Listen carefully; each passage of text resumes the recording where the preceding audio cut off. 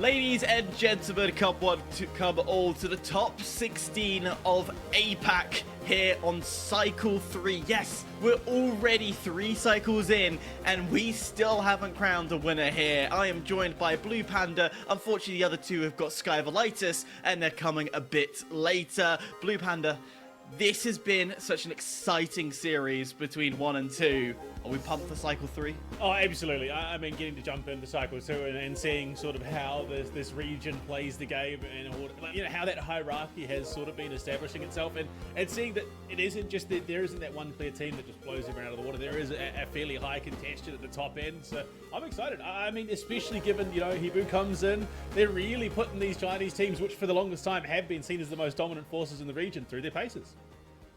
They are really putting up the fight, and KingZero need to keep an eye out, as it's not that far of a gap between themselves, HIBOO, and DRG is still in the question. Of course, OCE representatives, 777RS, still in a shot for the golden ticket towards the TGM. Of course, that is the most important. If you rank first overall all 4 cycles, you go straight to the Grand Major. The top 5, so from 2nd to 5th, we'll get an advance to the closed qualifiers, where again the next 2 teams will get advanced through. And then of course from 6th to 9th, they will get a little boost in that open qualifier that is happening come around September-ish time. But before we get any further, I was about to call you Cthulhu. I'm so used to That's the guy I usually work with, the guy you've worked with, yeah. I mean, he's a bit of a staple here. He's a bit of a staple. I want to say a bit more handsomer than you, maybe. Absolutely. Absolutely. Before we even get into that, a lot of interesting teams, and we've got a few new names stepping up into this top 16. Blue, who's the biggest standout who's qualified into this top 16? Well, I mean, look, it's a hard one to say, because you did have teams at certain points throughout that last cycle top 16 that sort of stepped up and demanded a bit of focus. I mean, you look at MIRGG Gaming, they came out, had a couple of really solid lobbies where they started to put, you know, teams on notice. BSC had a couple of really good. Worst Gen even came out and gave us a bit of a showing before they were kind of ushered out. But I mean, for my money, the most interesting team, I think, would have to be Milk Dragon. They're sort of the Globetrotters. It's, you know, Southeast Asia at all. They've got a player from Hong Kong, someone from Finland, an Indian player, and a Singaporean player. So they really are just sort of covering every base that they could have coming to this competition. But yeah, look, I mean, for my money, the team that I'm watching, that I'm keeping the eye on the most, I think has to be MIRGG Gaming. I think that they showed a lot of promise last cycle. I think they could do some real damage this time around. As much as we got the Globetrotters here, we do actually have some news immediately off the rip. 2 teams have forfeited before coming into the top 16. One of them is the Globetrotters that you said. Milk Dragons have forfeited off the rip. And our good OCE representative, ALTAC, have also forfeited from the top 16. So we're going to have essentially a waiting list down below in that match 2 of the loser brackets. That is not going to happen. They're going to basically, well, I think they'll have like a head-to-head determine who's going to be involved. Well, they're going to see who's going to be seeded, whatever, just for the shits and giggles. But the reality is they're not going to do anything. They're going to advance into match 3 off the rip, unless somehow the other 2 come forward. And talking of brackets and how this works, well, we've all played ranks, we all know how that works. We go cash out, and a final round, similar to what you used to in rank. Come the final round, the winner of a best of 1 will have qualified into the top 8. And once we've done that, we rinse and repeat, and we go again. That is the upper bracket. The lower bracket, a little more cutthroat. It is very much get to that, again, final round. May not have a 2 cash outs, it may just be 1 cash out on that lowers. Once you get to final round, you qualify to join the upper bracket. So we may start to see some waiting lists coming through depending on that seeding. So it's so desperately important on that loser bracket, you do not come last. So you have more opportunities to qualify for that top 8. And Cthulhu, we saw a lot of waiting, a lot of teams take their bittersweet time to qualify into that upper bracket. But I think the biggest storyline from last top 16 was 4 angry men who you could see at 1.1 taking 8 attempts to get to that top 8. Yeah, I mean, you look at it, Heat 1, Lobby 1-1, it's KingZero777 RS and 4 angry men. You think, oh, this is a really stacked lobby, but then like you said, you remember, it took them the entirety of that last top 16. They took that last slot to get through, so maybe not quite as stacked as it would have been considered going into Cycle 2, but again, there has been some downtime. Obviously, they played top 8. They've then had a bit of downtime coming into Cycle 3's top 16. They could have done the homework. They could have done that work, and this could be 4 angry men firing back at the level that we know that they're capable of. But I mean, of the 8 teams that are going to be starting off in that top and bottom lobby, there are some really big names. So already you can see that there's going to be a bit of jostling to see who rounds out the match going into the next round.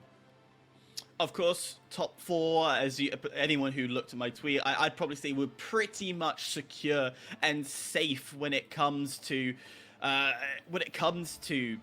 the qualifications, the standards on that. That is going to be quite secure, but we have to talk about what's coming next. Is that I'm being pushed to get things going. First match was, I've lost my sheet where it is, KingZero, 777 RS, 4 angry men, and Team Mame. I believe that's it's what I've got on PSAD, my list. so PSAD. Oh no, Mame. Okay, Sorry, so it was just... That'll be HIBOO, DRG, PSAD, MIRGG going forward, according to my list. We might have either one. No one's told us exactly which one it is, but nonetheless. So we just had confirmation. 777 RS, KingZero, 4 AM, and Mame going to be the one played on stream. Thank you very much. Well, seems you got that list. What are we thinking between these 4? I mean, look, the dark horse for me in this lobby for sure. Well, it doesn't feel quite like the dark horse, but 777 RS has done a lot of damage. Between this and the last cycle, they've really come out and swinging above their weight, you would imagine. So I think realistically, they're almost a shoo-in. KingZero, the likely team to join them, but it's about how much work has gone in for 4 AM coming into this cycle. Whether they've done that work, that prep they needed to coming into this, the babies take one of those spots away. Of course, we do have to quickly mention before the fight breaks out. Welcome to Season 11.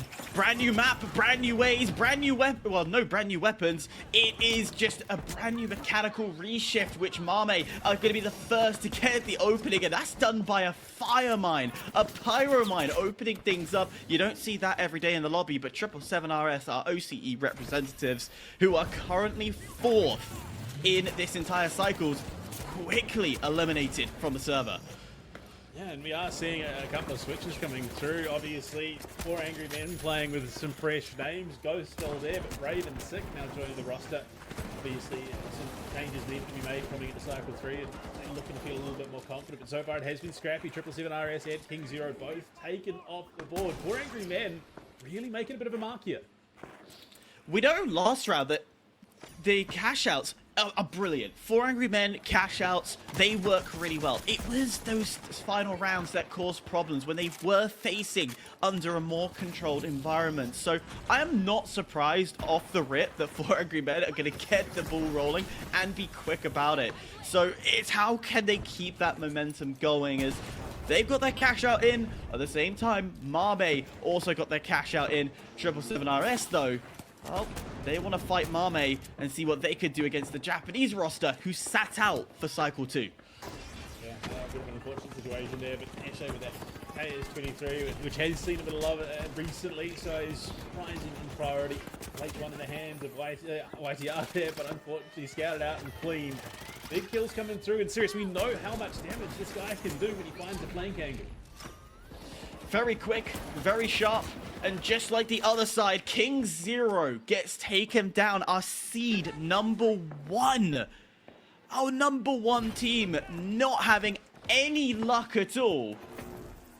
And 4 angry men, they are showing that they are still in this fight. They are currently sitting with 25 points, Blue, and KingZero, 175. It's a 100-point difference. Well, 150-point difference. Yeah, it has been a bit of a grim run, for sure, for 4 angry men. They've got a bit of ground to make up. They've obviously got this cycle and Cycle 4 as well. I think they probably struggle a little bit to catch up to KingZero, but at least they can do a little bit to raise their standing in the region. They're going to refight again. Not going to make any switches. We see the Americas, they like to keep going all the way. No switches, no change of direction. Europe likes to switch up. They don't feel like they get a good fight. They will switch, but this is exactly the brutality that the APAC servers like to bring forward, and Four Angry Men continue the strength they have shown against the ranked #1. No one's able to get past them at the moment. Mame, once again, that Pyromine has been powerful off the rip, and Mame are gonna not take advantage of the cash out, but get the wipe to go on their side. 777RS and KingZero have really been under the pump so far this lobby. This cash out has not been as clean or cut as they have in previous cycles for them. We got to see both 777RS and KingZero really dictate the pace of the lobbies they were playing in. But at the moment, you got Four Angry Men who are absolutely dominating, and then Mame on top of it just being this little pain in the side, consistently being there finding flanks. We've loved Mame from the very get-go. Cycle 1 was absolutely amazing to watch. They currently sit 9th in the total standings, and I'm so glad that they are back and they have not dropped a beat, much like their initial push, immediately forcing Four Angry Men off point. And I tell you what, we said how great Four Angry Men are. Well, with Brave dropped to the floor, it begs the question, can they hold up against this Japanese roster? Doesn't seem to be the problem right now. At the moment, it's KingZero who are stepping in and taking a bit of ground for themselves. Time dwindling though. That KS-23 in the hands of Mame going to work. You can see KingZero taking some big ground in and around the objective here. They want to take this spot for themselves. Great grapple. But it's going to be Four Angry Men again, just kicking butt and taking names. Well, where's that statement that we've heard also before? I feel there's going to be a record broken somewhere, Blue. Can we get a new vinyl put in place? On the other side, 777RS still failing to get some momentum going. They got an initial steal against Mame. They had a little bit of heroics for a brief moment. But since then, it's all gone downhill for them. We're seeing, of course, we are having a switch up. Jimsy taking that heavy spot as they're running that heavy light combo. Is this heavy light the way we should be going? Like, this doesn't feel like it's working for them. I mean, again, it's something that we've seen trending a little bit more coming into, obviously, teams looking to experiment with some of those changes, and there seems to be a bit of a settling on the double heavy light combo. And in fact, you see 3 or 4 teams in the lobby are running the double heavy lights. But the thing you're just noticing, yeah, like you said, Jimsy stepping into that heavy roll. We haven't got Mogwasom here for 777RS, who was literally, an anchor for this team. He held down so many of these clutch situations for them and allowed Eshe and Sirius to just play those flank angles, look for those pinches, those hits from the side. Not having, you got to wonder if it maybe cost them a little. KingZero able to get this all we were talking about, 777RS, and that will bring them a mere $3,000 away from first place, which would be huge to get us a bit of security. On the other side, Mame keeping it close, allowing a kill race to be in contention, but the offset is still allowing for a last 30 seconds, so don't be surprised if we see the entire lobby start to spawn and move over to this open cash out. And right now, 777RS starting to show a little bit of desperate times. The steal starts to go through, but guess what? There's an angle from left, right, and center that Mame have this box covered. Indeed, Eshe under the pump for sure. This Mame roster has stepped into itself quite comfortably here in the lobby. 2 minutes left to play, and they are well within grasp of stealing this one away from KingZero at the moment. Four Angry Men looking pretty well entrenched at the top of the table. It is not a very far game between second and third, though. One tap of the vault will bring KingZero and Mame within about 2,000 coins.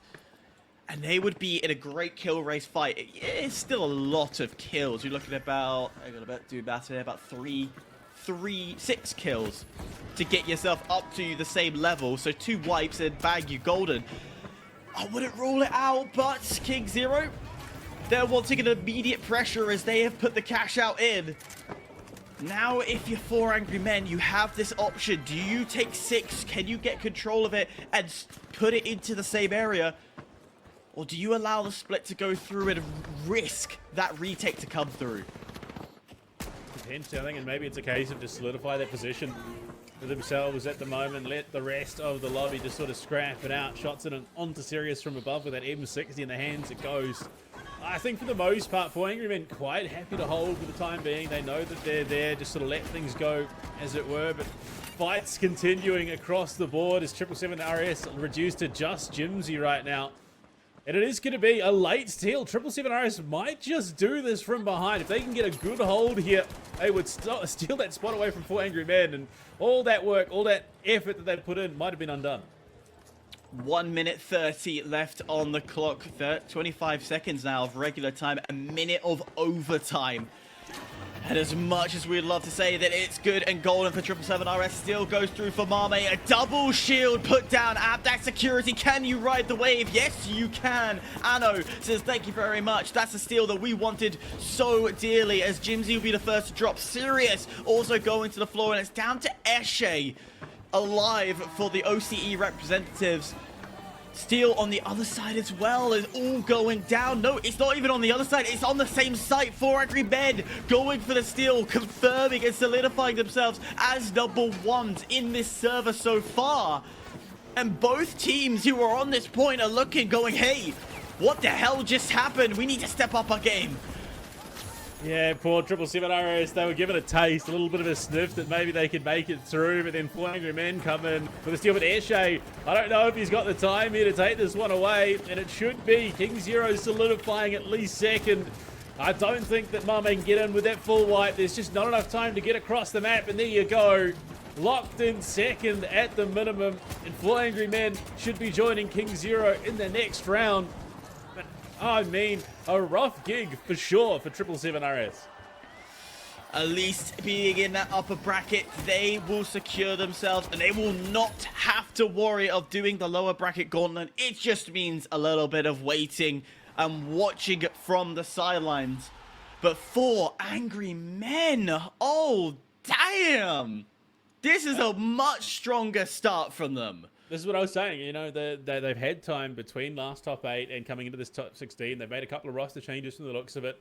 They're feeling quite comfortable. I think they were large and in charge for the better part of that map. It was the rest of the lobby, KingZero, 777 RS and Mame, that were left sort of fighting for scraps. And while, yes, KingZero and 777 RS and Mame all had that time where it felt like maybe they were going to steal something away, it never really felt like 4 Angry Men deviated from what the game plan was. And I think it speaks in the numbers. Look at that, Ghost dropping 10.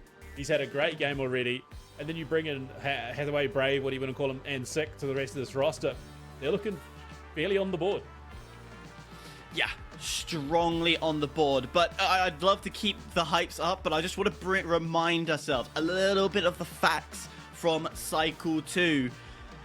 4 Angry Men walked in on the winners bracket 1 on Cycle 2 for the top 16 and did near to the exact same thing. Came in strong off the very first map, solidifying this idea that, well, the direct invite that they got, which they have again, is working out perfectly for them. So let's take this with a pinch of salt. Let's not allow that deja vu to come through, and let's just assume that maybe this is the new 4 Angry Men. But I will say, Blue, it is definitely a strong performance. Of course, KingZero getting themselves through as well. I'm not even surprised to see them advance through, but it wasn't smooth. Yeah. 4 Angry Men had their number every step of the way. I mean, that's what I'm talking about. Yes, look, yeah, I'll admit, they did look strong and then sort of fell off in the last cycle.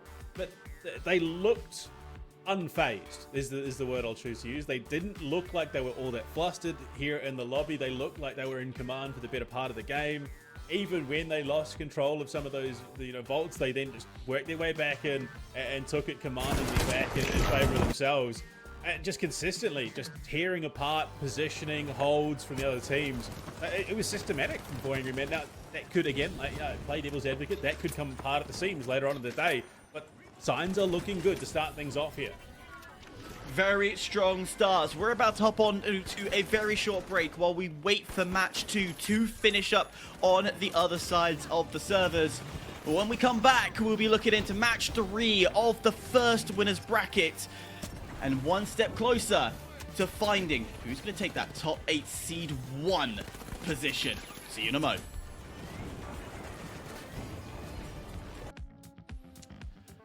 Welcome back, ladies and gentlemen. Well, we thought we were going to go to the upper bracket. Instead, we're going to hop down to the lower bracket. Blue, this is really a critical match to get yourself into the second winners brackets.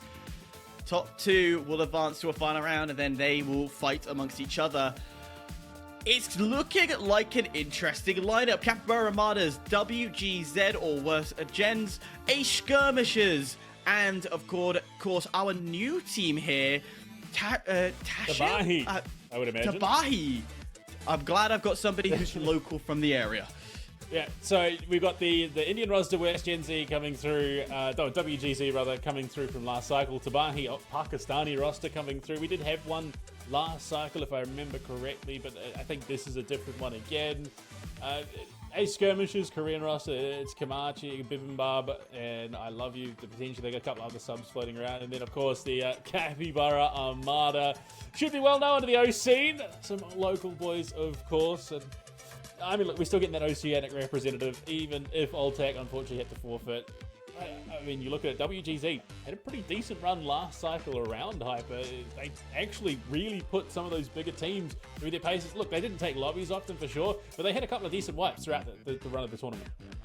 Yeah, that was during the Swiss stages. WGZ was absolutely on fire with one game. They took 80k cash in the cash out, which was absolutely mind-blowing to see. Unfortunately, just couldn't translate it. They found themselves on a lot of occasions advancing through to the second cash out, but then falling short, as we were starting to see a lot of the top 8 teams that have been in the top 8 try and bring Worst Gen through. They were trying to see if they could qualify them into the final rounds, but in reality, well, the wise boys will always spot when something fruitful comes about, and they denied Worst Gen the opportunity to make those matches a little bit easier. So I would probably say they are the team on my radar that 100% could cause an upset, could potentially make their way to top 8. But you also have to give credit where credit due is a Skirmisher and their strong roster as well. Yeah, I mean, look, the Korean powerhouses coming through, you'd have to imagine that they have a decent understanding of what they're going to be up against in this lobby. None of these players should be wild underdogs or, outliers. There is a decent understanding inside of APAC as a whole, but I mean, I'm keen to see the OFLs, see how far they can go. Obviously, they've been literally pushing those upper echelons of Oceanic competition and into APAC wider, of course, but you kind of got to, if you had to lean with a favourite team, WGZ, a pretty solid run, cycle 2, top 16, you'd have to imagine they can pull off something similar. Oh, I'd like to see something quite similar. I'd like to see, upsets, like see things move in that direction. I'm sure everybody on this channel would also love to see Capybara Armada make their way into that upper bracket and do something impressive. Of course, let's be real here. Let's speak facts.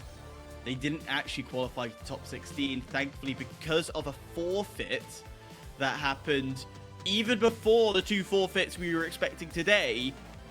They got pushed up into the top 16, so they were ranked 17th in the Swiss stages, but thankfully, due to a pot of luck, K4 dropped out, and now they are here. So there's going to be a little bit of bad blood that is lingering amongst them, a little bit of, I wish we could do a bit better, but there is now that opportunity to step up and show that they were worth what they are, and also to try and bang out some points, because, well, they're now not on the board. Yeah, look, you talk about, the spot was never there to begin with. There is a certain well-known rugby player out of New Zealand who was a 4th, 5th string player, but there were so many injuries, had to come in at the crucial time for the All Blacks at the World Cup, kicks the winning kick, and New Zealand win the World Cup. Old Stephen Donald, leave it to Beaver. Sometimes that's all you need. You just need that opportunity, and you can make magic happen, and that could be what Capybara Armada need to do here. The fact you brought a rugby reference as a New Zealander, I am not surprised. It is about as close to a cliche as we get. Yeah, no, for sure. Yeah. I think the closest cliche I could pull out for rugby is the red card we got in 2011 as a Welshman. But we do not talk about that red card against the French again in that semi-final, because I am still pissed that we did not go to the finals and we did not win that World Cup. The French were not great in there. But let's not get all too political in the rugby scene, because this isn't rugby, this is the finals nonetheless. Blue, as we've got a little bit of time, I want to get your predictions. Which two teams, so who is going to be winning this outright? Who is your number 2 team who's going to advance into the final round? Okay, I'm going to be a little bit controversial. I may be OS ride or die, but I'm calling WGZ and a Skirmisher. I think, just from what I saw out of WGZ last time around, and what I think we can come to expect from a Skirmisher, they'd be the 2 teams. But I'm here for it if Capybara Armada do pull it out. But yeah, it's going to be rough. I'm going to join you on WGZ. I think 100% will be the team that would advance through. I think I'm very confident on that. They're a strong roster that has demonstrated within that previous Cycle 2 top 16. They have a shot at that top 8. They can do it.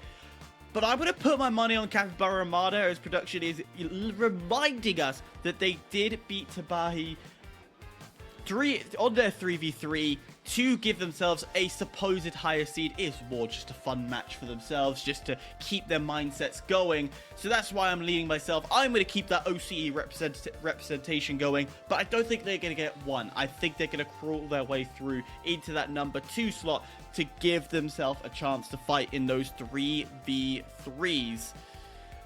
That's my prediction. We are still waiting on this lobby to get all set up, and it does beg the question, production, what map are we on? That would be the next best thing. Of course, we are not bringing in the new map.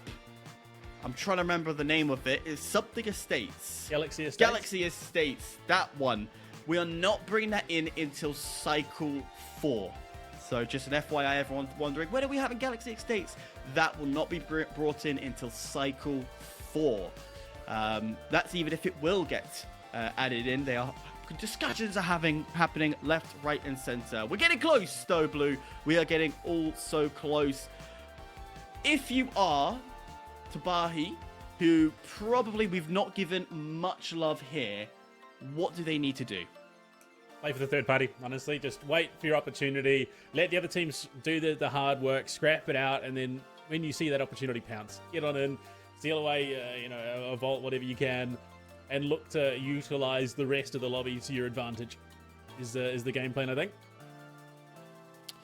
Well, we love a good sneaky fight and taking advantage of whatever comes above. And that's exactly what they'll do. We're loading in to Sis Horizon once again. A lot of people, well, the more people I speak to, the more people are starting to dislike Sis Horizon. I don't know if it's just that we're repeating it too much, or it's just a case of, well, it's just too standard, too boring. I don't know. Nonetheless, we are enjoying it. I enjoy it. It's an even playing field. Blue, if you're looking on Sis, what type of strats are you looking to bring out? What type of weaponry are we wanting to fight with? Oh, look, you can't ask me questions like that, because I'm not always about functionality about it. I'm not about peak efficiency. I'm about what feels comfortable in the moment. Sometimes that isn't always, the meta. It's not always the weapon that is going to win you the game. But personally, I'm always for a bit of fun. But I am loving seeing this KS23 coming through. I'm really enjoying it now that it's, seen a bit of love. It is starting to hit a little bit harder. Coming into it, we are, again, seeing the double heavy light combo coming through, though. In fact, there's a double heavy medium coming through in this matchup. I know that through my conversations, that isn't an outlandish idea to bring a double heavy medium. They like the idea of the healing emitter. They like the idea of the slightly stronger weapons that come with the mediums. However, a lot still feel that light is more powerful than medium. So we will keep an eye, see throughout the Season 11 era, and see if that changes all too much. A double winch on TABAHI is probably the biggest interesting fact I see here. No mesh, just straight old brute force, looking for pure performance. As immediately worse gen, their next door neighbors are going to do a cleanup crew. The Indians will beat the Pakistanis. Yeah, look, remember how I said just play it a little bit pace, play for the third party. TABAHI have done anything but that double, which tells me they're looking to get aggressive up in the face of it. Not having those meshes means that it's all offense, no defense. So maybe that's the strategy right now.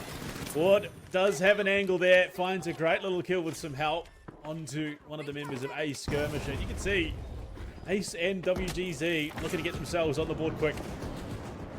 KS doing a huge amount of damage onto Wardy. He needs to be careful because there's a light. That's only 2 shots that can immediately wipe you out and off the server. And this aggression from the Capybaras. They've been able to find one as they take away Warrior. And slowly the damage keeps piling onto it. Desync will get the second, but the quick revive, I believe that was a coin that came in, brings Warrior back into the game. A reset has to go through. It needs to keep an eye out because there's the RPG, and thankfully the res gets put into play. The wipe comes through, and Capybara Armada's are wiping their brow on that fight. NZ with 1 HP in a dream. Exotic, he's on the hunt here, as is the rest of WGZ. They take out TABAHI yet again. Ace Skirmisher's also off the board, and as it stands, I mean, Ace not going to be alive for the next 8 seconds. Gives a chance for a steal, and it's going to be NC on the tools. Steal that away under the nose of the Korean roster, and Oceania into second for the time being, but WGZ still holding first. More fights from WGZ, I'd probably say, with TABAHI again getting wiped very quickly. So by the time we've even had a chance to flick over, to even think about what TABAHI's been doing, yeah, it's already been done and dusted and wiped off the board. But talking of being wiped, welcome back Ace Skirmishers, as they will go for their second attempt against the Capybaras. Dome shield's going down as they are just beelining in, trying to get involved in the thick of it. Shots, KS23's off the money. They're looking for that angle in. Now it's I love you on the hunt, Mr. Shooter. Unfortunately on the receiving end of his namesake. That bolts both about to be capped off here. The Lewis gun not enough. JJ FPS holding things down here for WGZ. Top of the stairs with the big shack falls to I love you. And it's these 2 heavy contenders that I expected. Ace Skirmisher and WGZ going at a hammer and tongs. Capybara Armadas, I don't think they've wiped once so far. Same with WGZ. They too have not wiped. And Blue, you're getting a little worried right now the way that your prediction is about a mile off these opening rounds. Capybara Armadas are fearful. They've taken on both teams. They've taken on TABAHI. They've taken on Ace Skirmishers, and they haven't lost. Look, I'm here for it. I love the Oceanic, the Anzac dog spirit. We've got that junkyard dog in us. We've always had that junkyard dog. Hold on, that's not right. Exotic realizes that there is someone lurking. Unfortunately, he's also found as Ace Skirmishers with that KS23 in the hands of I love you. Just absolutely obliterate him. Sitting there lurking, trying to do his best Batman impersonation. Unfortunately, the Joker wins this one. Why so serious? We're putting a smile on your face. Oh, I think he's even put a smile on his face after that. That was the only reference I could think of the Joker, but it is probably the best reference of all time. Nonetheless, Cash Out D has started. TABAHI. Brilliant. I didn't even realize a sledge in play? Hell yeah, we're all for that. We all love the new update that did bring... Oh dear, that was not as planned. I don't think the cash box was supposed to fall out of its position, but nonetheless, damage will start to go down as Wardy will start to fry with the XP, and the XP finally getting a bit of love on the international stage. And if you're TABAHI, another reset and another change of plan. How do you approach with a cash box out in the open? Especially with one of your players committing to the sledgehammer there, means that he's going to have a little bit of a tough time committing at range, barring a great winch to potentially throw them off. But there you go, they winch that vault back in, holding themselves, but the C4s coming out from Ward, trying to open an angle from above. They are going to just try and threaten. There you go. Gas canister dumped in onto the vault itself, and suddenly TABAHI have to fall back. Again, just the sound and TABAHI dipping away. They're aware of how powerful that this Capybara Armadas could be, but critically, look at this offset. Now we're going to start to see these skirmishers get involved into this battle as well. They want to get into a bit of a fight of their own, as immediately the sledge fighting its lands, fighting its marks as they swings from left, right, and center. WGZ also here as well. The offset's huge, so no surprise, everybody wanting piece of the pie. Final few seconds go through, and Capybara Armadas won't say no to the chaos that ensues around them. But now comes the rotation. How do you get over to the other side while fighting every team on the server? Yeah, now it's about playing a bit of spoiler here, I think, for Ace Skirmisher and TABAHI. If they can do that, they can make this a little bit harder, because for the most part, with 2 minutes 40 left on the clock, it's feeling all but certainly, barring, you know, double jeopardy coming through, that this should be Capybara Armada and WGZ moving through to that next round of play, of course. But who's to say crazy things do happen in the world of esports? Yeah, only yesterday I pulled off 2 double jeopardies to get through. That's how brilliant they are. But the hardest bit is getting control of that vault, getting control and moving it to a site and forcing the second to do the same. That is the hard bit here. But look at that bar. Ace Skirmishers in a kill race with Capybara Armadas. We will have to keep an eye on the kill feed, as immediately TABAHI is just going to start feeding points, and only 1 was needed before briefly moving themselves up. There it is! That's the wipe! And guess what? Ace Skirmishers find themselves in second place. Just feeding into the choke point. They got completely pinched there by Ace Skirmishers, did TABAHI, and wiped off the board yet again. Now, onus falls to Capybara Armada. They need to get themselves just that little bit more, get it over the line. They're going to take the cash box, but it's unfortunately guarded. WGZ here looking to play spoiler. They're trying to look for an easier target, but it doesn't matter. Kills have gone through as Capybara Armada jumps themselves up, so keep an eye on that feed. All it takes is 1 kill difference between the pink and orange roster. And it's a big nail biter to get through, but the plug will go in, and that will secure the fate. That will bring a bit of ease amongst themselves, but worse, Gen now in the hot seat against Ace Skirmishers, so still a kill race is here to play.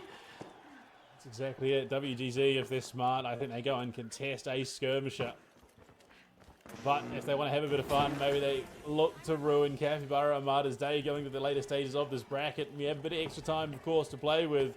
Those vaults, for the most part, being locked down. You can see Bibimbap Warrior on the hunt, spots members of TABAHI. He's going to head up to the top floor with that Lewis gun of his.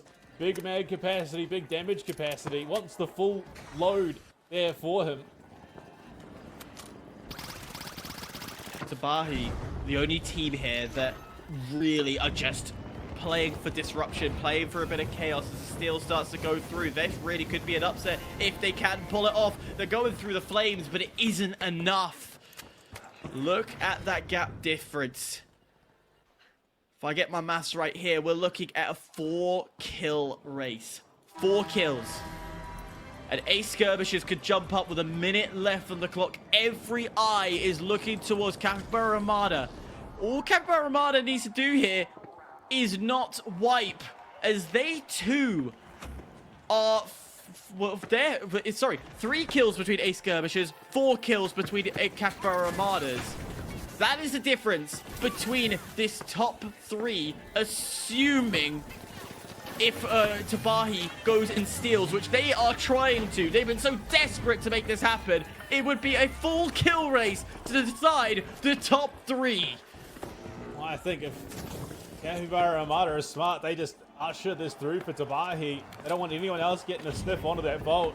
But it seems they're going to look to try and make a bit of a play. Glitch Grenade is going to be there. They spot out both teams. WGZ and Ace Skirmisher. A known quantity NC with that MP 25 going on the hunt. Bibimbap Warrior walks up with an RPG. Spots 1. Looking for the shots on. But it doesn't matter. It actually does by $69 dues in a dream. WGZ fail to make the cut. WGZ was literally on top of a player, and I thought that kill did go through. Clearly, the clock alluded to 0 before it counted as a kill. We would have been saying a different story. $69.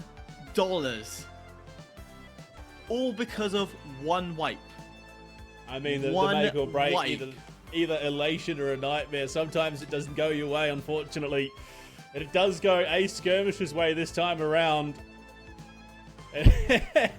And Capybara Armada standing on top. That is not what I expected, but I'm not disappointed. I'll say that.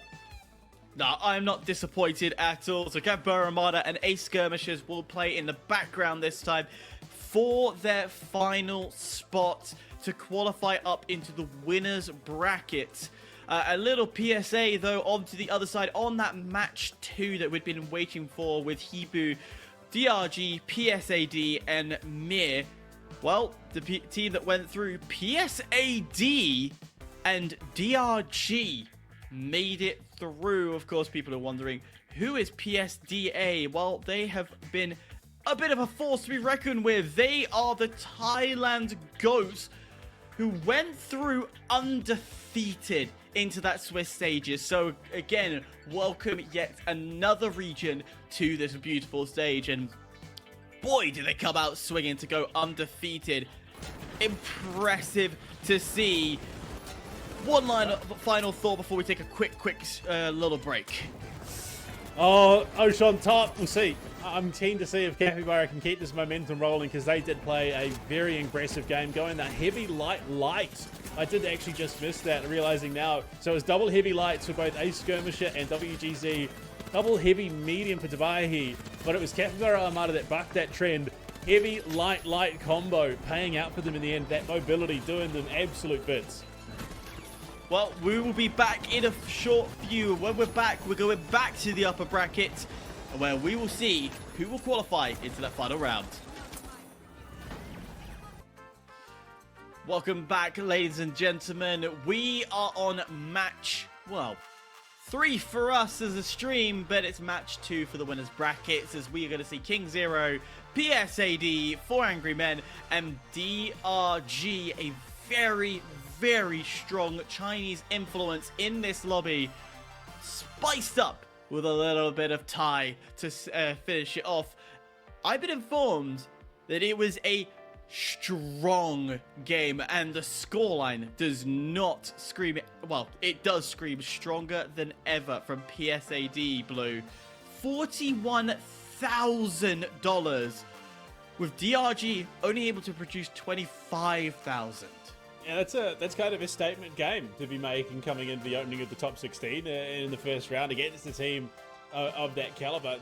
But I wonder, maybe is it that you know, Southeast Asia Revolution? Because I know Southeast Asia for the most part known for their mobile gamers, but I do know for a fact that Thailand does actually hold a bit of an FPS hub. They really do have some of the most crack shooters in the region when it comes to FPS gaming. So seeing a team like PSAD come through doesn't surprise me really. No, does not surprise, and you know, we're seeing more and more of that Southeast Asia slowly build up. You know, look at the Mongols and how well they've supported their Counter-Strike team and how brilliant they are. We do actually have a Mongolian roster within this scene. I'm trying to remember which one HUNNU. They are. Thank you. I'm glad somebody is on the rip and I'm always excited to see Team HUNNU. The Mongols coming in as a bit of a force. I love me a bit of, you know, the underrepresented regions of Asia getting to show off, like Southeast Asia with the likes of PSAD, with HUNNU, with the Mongols. I mean, we're seeing India, Pakistan represented. Seeing those teams that you wouldn't conventionally expect to show up and do damage. I love it. I love it as well. Unfortunately, only 3 teams can qualify to the Grand Major. 1 through a golden ticket. The other 2 in those close qualifiers. A little brief look at our lovely lobby, as we could definitely confirm that they're in the lobby. That's a good thing. We're one step closer.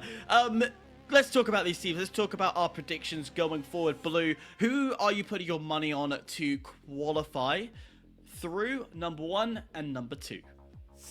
Okay, well that's a problem, because I mean, we did see a bit of a drastic shake-up in terms of the expected hierarchy in Cycle 2, where, you know, these clean-cut teams that we'd expect to do really, really well kind of got put under the pump a little bit. They had to work a little bit harder than we would have thought.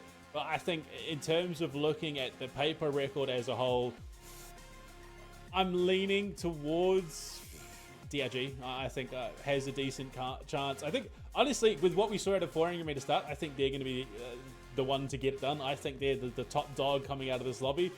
But on top of that, I want PSAD to I want them to do well. So I want them and 4 Angry Men to be the ones to go through. But KingZero has the track record here.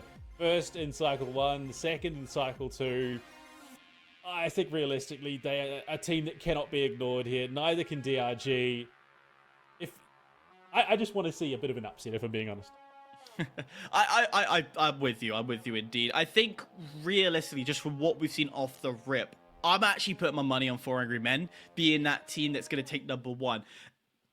For PSAD, I think there's going to be there's going to be that mindset of underestimating this Thai team. They're going to look at them. They're going to, of course, DRG are going to know what PSAD have brought forward. They fought against them in that very first match, so they're not going to underestimate them as much. But KingZero and 4 Angry Men are going to look down and go, hey, well, we've got points on the board. We're already in that position where we are looking to fight for that golden ticket.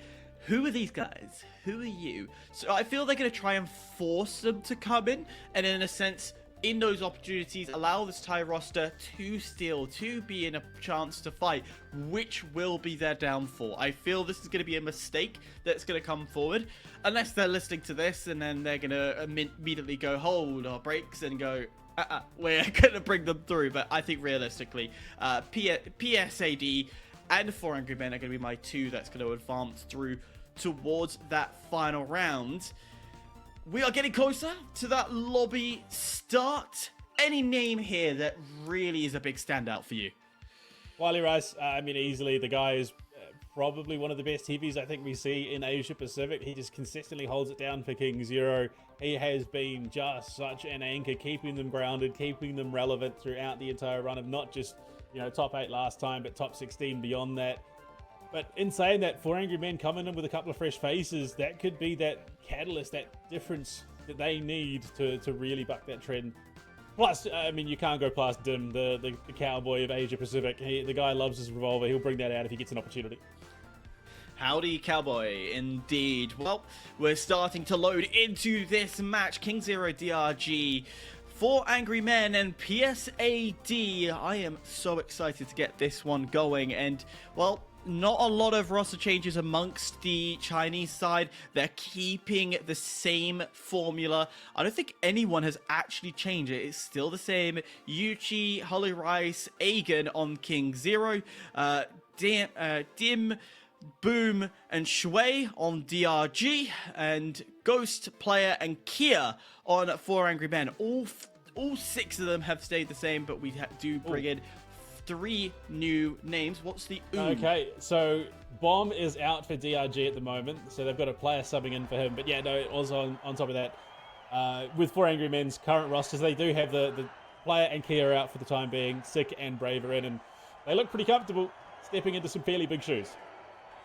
I think there's another roster change as well. Sick in as well. There's a few roster changes here that I don't think we are expecting. So we've hyped up same roster, but instead substitutes coming into play. So if that's the case, so we saw 4 Angry Men a moment ago and they've been absolutely strong, but I think they've subbed already, because I don't think Sick was in the... This is the roster they played with. There was TABAHI also had a Sick, but it was SICK.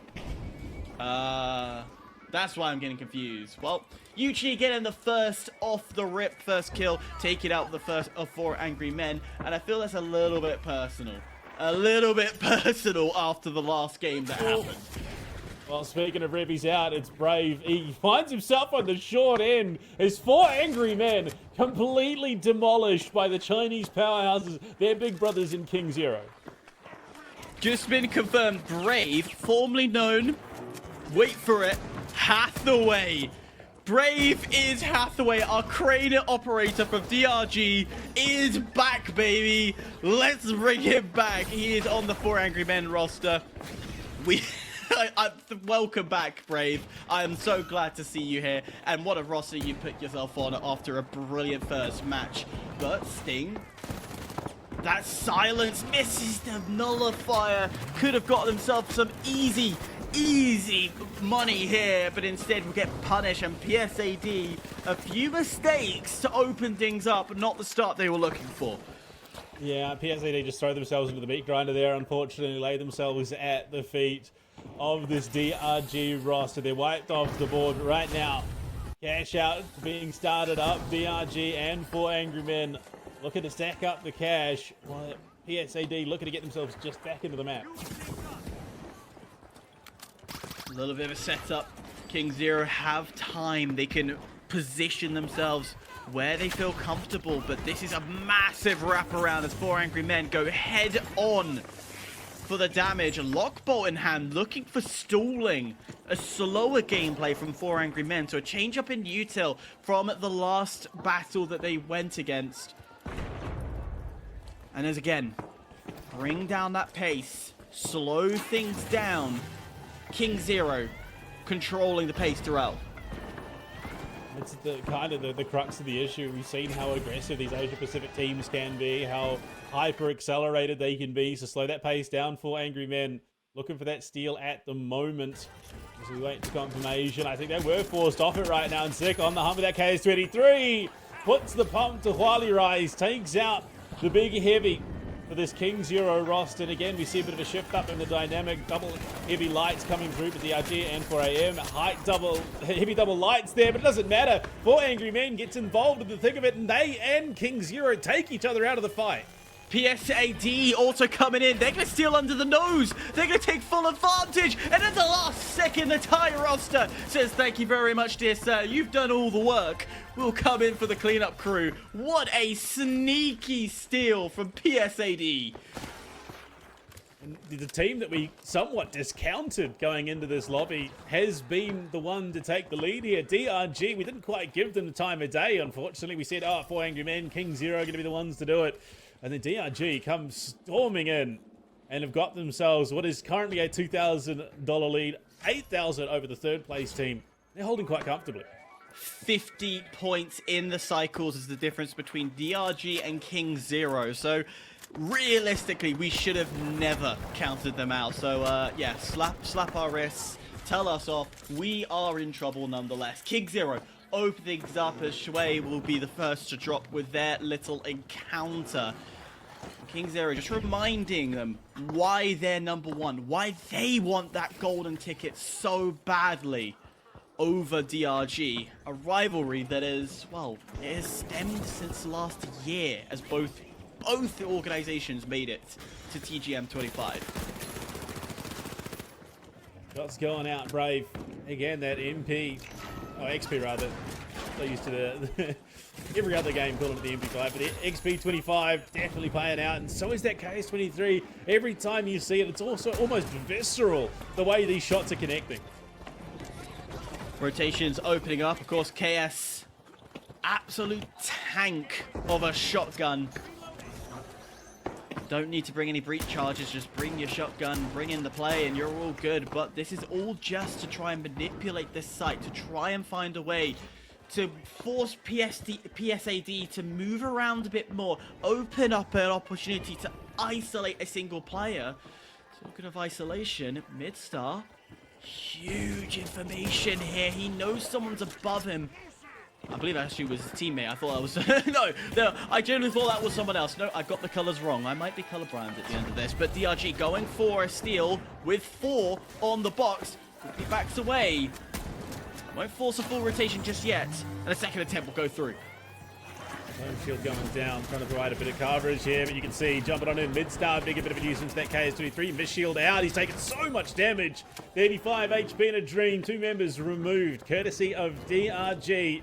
And it's Sting left alone. Dim trying to get that drive off onto 4. Get him back into the equation. That's why they're providing that coverage and a steal. Now on for 4 angry men. Dome shields, mesh shields, Nullifier coming out. It's all getting a bit dangerous as now it is DRG going on the forefront. Big kill. Brave taken down. Hathaway no more. Neither is Sick. And DRG just making their mark with the crash. Coming on through. And it's an absolute dismantling of the other 3 teams in the lobby.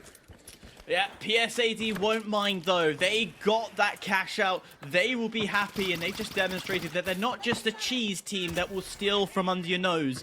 They will plug and hold their own.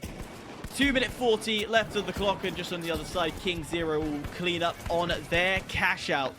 It is looking still very kill racy. It's a far stretched kill race, but don't rule it out. We've seen crazier kill races come about.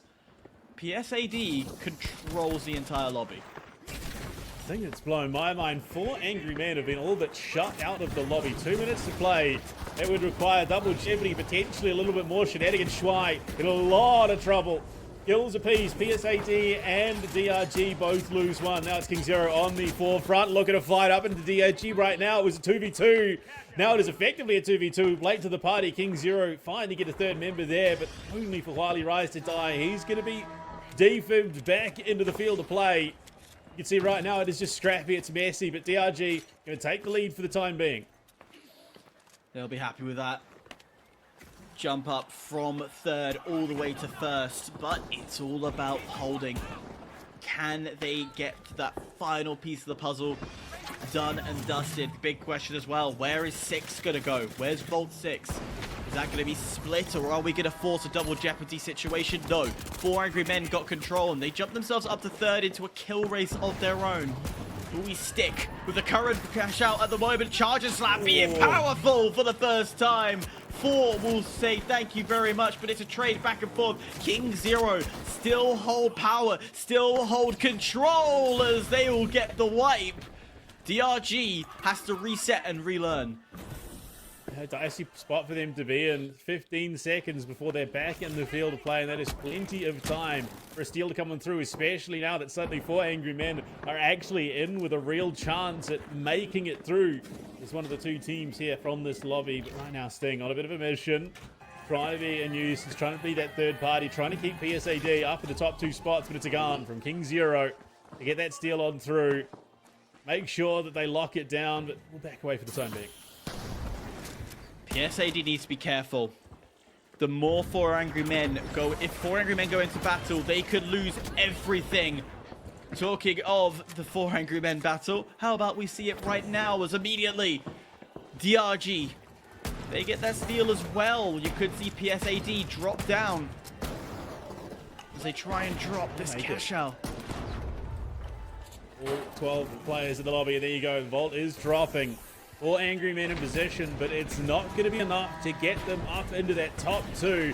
It is going to have to come down to some cheeky kills right now. You can see DRG primed, currently in last place. They were sitting quite heavy at the top of the lobby not too long ago, but now they are desperate, trying to get anything that they can. With that going through though, KingZero will lock themselves in. Top dogs, they are going through as the top seed out of here, this lobby right now, but anyone could potentially steal away that 2nd place spot. It needs to be a big steal. Currently it's PSAD. I don't know if there is going to be an opportunity unless the kills start coming on through. They're just not manifesting themselves right now. Hyperactive gets 1. They're just going to do it. 4 angry men step into 2nd place. PSAD with moments remaining need anything at all, but the kill's not going to manifest. And PSAD just, oh my lord, it switched and switched back there in the last millisecond. $200, yet another close battle. PSAD just misses out. Oh, damn. It switched in the last millisecond of play. PSAD switched into 2nd, and then it switched back in favor of 4 angry men. That was a much more contested lobby than I would have thought for sure going into it. And like you said, another game where a close cash differential is the difference between 2nd and 3rd. Unfortunately for DRG, what was a really clean start kind of diminished and allowed these other 3 teams to really step up and, well, make for some cinematic gameplay. I think realistically it was just going up against PSAD, and multiple times DRG fought against it. They knew their MO, they knew how they fought, but at the end of the day, PSAD recognized the DRG, stepped away, and then DRG had to go against Familiar, their other Chinese comrades, understood that, well, we're not having the greatest of times, and every push just felt one at a time. No team coordination, no fighting as one all for one and one for all mentality. Just one at a time, ego challenging into it, and I think that was DRG's downfall. Yeah, unfortunately, a couple of times just getting caught right in the middle of not just one but multiple teams, and then being punished heavily because of that. And then again, KingZero doing what we've come to know them for, which is just being solid when it comes to crunch time. They lock it down, they get what needs to be done, and go from there. But 4 Angry Men, they were diminished. They were quiet. They were a little bit timid last cycle. Now it feels like they're living back up to that name again. They definitely are, but when we come back from this break, we will see who will make it through. Will it be KingZero to claim yet another first seed? Will 4 Angry Men not have to go the distance and do the 8-game battle they did last time? We'll find out right after this. Welcome back. We are now on the first of 8 deciders that will determine who is qualifying to the Cycle 3 Top 8, which will be hosted on the Finals channel. Blue, it has been a little battle and full of upsets throughout, but we are back to familiar. This time, though, 4 Angry Men on a first opportunity to get it done and dusted up against the Kings themselves. They like to do it in zero. It's KingZero versus 4 Angry Men. This should be an interesting battle. Yeah, I mean, the stakes have really established themselves already with the opening couple of matches. You look at last cycle, and it was a bit rough. You saw teams that you expect to be performing well really struggling under the pump against some of those teams that would have been considered lesser due to the seeding. But this time around, it is just an all-out brawl, hyper-contested for the most part, at least in the top 3 of all the lobbies we've seen so far. And it just makes me excited. Now we sort of cut away the chaff. We're down to the 3v3. You don't have to worry about getting third party or anything like that. It comes down to you and your team's coordination and how you look to execute around these objectives. So this, for my money, produces not necessarily some of the most entertaining finals, because that is always going to come from the 4-team lobbies, but some of the most explosive, because it just relies on that go call from your shot caller. And as soon as that happens, it can be the make or break of a lobby. Yeah, definitely is not going to be the most interesting, but I feel with these two teams, taking account they've started this whole journey against each other, KingZero, 4 Angry Men in match 1 with 777RS and Mame, they both got through, they both qualified. Then you look at match 3, because technically match 2 is below them and we're doing a ranked form of style. They went up against PSAD, DRG, we literally just saw that mere 5-ish minutes ago, and again, both of these two, when they went head to head against each other, 4 Angry Men was dominating KingZero in the first match, but it felt a role reverse. KingZero was dominating 4 Angry Men on the second match, but we've been on the same map throughout it all. So what I'm trying to say here, Blue, is this really is a coin flip. Yeah, I mean, it's interesting to see just how big a shift that things have happened between Cycle 2 and now 3. With Season 11 coming through, you wouldn't have thought it would have been so dynamic, but it really is. That KS-23 in particular. I mean, look, they say anything can be a shotgun if you're close enough. Now we're proving that anything can be a sniper rifle. Just depends on how accurate you are. Big kill coming through. Yuchi now looking to try and run himself away to safety, but it's first blood taken. 4 AM, now down a player. Yeah, trying to get that res back in, trying and get Brave back on his feet, but the pressure once again. Brave will slowly quickly get up, and this is quite impressive from 4 Angry Men, taking the risk out in the open, goes to find Yuchi once again. Quick defib will bring things even, and somehow 4 Angry Men have been able to get a res and run away with it and get on top with height, as Sick will look down upon them amongst the pedestal that he has stood on top of. I mean, that is the equivalent of two fighters stepping in the middle of the Pentagon, throwing down gloves and saying, let's just go for it. No one leaves this spot until one of us falls, and they just throw hammer and tongs at each other there.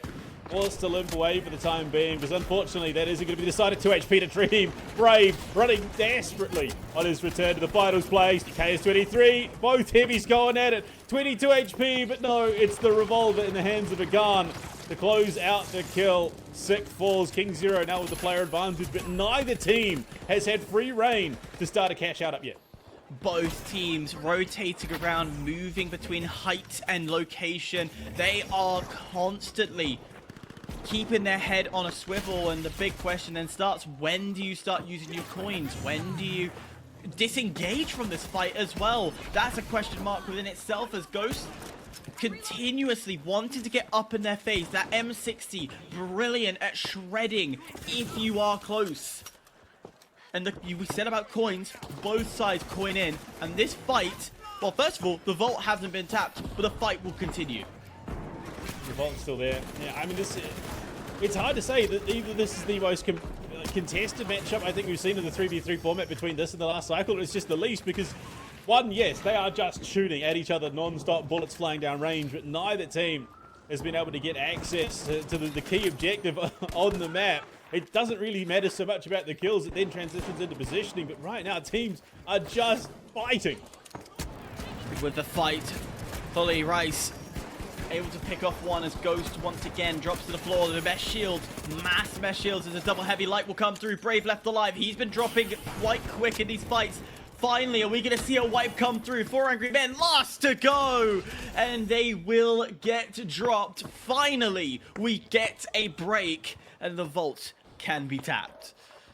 The dam breaks, and it's KingZero, the floodwaters to walk on through. And finally, the vault starting to be taken now by KingZero. All it took was just that one lead to give up, and suddenly KingZero find that opening. They can just march on through, completely wipe out 4 Angry Men. But the crazy thing to me, Hyper, this is still early days technically on this map. There is still potentially another 15 minutes to play, and given that it took this long for our first vault to start up, who's to say how this one ends? It could be a long battle. Talking of long battles, we are seeing the rotation from 4 Angry Men. Quick highlight though.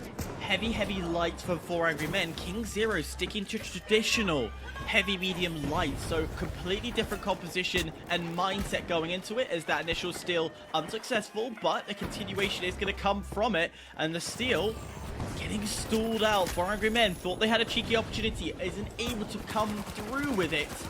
Brave able to find the first. M60 shredding for the second. Can it find? It will.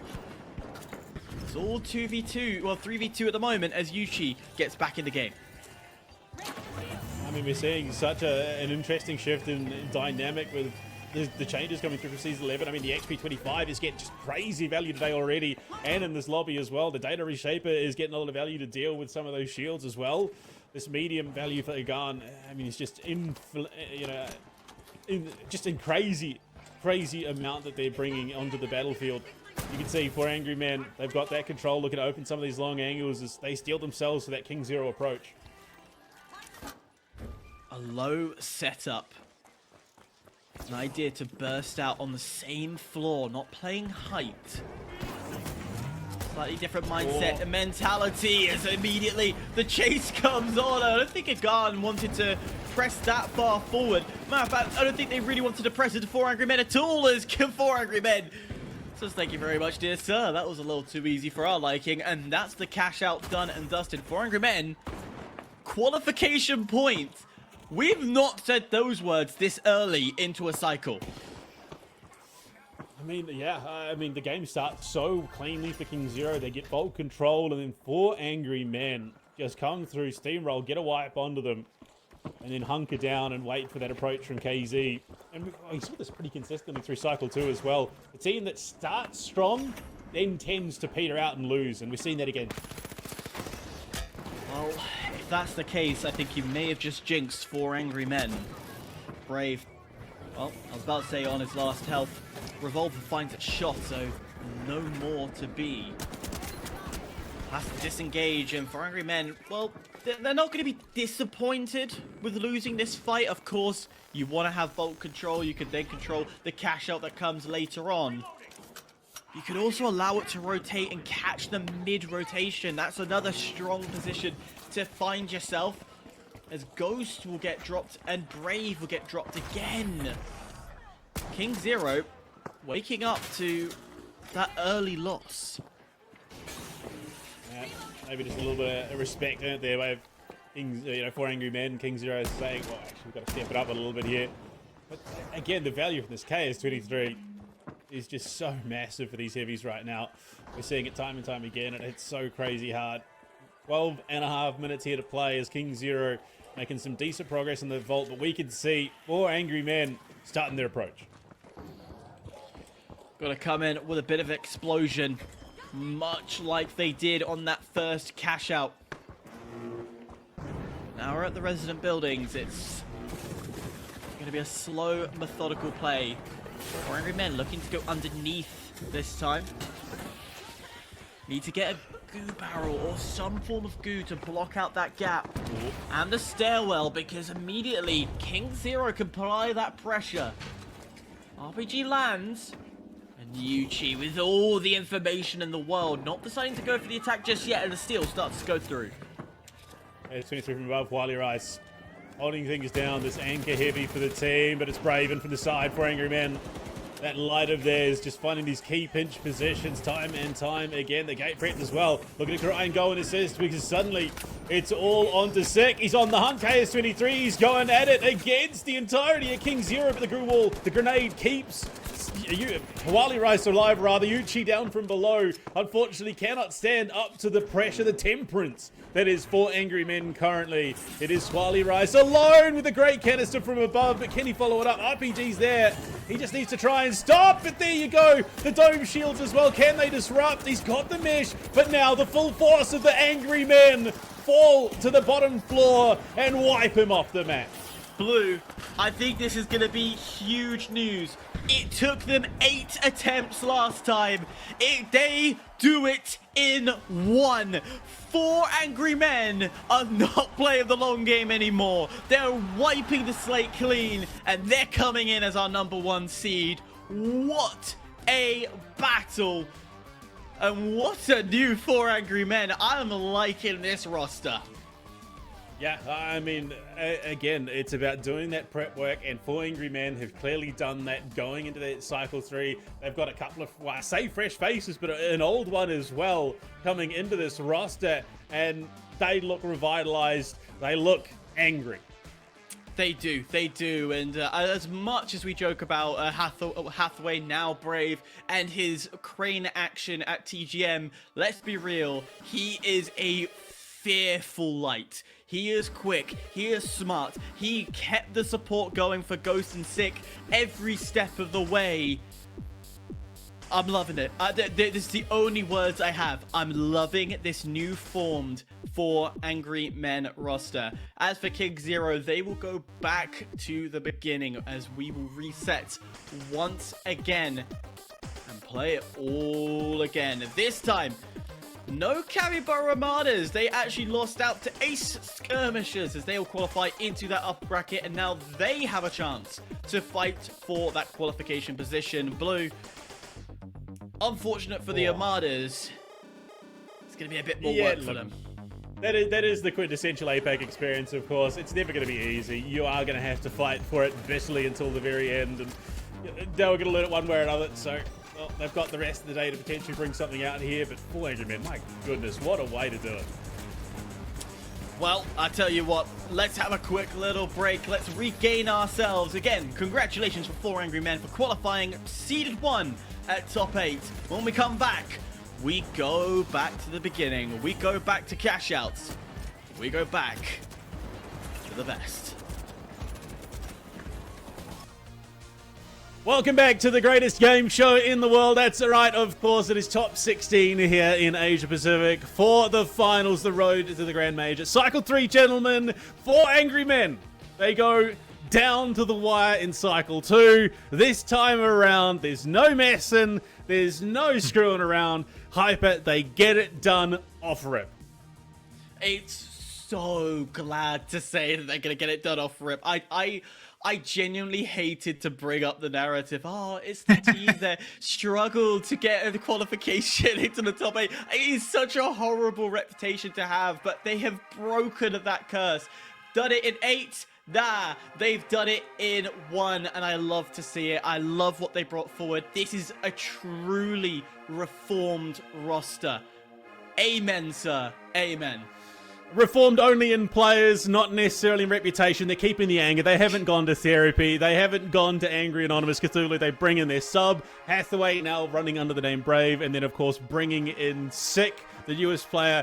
And, I mean, he kind of did it all. I mean, as a heavy player, you kind of want him there in front lane. He did that great. But when he found opportunities to go off on his own, he steamrolled through the competition. Oh yeah, no, it was a really solid turnaround, really, for Angry Man, and I do very much echo Hyper's sentiment as well regarding that.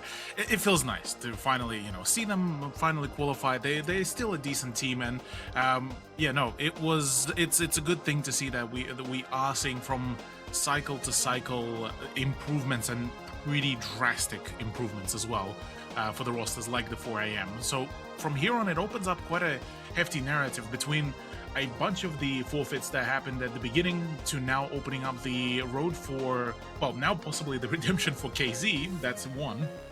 2, we still get to see, the likes of Mame to finally make a comeback, considering that I believe they had a bit of a rough run and barely, if not unable to completely qualify for Cycle 2. Now back into the overall swing of things, the Japanese representatives get the opportunity as well to showcase their sub-region. And honestly, yeah, this is panning out to be a pretty hefty run for Cycle 3.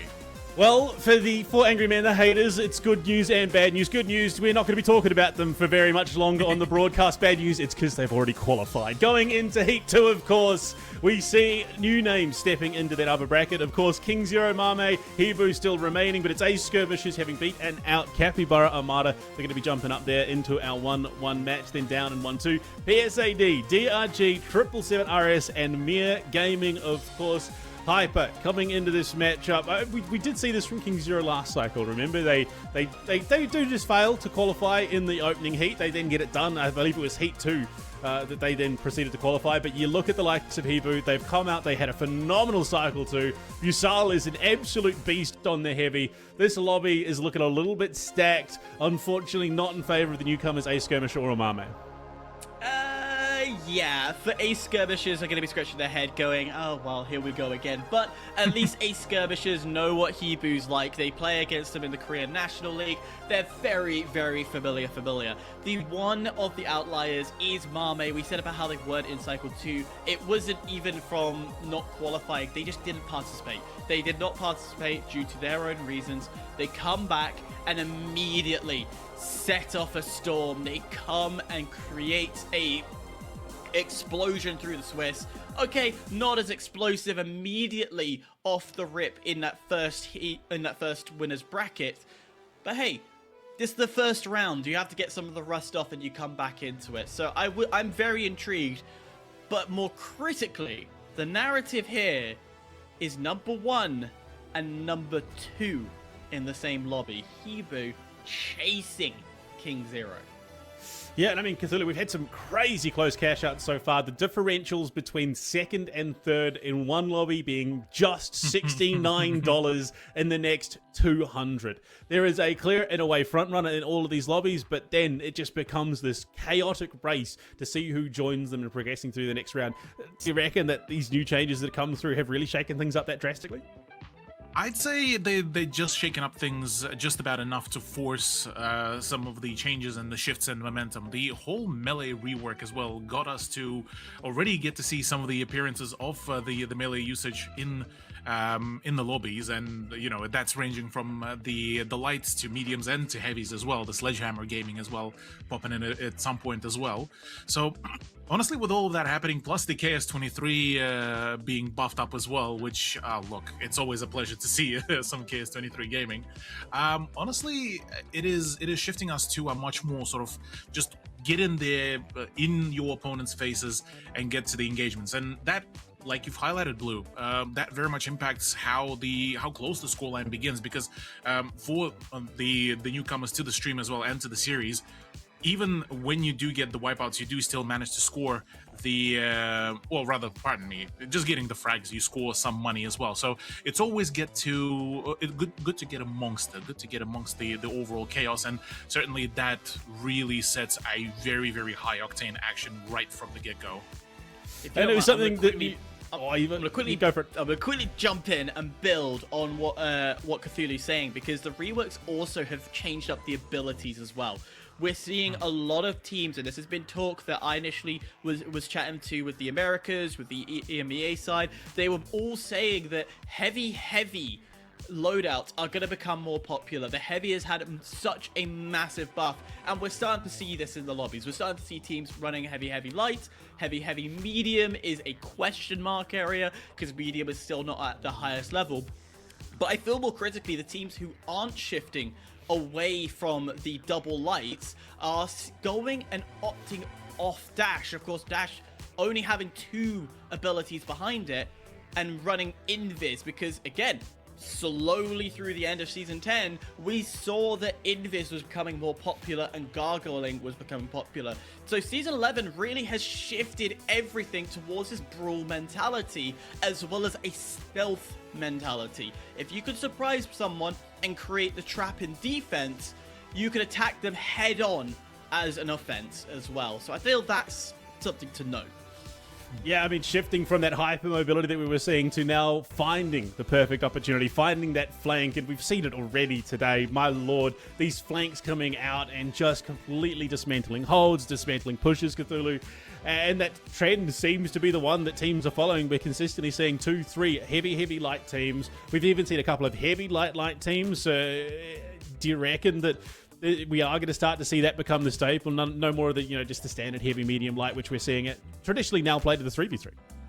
I'd say, yeah, to a certain degree. I still would argue that some of the reworks that came to medium and to some of the utility that mediums do bring in, I don't think it's still fully explored, considering how basically in its infancy this season is. I'd say, look, I'm all for it. I'm all for a little bit more of a bit of a shake-up, because look, even for I guess call myself a newcomer to the finals esports ecosystem, it definitely felt like HML, whilst yes, great all-rounder, you cover all the basics, it felt stale to a certain degree. And seeing those changes, seeing the HLL even, it does get quite exciting, because you do get the opportunity, on one end, you get some abilities like the cloak, like some ability as well, whilst having the heavy play, not even necessarily as even just your frontlining damage dealer, it's more so just even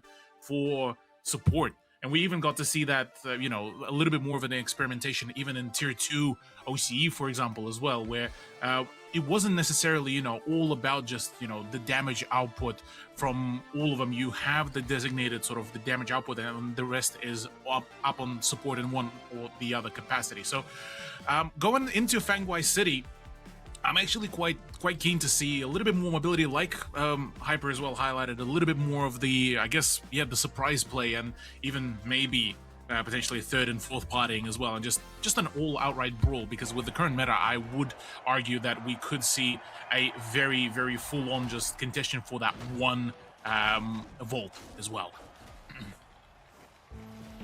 Well, we get into the battle, we get into the fight.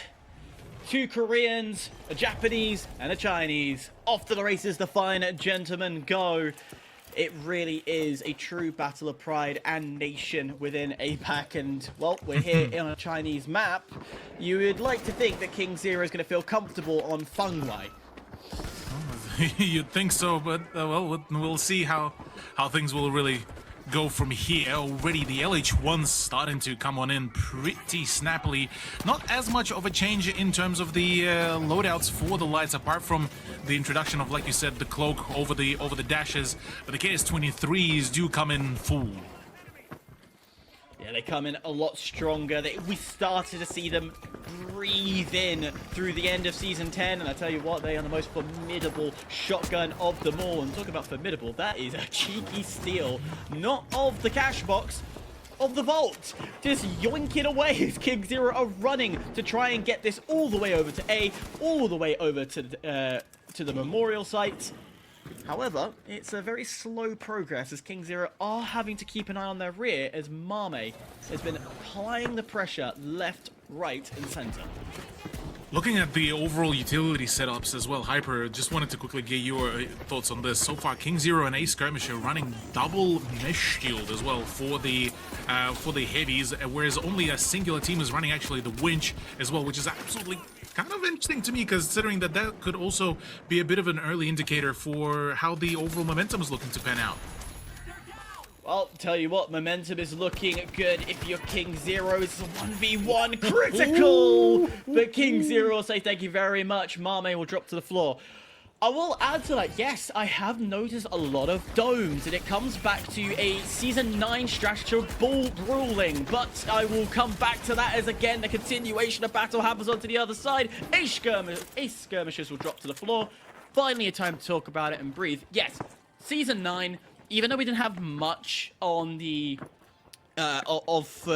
Americas in the MEA of tournaments, there was one or two, and it came through a lot of heavy mesh style gameplay that favored what I called a brawl strat. Going in aggressive, head forward, and just all out go for focusing on OBJ rather than clearing the top. We're starting to see that once again. Starting to see the aggression, more kills on the feed. I love that. Yeah, a little bit more proactivity is always awesome to see. The Pyro Mines as well is a very interesting addition that we actually get to see on quite a few of the occasions here. And in the meantime, things are certainly looking a little bit difficult here, considering that, oh man, HUNNU is just not having particularly a fun time. KingZero just absolutely getting shut down, and well, in the meantime, it's a full-on swing towards Ace Skirmisher trying to find their own strides, but as it stands, it's all just, oh man, it's a mess and a half. KingZero also coming over to the other side, both cash outs really close to each other, so it's essentially cleanup crew for KingZero as they will get yet another wipe, securing that lead even further. And you start scratching your head and wondering, well, Ace Skirmishers, did you even have a shot coming into this, knowing how strong these teams are? But Mame is probably the biggest surprise here, that off the rip, not getting their footing the way they wanted. So you say that, I mean, I'm looking at the overall scoring. HIBOO and KingZero, the ones scoring the votes for themselves. I'm not particularly too surprised at that, at least, statement either. I mean, even during the desk time, we were discussing the fact that, you know, these two teams are the favorites going into this. So I would almost argue to say that, you know, this is the prime opportunity for them to show why they're the favorites going into this. And so far, they've been proving that in spades. But yeah, for Ace Skirmisher, certainly very much of a rough dealings here, considering just how much they're trying to clutch on the positionings here, and just it's all going, well, almost all for nothing. Aegon once again leading the charge. If you were looking at the feed, that was 3 in a row. And I just feel that we're going to be saying Aegon's name a little too often here with how well he's been running. That KS is so dauntingly scary. I'm actually getting a little worried at times when I hear it thunder through. But again, the spawn of these cash outs still relatively close to each other, which will allow fast rotations. One situated in the office, one by the temples. So don't be surprised if we do see some third parties and quick last minute switches from one site to another. Exactly that. Speaking of the third party and the second party as well, whilst at it, the winch going to come on through to just try to shut down one of the heavies. Dome shields galore as just trying to soak so much damage here, and so far for KingZero, things are just absolutely just a wipeout. Ace Skirmisher as well finally do get themselves on the board as the steal is incoming, and the KS-23, oh no, actually not enough to even get the steal as the gateway is perfect there, and Ace Skirmisher might just be able to finally get themselves in on the positioning.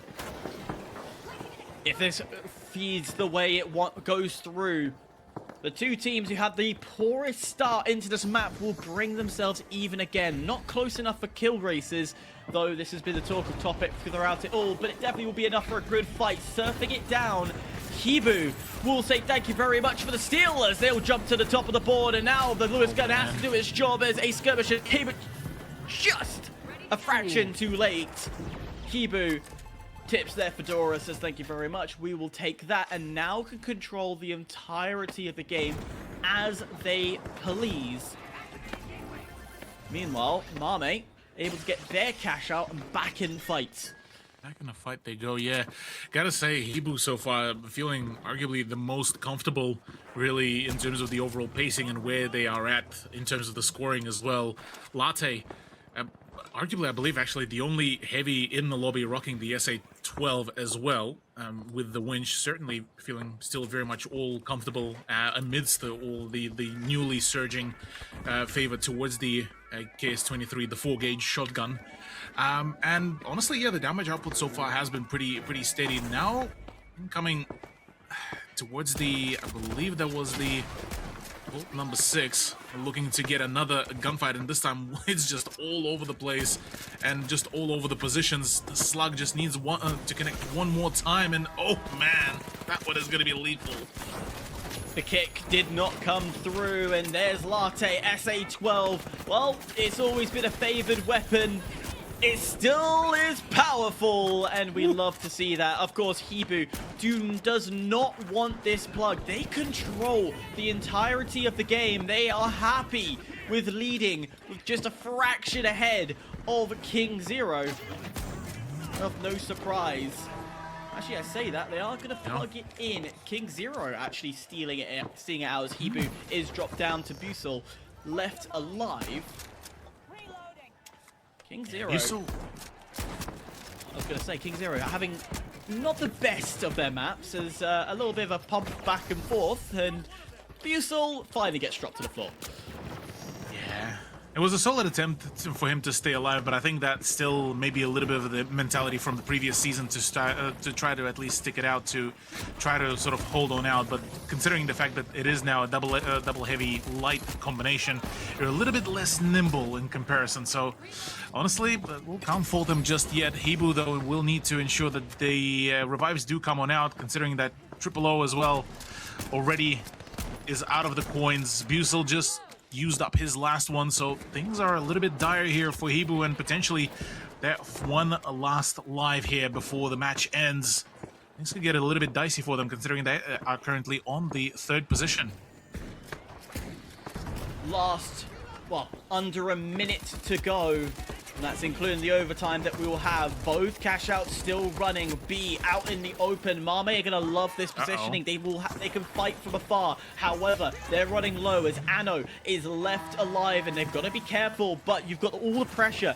HIBOO wants a piece of the pie. They want to get that steal coming through, and they are going to get the steal to start.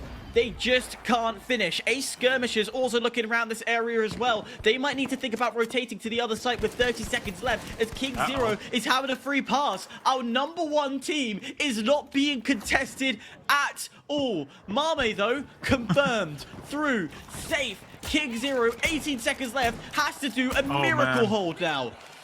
Yeah, that's going to be an absolute chaos incarnate here, as already a lot of the ground is being forfeited. RPGs needs to be sent out here to the maximum efficiency, but otherwise at the moment, not enough of a trade. Yuchi is the one to get the frag. Aegon falls. It's all looking to be all over Red Rover, and KingZero still managed to hold it all out.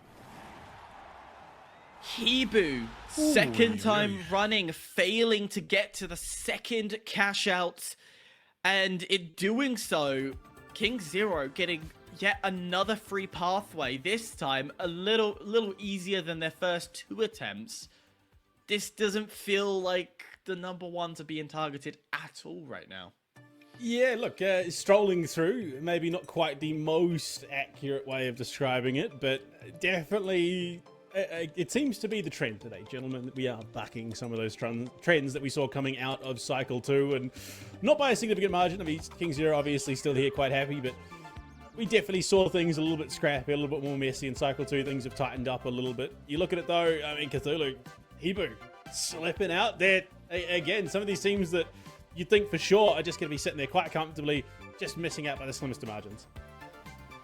We think that we might have the same run for HIBOO as it was for 4 AM last cycle. If things keep on slipping away as much, because considering, look, I mean, up until the last, I would argue, minute and a half, things were looking promising for HIBOO. They had a pretty decent sort of momentum. They managed to keep on finding some good early frags. They were able to back up their vault defenses as well, and just at some point just ran out of the juice, the fuel very rapidly, off the back of, I would say, the fact that they kept on just non-stop coining as well, which did result in them getting stagnated pretty rapidly. But yeah, it's not particularly a pretty sign here for HIBOO, for them to be missing out this early as well. Mind you, Heat 2, there's still plenty of opportunities, but nonetheless, things could get a little bit problematic, let's call it that. We are for sure still very early days in our top 16 journey, but gentlemen, we're going to throw it to a quick break. On the other side, look to carry on through Heat 2. Well, coming back in it, and again, it just goes to show here in Cycle 3 that no one is really safe just because you're the top dogs coming out of Cycle 2 or even Cycle 1, that you are not secure. You need to still bitterly fight to the very end to get yourself into those top spots going to top 8, but I mean, Hyper, things have shifted. That is very clear between Cycles 2 and now Cycle 3, and I gotta say, I'm enjoying it. That little bit of freshness, that little bit of explosivity that we're now seeing with a bit of a change up in how teams are approaching. Not to mention, a slug shotgun is always a good fun time. Yeah, I think just you and slug shotguns are just basically PB&J. You absolutely love them, and yeah, I'm enjoying the way this new meta is coming forward, the way the whole playstyle, as me and Cthulhu mentioned during the game, it is very brutal, very brute mentality. It's very forward, very aggressive. We're seeing a lot more double heavies coming into this.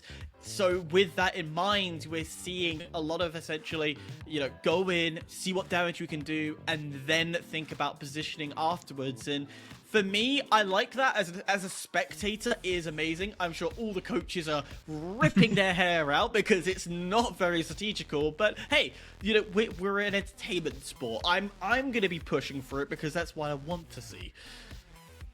Yeah, I mean, look, Cthulhu, it's very much becoming clear that things are getting a little bit more skirmishy, and the way they're approaching a lot of, sort of ambush plays, waiting for teams to step into positions, utilizing that cloak and allowing the lights to do a lot of that. What they should have been doing all along, which is playing flanks and looking for those cutoffs or those pinches. But again, you still get the age-old, the perfect two heavies slapping the living hell out of each other and hoping for the best. That's basically the case, honestly. I mean, in between all of the bits of utility as well. I mean, the mediums, as we mentioned before, have sort of became a little bit more redundant. The bar, some of the changes to stuff like data reshaper that now can interact with the gateways.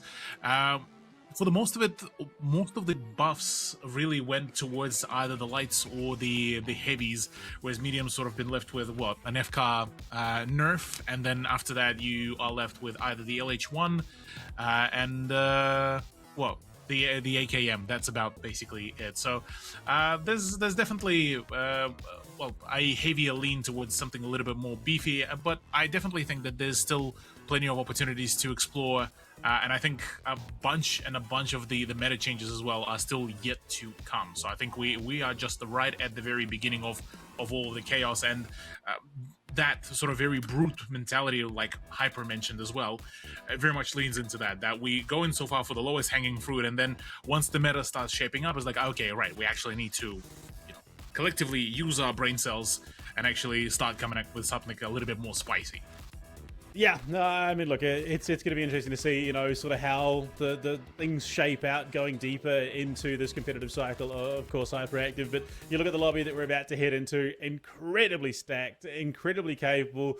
Not only do you have what are considered one of the best teams in the region, but our best team in the region in 777 RS. A little bit shaky to start the day.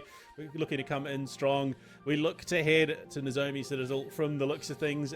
I mean, coming into it, from what we've seen, I mean, do you do anything different? are we going to see any drastic shakeups on the day, or are we just going to see teams stick to what they've known? I think there's going to be a lot of sticking to the same old, particularly in cash out. Once we get to final rounds, that's when you can really start to shake things up. You're going to be familiar. These 4 teams, KingZero, MIRGG, Mame, and 777RS, they've played against each other quite a lot now. They're familiar with each other. So, in retrospect, they're going to play their own game in the cash out, but they're going to be mindful of what their opponents are capable of doing going into the fight against each other. So, yeah, but what I'm trying to say is stay the same, don't change anything until you get final round.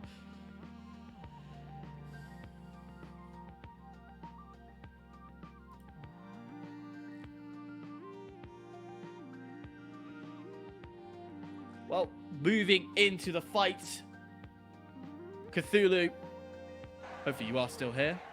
Yeah, I'm still here, yeah. Glad to hear that. It's like drop out there for a second as well. Yeah, as you like, our host just decided to go and grab, what was it, hamburger or something? I don't know. Ah, Fat guy he is. I'm kidding. We love you, Blue. Jesus. Hey, we love each other. We love each other dearly. That's why we can be as harsh with each other as we can.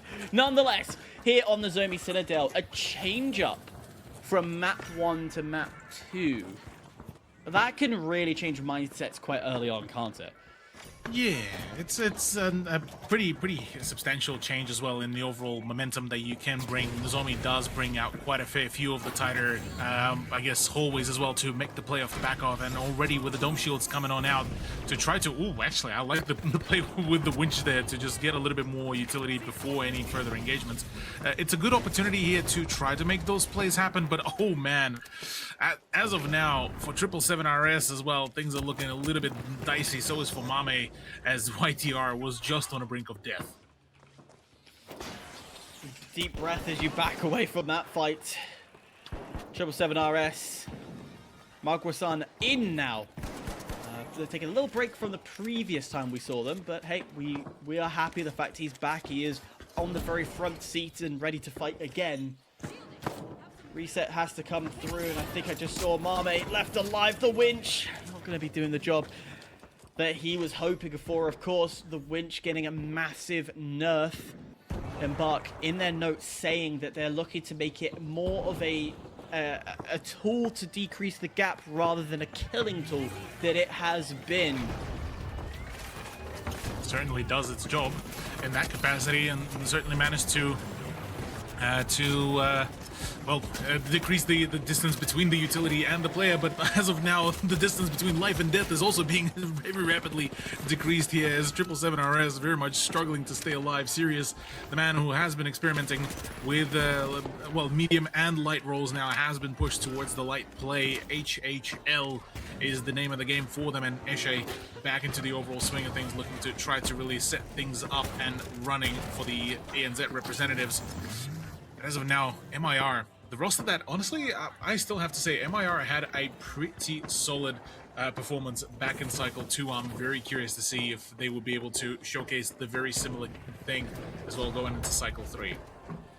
I'm very intrigued about this MIRGG roster and how powerful they've been. Of course, substitute coming in for Light is Shin? Is that how we say his beautiful name? Jinwoo? Shinwoo? Yeah, Jinwoo. Oh yeah, Shinwoo. Yeah, there we go. Yeah, if correct us if need be. Nonetheless, Shinwoo will get taken down quite early. July left alive, and MIRGG try to go for that steal, does not happen. But 777RS so desperately wants to keep that stall from happening through. Mame can't get it done, but it is 777RS safe. Thank you very much. All that stress and the grey hairs you give us, don't worry. We're all dads here. We're all covered. We've all got it sorted. Exactly that. Well, in the meantime, for MIR, back to the spectator screen, at least for the time being. Mame is in the same vein as well. So it's KingZero versus 777RS for the Vault number 3 battle. Potentially, it's either that or the battle for the cash out as well to be confirmed here. But it looks like KingZero will be securing theirs. And instead, already, serious, catching some stray shots as Yuji is just absolutely clinical with the LH1. Talking of LH1 and weaponry, good spot from production. I think I gauged it, but I didn't want to believe it. Magwa-san running the Julies. The Akimbos are out. We don't see that very often with APAC. We see it amongst Auntie Goo Boys for the Americas, but definitely not here. A little buff on those weapons, and, well, are they becoming the tool of destruction?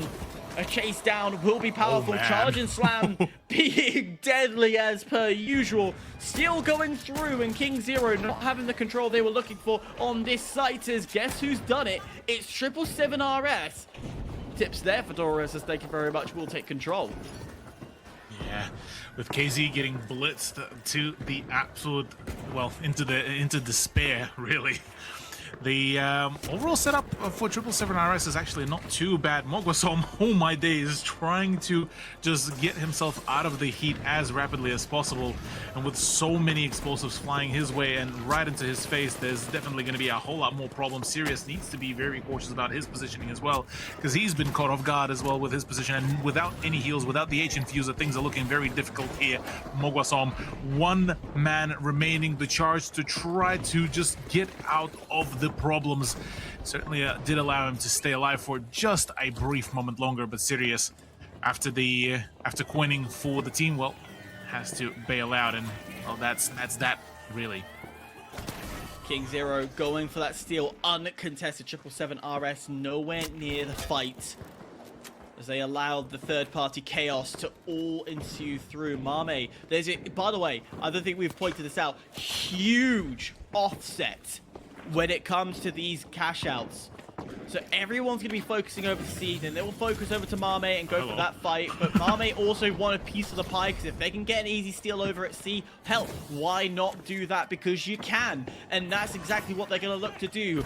Mir going for another steal once again, as Yuchi is able to find one of 777RS, and it's a flip over once again. Mir in control, and probably will have this for the final few seconds as the rotation starts to move towards Mame over onto the opposite side of the map.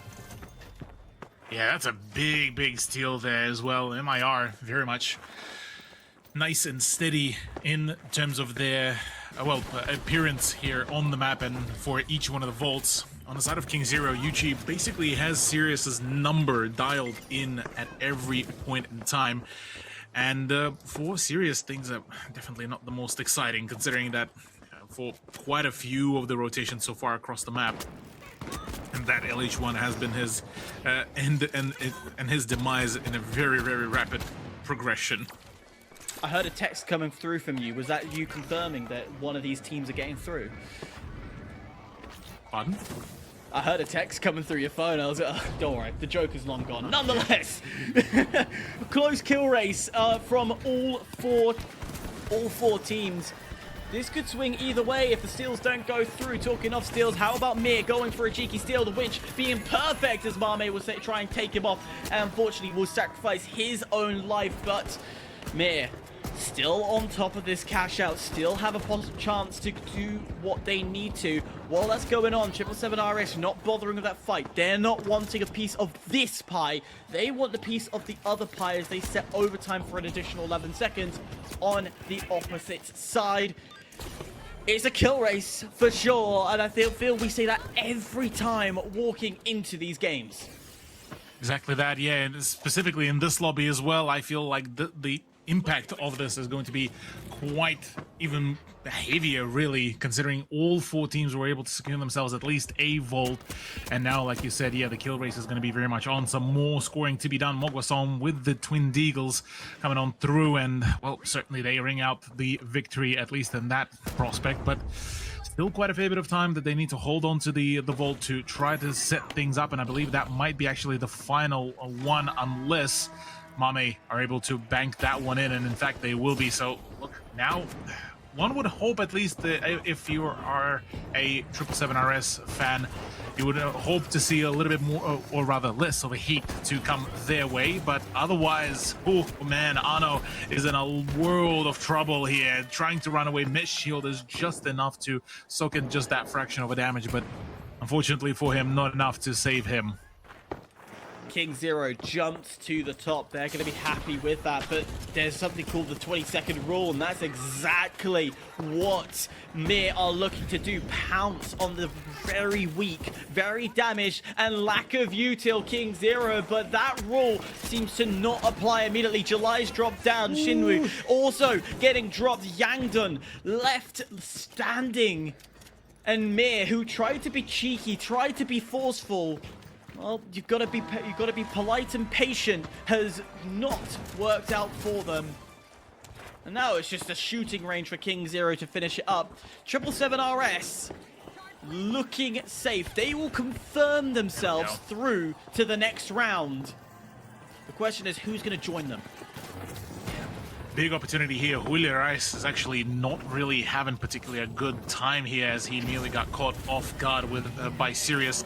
And a steal is being attempted here, courtesy of Mame, to try to hold things off. The goo grenades, the mesh shield, the dome shield, plus the glitch to come on through, and Mame, through the sheer layers of utility, do manage to steal themselves the vault. But is that enough? Did they manage to secure? That's the big question.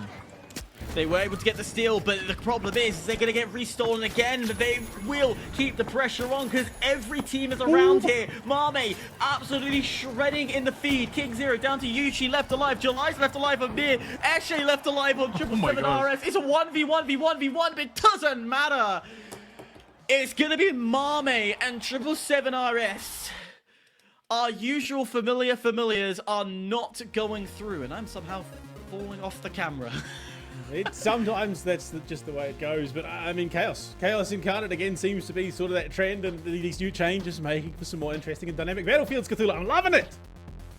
No, absolutely. And I feel like the Heat 2 is looking to bring in a very interesting storyline where, you know, we point out, yes, the big hitters, the favorites going into the bracket, and at least one of them ends up dropping out and falling off in a very spectacular manner. In this case, well, 777RS did manage to secure themselves a very solid spot, and funnily enough, throughout, I would say, 75% of the round, they've been getting basically pressured by everything and everyone, and their families as well, honestly, with just the sheer amount of heat that was coming their way. And once it finally all lit up, they managed to really, well, stick it all out and keep themselves nice and secure. Whereas on the side of KingZero, it kind of felt like they ended up slacking a little bit there, considering just how much pressure came out from MIRGG, how much pressure came out from Mame, and honestly, the whole lobby felt very, very equal. Yeah, I mean, look, a game which is feeling like it's getting more and more hyper competitive by the update hyper. This is kind of what you've come to expect. Teams that have proven themselves incredibly capable with those abilities to be able to be as competitive as they are just going to be fighting tooth and nail. There is going to be few and few matches where there is one clear frontrunner. Yeah, it is getting, the lines are slowly getting blurred, but at the same time, there is that mentality of double and tripling onto a point, and I feel with, as I said, the brute meta that comes with it, you can third party an entire fight and get away with it a lot easier. You can win it a lot easier. So expect more of it. Expect more chaos coming into even the 3v3s when it comes to the retakes, the steals. Faster, quicker. Well, there's going to be some pondering around because you're going to have that odd light that's going to use all the sonars and sensors, but reality is they're probably just going to run through it. I mean, that's exactly it. Right now, though, it's time for a quick break. On the other side, things get spicy as we head to the 3v3. All right, coming back into it, and, well, not necessarily all the names you'd expect coming to the 3v3, at least one of them. 777RS is no stranger to this possession for sure. Hyper coming into it, but Mame joined them out of nowhere. And KingZero will just have to sit and wait.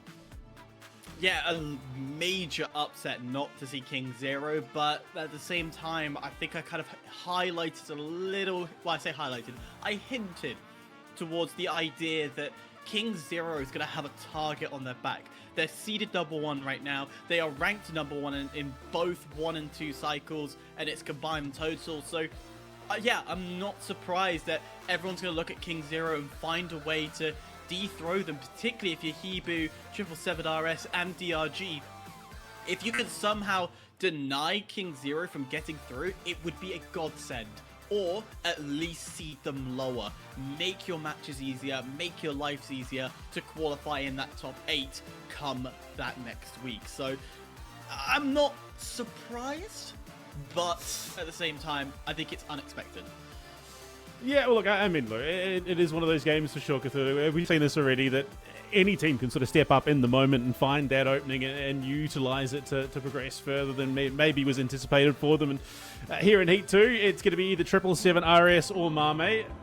Going into Nozomi Citadel, gentlemen, it's anyone's guess. Anyone's guess, indeed. Cthulhu.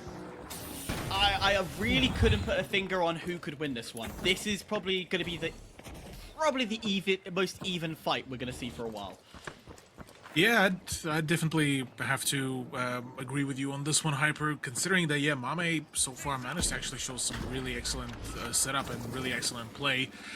We got to see them really join in and get quite proactive, and like you said previously, you know, the whole hidden play now starting to come on in with the cloak to rush on past. The LH1, though, will still be very much of a dangerous venture. At 777 RS, off the back of the initial gunfight, tried to set up some sort of a flank there, but unfortunately, at least in the beginning, things are not really working out quite well. But light for light trade leaves us in a very brawl situation.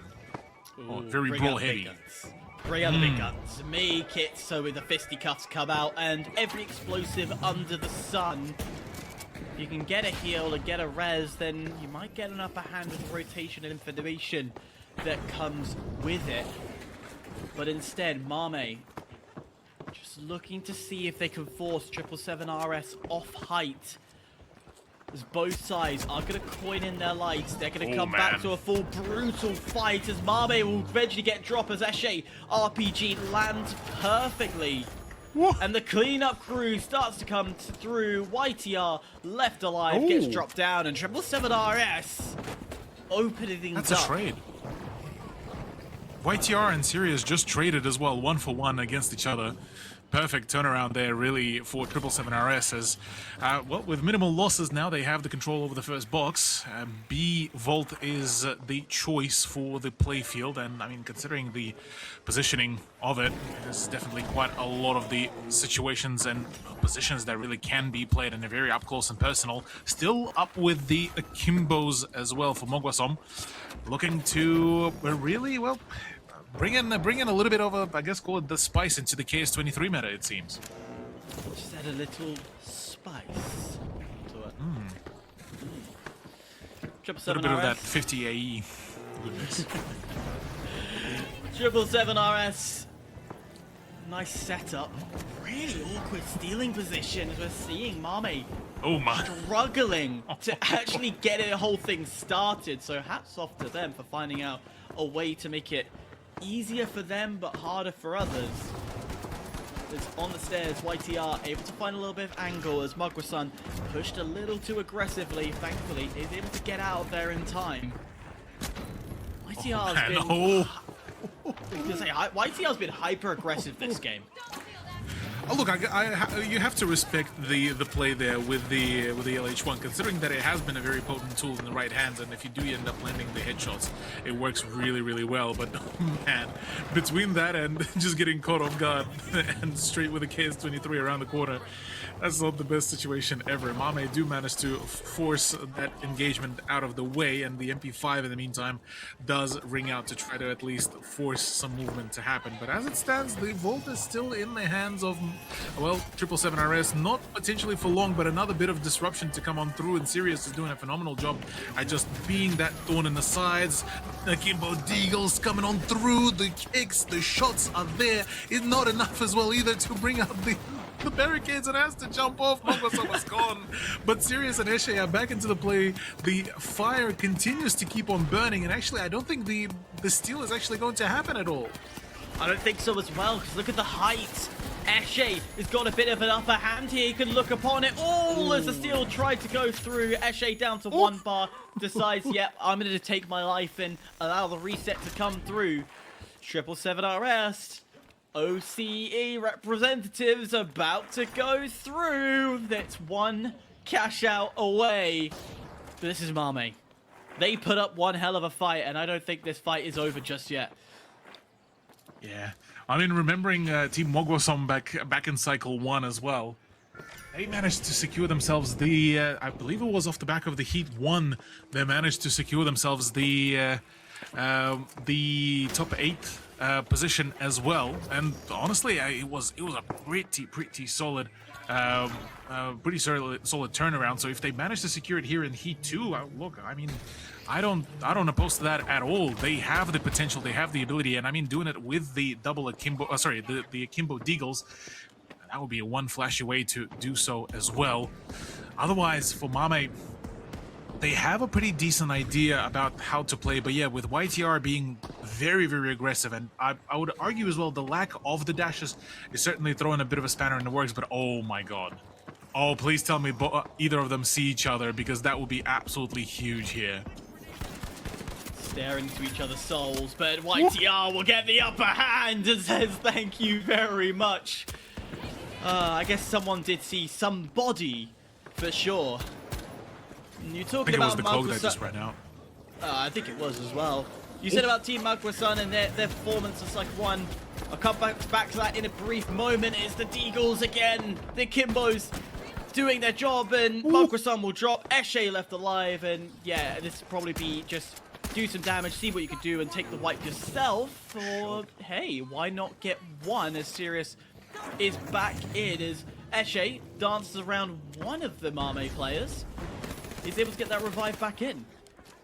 Yeah, perfect as well. Interception here by Sirius to just keep on holding off to keep the teammate safe, just to get the revive going. In the meantime, Mame, Anno, and YTR are getting tagged up quite heavily as well, though the heals to come on through. The KS-23 now rings out. Is Eshe going to be able to stay alive? The H-Infuse is not enough, and it's all down to Sirius to try to do some work here. But as of now, well, the cloak is just about enough to, well, hold off for just a little bit longer, and now finally the wipeout does happen, does give as well Mame the room for breathing as well here, and hopefully from here on they are able to get started with their own momentum, because otherwise it is going to be a very tragic turnaround.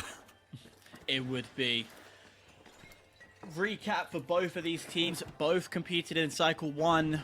It was a fifth seeded qualification for 777 RS when they were under Team Magwasan. And then it was a 7th seeded qualification for Team Mame. But when the Cycle 1 ended, it was Team Magwasan, aka 777 RS, going in 3rd, while Mame came out 7th. And then a little break from Mame, who didn't compete in Cycle 2. Yeah, exactly that. So right now, really, for Mame, they would arguably be the ones rather to really prove a whole lot of things. And for Mame himself, things are certainly not looking particularly too pretty either. The steal of the Vault is going to come on through fairly scot-free here.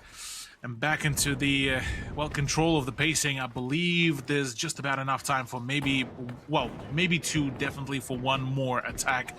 And otherwise, well, that's the 3v3 will be concluded, and back into the Heat 3 we'd go, but not over just yet, as Mame just preparing for one more run. The coin is there as well for YTR, I believe, and in we go for the push. 45 seconds left on that clock. Cash box out in the open. This is a very difficult position for Mame. They're going to have to winch this indoors, as the winch has failed. It's bounced off the container, so it's still on the outside, and you can still relatively get some steals, but they've been caught off guard because the aggression from 777 RS starts to come alive. 2 dropped, YTR left alive, and it's going to be OCE qualifying as number 2 seed. That's it. That's all it took there, really. And a phenomenal turnaround and such a perfect timing on just catching the opposition off guard.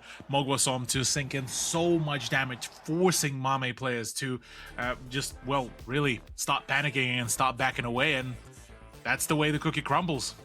Well, I mean, look, 777 RS has undoubtedly proved that they can hang with the big dogs. We know that for sure. And then they get kind of the ideal lobby. Mame, while yes, a very capable team, definitely not quite feeling like the threat that a KingZero would have been in that lobby. And it just gives 777 RS exactly what they need to get it done. And of course, Mogusom, he was subbed out earlier in the day. He's now back. He is the heavy of this roster and just allows someone like very serious on his light to do what he does best, which is find those angles, find those opportunities, and they do it in style. Yeah. And I mean, you look as well at the damage output as well from Eshe, just pulling in, what was it, 8 eliminations as well to top it all off. Pardon me for cutting you off there, Hyper, but definitely it feels like that was needed as well to be highlighted. Just the fact that usually we'd see, you know, it's the mediums and the lights to be pulling in the big damage numbers, but in this case, yeah, Eshe did a phenomenal job on a heavy. Yeah, no, I mean, Hyper, 777 RS have really made a statement for themselves. Cycle after cycle, they've continued to prove that we as a sub-region, Oceania, are ones that should be respected. And, I mean, is that something that needs to concern these top 3 teams? Is this now under threat, courtesy of teams like 777 RS? I think it's always been a threat. From Cycle 1, where they got 4th, they were a name and a talking point. OCE making their way into the top 4. Then they did it again on Cycle 2. So there is a consistency of being a strong team. It's that final outcome that really is the question mark when the endurance starts to set in, how they rock at the end, how they perform. That, to me, is what I would be focusing on, and doing a lot of scrims that just continuously getting harder and harder and harder and extend longer and longer and longer. That, for me, is what they should be looking at. But yeah, 100% 777 RS. I would even say that they're a team that could qualify to TGM. We're not through golden ticket, though. The gap is a little too far back. But through the close qualifiers, I'm not saying no. Well, that is Heat 2 done. Up after the break, we head to Heat 3 to see who is joining for Angry Man and 777 RS. Already, things are spicing up. We'll see you soon. Welcome back, ladies and gentlemen, to the greatest virtual game show in the world. It is, of course, Cycle 3 of the APAC Top 16. We are qualifying only 8 people across. We've already called 2 to go through. We still have another 6 slots left and open. I'm joined still by BluePanda and Cthulhu, who are still sitting beside me. Before I go and have a chat with them, an FYI to everybody, lower bracket is completed.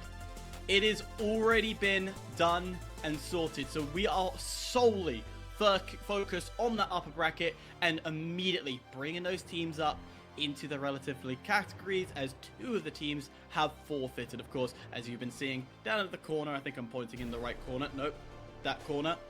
There it is. The updates down below, that will tell you what was going on. But Blue, it has been intense, these fights. We talked about how this whole entire meta shift has been brawl, brawl, brawl. I tell you what, it is so much fun to watch. Yeah, I mean, borderline jump scary fights. You got these teams with the cloak setting up these cut-off angles with the lights, and then suddenly the heavies come streaming on in, or teams getting pinched, playing, you know, forced out of position by this onslaught of the double heavy meta. I'm really here for it. I'm really enjoying it. It does make for a bit of chaos, does make our jobs a little bit harder in the moment, of course, but that's what makes exciting gameplay to watch. Those chaotic moments where those players, those heroes can step up and shine and have, you know, the play out of their minds and get those wins.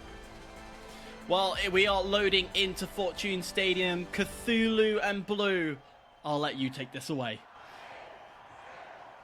Well, Fortune Stadium looking to get pretty curious to me here. Between the teams as well that we have lined up, there's certainly going to be quite a pretty full-on setup, with Mame now returning back to make their, I guess, called it the redemption run. So is HIBOO, HUNNU, and DRG returning. It feels a bit weird to say that, you know, to see DRG anywhere past, you know, I would argue Heat 2. Yeah, look, it's an interesting one for sure, and I'm here for the shake-up. I am. I really like seeing, you know, the status quo challenged a little bit. Speaking of YTR for Mame, getting in ready to challenge is HUNNU, though, the first to be wiped off the board. HIBOO, smelling that blood in the water and chomping down on a nice easy target. So yeah, not really here to mess around or to do anything funny. I do have to, though, say, for Mame, it is a very interesting sort of storyline so far because we got to see, usually it's, you know, the heavy players or the medium players that will be lining things up quite a fair bit, but instead it's actually going, has been so far the light that has been raging to just go in for the play, and for, well, has already claimed the life of Mame. There's still HUNNU and the YTR to do anything, but the, oh man, the glitch grenades shuts things down in terms of any explosives, and all of a sudden YTR and HUNNU are able to clean things up. Dim, last player standing, but even he's not for long in this world, and pretty cookie cutter clear wrap up here as Mame do manage to shut things out and score themselves a nice bit of cash as well. In the fragging department, Mame definitely dictating all of the pace here in the lobby. But unfortunately, that is not the be-all and end-all. It's HIBOO, in fact, that are starting their cash out to get it done. The charge and slam going through. XP25 in the back line for 000. As HIBOO looking to rip and tear their way through the lobby. HUNNU, not much left to go. The freeze, and it's an absolute wash. HUNNU, the Mongolian roster, taken out by HIBOO, who are getting some traction. Yeah, HUNNU's not particularly getting any much of a traction in a very eerily similar way how a Skirmisher had a very rough start there as well. So in the meantime, otherwise, HIBOO and Mame being the big dogs right now of the roster, shutting things down, staggering so many positions for DRG and HUNNU. Now for 000, we are looking for another engagement. Glitch grenade out to try to shut things down. No more shields. Time to get right into the raw, into the thick of things, as well as steel to come on through. Lewis coming hands to Shuai, going out. Big call onto Busal. He's taken down a single member of HIBOO. Now remaining, they will get the defib out onto Latte. He's back into play. Multiple members of multiple teams fallen by the wayside as this cash out all but secured by HIBOO. Latte looking to try and deny his steal. His teammate runs in. They play their bodies RPG. Huge. Can they lock it in? Can they confirm it as they charge on down? And the cash out will be secured by HIBOO. HIBOO managing to keep things in their running, has managed to really set themselves up quite rather nicely. Up next is the cash out of Mame, and a lot of teams already starting to make their way over. Mame is trying to intercept, trying to stagger things even before any sort of advancements towards the buildings do happen, and it's a pretty decent idea. Now with HUNNU respawning, they could be a bit of a thorn in the side and try to maybe shut things down, but by the looks of it, they are actually aiming to go for the Vault 3. I digress. Actually, cash out A is the next target. The Mongolian representatives looking to lock things down. See if they can find a way back in. Just shy of 4.5 minutes on the clock. If potentially a steal or something comes through, a decent setup from either HUNNU or DRG could propel them up into the top two and allow them contest further into this Heat 3 bracket. But there you go. It's going to be DRG as soon as that cash out ends. They're already on the tools, with Mame having secured theirs. If they can get DRG off this vault, it would likely secure either HIBOO or Mame in that top spot. Exactly that. Well, going further up on in for YTR, he is looking to try to catch up with his team, as his aggression will be very much necessary here once the heat does come on through. HUNNU, once again, trying to, well, short-circuit things for their opposition, as DRG are currently also trying to claim the Vault C to get themselves up on the leaderboard, because otherwise Denial will be absolutely crazy here as well. And now attempting to drop down the cash out box. Maybe now is the opportunity. HUNNU, though, straight away goes in to try to support the team and the player as well. Another dome shield to just keep on extending that protection, that defense, and that is going to be perfect. That is the one going into the hands now of Mame. DRG once again denied and shut down, with us potentially looking at the HIBOO Mame progressing further into the middle way of Heat 3. No time for that steal with that gas canister. Throwing a bit of a spanner in the works, as Mame will be able to hold it for just a moment. Theo run down and gun down as two teammates desperately trying to maintain a foothold in the vicinity. 2 minutes 40 on the clock. Cthulhu, and already you can see HIBOO want to lock themselves in with the top two berth going into the next round of play. They don't want to let that one slip away from them, but DRG has been looking to try and reclaim that stature that they brought through Cycle 1 and 2 to Mame. They are really sort of the outlier coming into this lobby, and they're doing a great job. I say that, Caster Kirsten. YTR falls, the Dome Shield, the floor falls away below the members of HIBOO. Busal in trouble, holding on! He's been shunted off the roof! Mame punches him out into the void! And it's absolute chaos. Unfortunately, Mame only take themselves out of the equation. Just managing to stay in the running. Good lord. Mame still managing to lock out, still managing to keep the box for themselves. Somehow, within literally milliseconds, I would imagine, there in terms of the timings. And in the meantime, HUNNU trying to just, I don't know what really to do, sow some chaos, but in reality just end up becoming the stationary targets for the opposition. HIBOO very much grateful for the opportunity to farm things up, and now the next destination is, well, the battle against the DRG roster, as Vault 5 is also just on the way, and quite possibly Dim and Co are about to get quite a fair bit of a heat as well to come their way, because they're already getting proactive about it, and it doesn't look like actually anyone is at the cash out, and that looks to be completely uncontested. DRG will get a free box.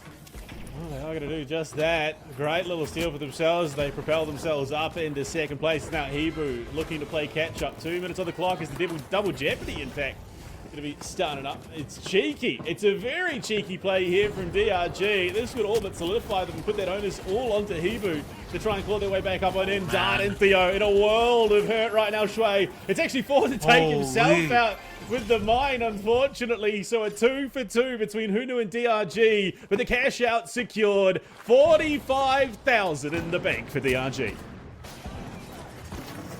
Yeah, absolutely a huge turnaround here, and all of a sudden, yeah, DRG playing the long game here, the slow game, it seems, managed to really bring themselves back from what was absolutely devastating deficit, but amidst all of that, managing to claim themselves a pretty hefty chunk of money. And now the trap play to come on through, as unfortunately I believe my defeat on my end. No, never mind. We're back into the swing of things, and for now, well, Theo is just back into the overall swing of things, but the LH1 is going to be bringing on out Dim, unable to secure himself the frag, but nonetheless, damage is plentiful. Game's so hectic, even the Observer has to stop and catch his breath there for a moment. Finds himself a one member from both Mame and HIBOO, going absolutely ballistic on this heavy with that KS-23. Has consistently helped this DRG team get into key positions. Mame as that cash box. They need to solidify their spot in second, but they are not doing it freely. Hounded and harangued from the backside. Anno running desperately. Both teammates fall. They're going to have to coin themselves to get back in, but look at it. 000 and Dart rather on the hunt. In fact, multiple members of HIBOO chasing down this cash box towards Vault 6. Exactly that. Very much gunning for it and looking to just try to shut things down. And oh man, Arno is just landing the shot as if it's just a slam dunk of that slug straight into the into the cranium here. The FAMAS as well to come on through, but not enough. HUNNU are absolutely wiped away, and that is it. Ooh. That is the run. Mame back into the contention. DRG managed to push through. HIBOO, unfortunately for them, it's rough days. Rough day for HIBOO indeed, but talk about DRG. I don't think we can fully grasp the full aspects of what they just did. Majority of that game was offset by a minute. Half the time was offset. And that forced a lot of third parties, forward parties going at one site. DRG saw that opportunity, saw a moment where, hang on a minute, we do have control of the cash box. The vault's not too far. Stole it away, put it in, reset everything so they had full control. It was a tactical move, and of course, a greedy one at that to give them the most amount of money. Cthulhu, fantastic plays, but where is HIBOO lacking now? Because this is the second time, or third time, they have struggled to make it to second rounds. Yeah, honestly, in between, I think it's just the fact that whilst the HIBOOs are trying to play checkers, everyone else is so seemingly playing chess, considering that, as you highlighted, yeah, the macro play from DRG to top it all off with Mame just being so proactive about their engagements. It leaves HIBOO in a very weird, very awkward position where they sort of have to juggle so many tasks, so many options in a matter of basically seconds that, you know, a single slight slip up, a single missed call, or just a bad call basically results in them being sent back to the spectator screen and really just denied on the time. So for them, I feel honestly, if anything, they have two really ways about it. They either just lean even heavier into the aggression and just go, well, similar to what Mame's been basically doing, or pull back, just reassess and just play even heavier into that third party sort of mindset. Blue, short brief sum up of that last match before we headed to break. HIBOO would have won it if it was 3v3. That's all I can give you. They just need the perfect lobby. That's all they need. Perfect. I love that. Well, I'll tell you what. We'll come back to that and we'll dive into it a bit more. See you after a little break. Welcome back, ladies and gentlemen, and I am going to kick off with some news. Are you boys ready for some news? Yes, sir. I love that. I love that. You may have saw a brief glimpse at our next match. Let me read them out for you, and I'll let you figure out what's wrong with this. DRG, MIRGG, PSAD, and Mame. Hold up a second. Where is our number one?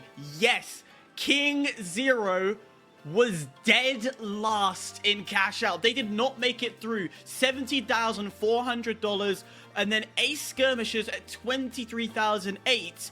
PSAD 27.3, MIRGG at 29, meaning there was only 4 cash outs in that game. We didn't go the distance, and that would have been one hell of a game. Blue, what does that tell you about that match and what we should be expecting going into this one? Well, I think not just the context of the match, but the context of the region. We are starting to see a bit of a shake-up here. Obviously, I mean, you don't expect, you know, a game patch to be just completely dynamic breaking, but it seems to have shifted the dynamic of Asia Pacific enough that some of these teams that, well, yeah, look, very capable in their own right. I mean, you look at this lobby, we're in the Heat 3, Game 2-1, you've got MIRGG Gaming, PSAD, DRG, and Mame. So, you know, DRG is one of those quad teams. You've then got first, second, and third seed alongside them from the Swiss stage. Well, we're going to have a major shake-up. Everybody tries to avoid Monaco for a reason. Playing on those roofs, they do not want their heads to be blown to smithereens. But Cthulhu, I'll leave it with you and BluePanda walking into this.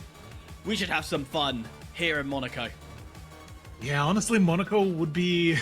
I'm now thinking it would be actually a perfect position for 777RS and Mogosom's Akimbo Deegs to really rock it all out, considering just how deadly they can be on the range. But look, at the very least, the 777RS don't have to worry about it, and we get to see a whole new derby.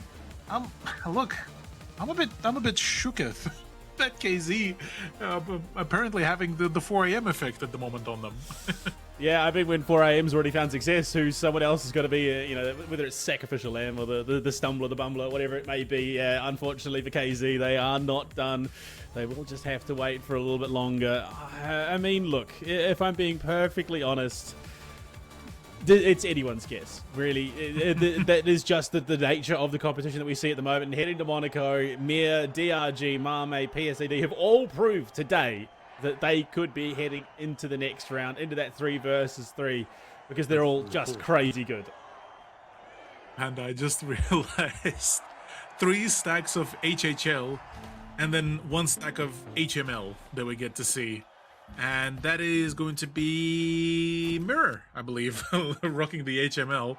So I'm actually quite curious to see how will MIRGG able to stand up against it all, because I would say in a heavy, or rather a double heavy lobby, things could get very, very annoying to deal with. Absolutely. Oh, I'm expecting some shenanigans. Maybe it's a case of Mir. Oh, there's a crossbow. There's a Chimera in here, Cthulhu. Youngdon for Mir Gaming has brought something spicy to the table, and I am here for it. I've been saying it all day. The grapple as well coming through for DRG in the hands of Dim Blader. He's going to town with that LH1. Big shots coming through. The Chimera out in hand, but it's got to be a fade away from Youngdon. They've taken 4 off the board. DRG down a member as the chaos is continuing. We expected chaos, but this is already starting off even crazier than I would have thought. Yeah, to top it all off, Mame are starting to lean in even heavier into the aggression that was induced by YTR, now introducing a winch as well. And hello there. Oh no, no way, he whiffs it all. He does whiff it all. Oh no, you should be hitting those shots. You're in top 16 competition. What do you mean? HUNNU was once a gamer too until he took a crossbow bolt to the knee and the chest and the torso and the face there at one point. Youngdon getting pretty clean on those shots, but as it stands, Riku out of nowhere is just being ripped to shreds. PSAD a little bit under the pump 4, still off the board, but so Shuai. It's going to be PSAD. They found their fight. They've wiped DRG, and the Thai Collective are looking to get themselves some money in the bank. Oh, well, yeah, exactly that. Money in the bank will be quite perfect here. Mir are certainly trying to keep themselves alive, stay in the running. The mine's actually coming on through as well. We got to see quite a fair few of the mine play to be brought on in, but yeah, the sheer abundance of the verticality as well between the buildings, between the rooftops as well is going to be absolutely huge. HUNNU low on HP, trying to stay alive, doesn't have much of the opportunity to really back away, and a lot of damage to come on through, but the LH1 user of the, I believe that is Blade, actually been forced off the position, but just not enough as, oh man.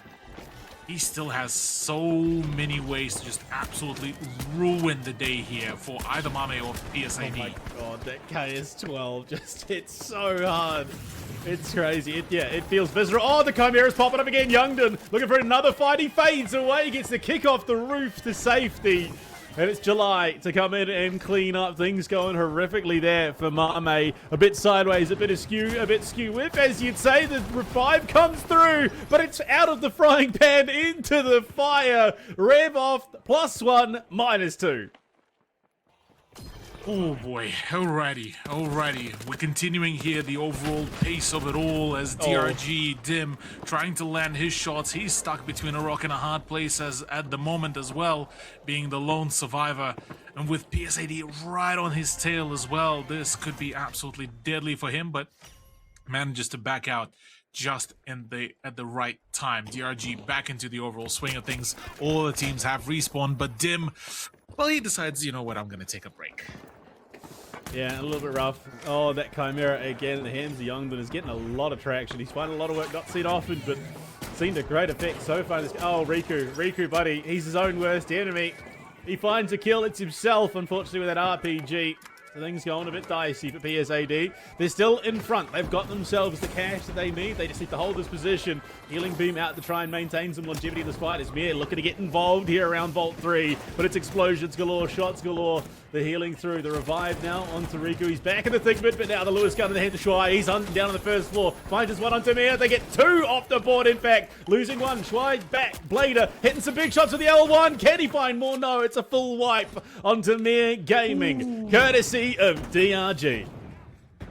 Courtesy of DIG, indeed. They managed to really shut it all down. Mir, unfortunately, don't get much of an opportunity to really do much for themselves, but at least maybe there's going to be some sort of a redemption. Mir still very much not out of this yet by any shape or form, and as a matter of fact, if they do manage to score themselves one more vault here, they will set themselves up pretty nicely for the mid game here for the momentum, because otherwise, well, the other two teams are looking to really catch up. In the meantime, quite a fair bit of the destruction has been laid waste to a good chunk of the town now, and Monaco all of a sudden looking, well, a whole lot less bougie as it usually would be. Yeah, nothing like cracking an ice cold $15 box of beer in the ruins of Monaco. I mean, it seems apropos. You're not going to be hitting a nice taste of wine with just the chaos around you. PSAD taking to the roof, looking to get that verticality right now. You can see Mame primed and ready. The team's namesake, the captain, in position. Wants to get himself a spot to be able to contest this as best as possible. There's DRG and Mame not that far from progressing to the 3v3. Exactly such. Ready. Well, a bunch of gunfights starting to come on through. It looks like Riku, yeah, unfortunately had a very early bow out of the gunfight. In the meantime, HUNNU is the one to try to hold things off. Dome Shield is absolutely doing the work here, and Mame is just keeps on putting the nail after nail into PSAD's coffin here and just absolutely shutting things down. So, look, yeah, it's quite dire situations, though I say that. 4 is looking to keep on applying pressure, though Dim is, well, getting shut down. Shua is at least able to, well, keep up the pressure with a Lewis gun. Not for long, though. This is all just an absolute devastation here, and such a just an absolutely disgusting amount of trades. The Chaos jumped out in the middle, just throwing a bit of a skew whip into that fight. The revive coming through, the detection through that sonar. It's all a bit crazy, but Dim finds one. Oh, the team kill. Unfortunately there for 4 is DRG just relegated to a single heavy as that cash out successful. Both DRG and Mame sitting about $6,000 dues clear of PSAD, so one good clean take will get them back in position. 2 minutes on the clock now, Cthulhu, and it has just been chaos from start to finish. Exactly such, yeah. Chaos is definitely one of the ways to, well, mention it already. Another one to potentially go in for the whole swing of things. Sting is looking to try to set up a little bit more of the momentum, or rather, well, I say momentum, a little bit more mobility for the team, as Midstar and Co about to get a very nasty surprise as the damage starting to fly in. Midstar needs to ensure that he is grabbing the box as well and starts the run, and in fact he will be. No, actually box gets to stay, but otherwise a lot of damage about to fly towards PSAD if they won't be too careful. Yeah, situational awareness is so key. You see that in the case that 23 is going to work, opening up some of these angles.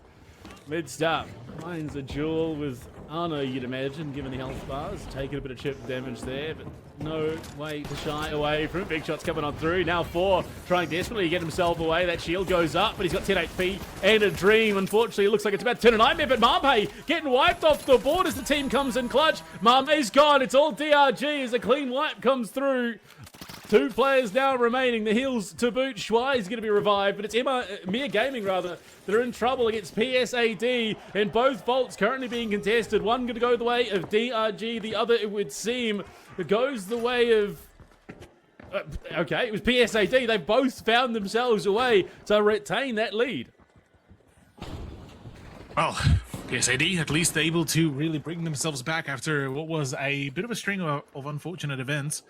Now back right into it, looking to keep the ball rolling here. Swing to come on through. Mir is looking to just keep up that damage, keep up the output here as well, the crossbow is ready to rumble. Now it's the time for the push. Now it's the time to start stealing the vault as well, and very much PSAD are not looking to really give that up anytime soon. I say that, not quite, not close enough, and instead it's Mame preparing for their own swing as well. As 1 minute left, we are in going for the absolute chaos right away. Ooh. YTR down, so is July. So you got 2 teams that are missing a member, but the defib does come through.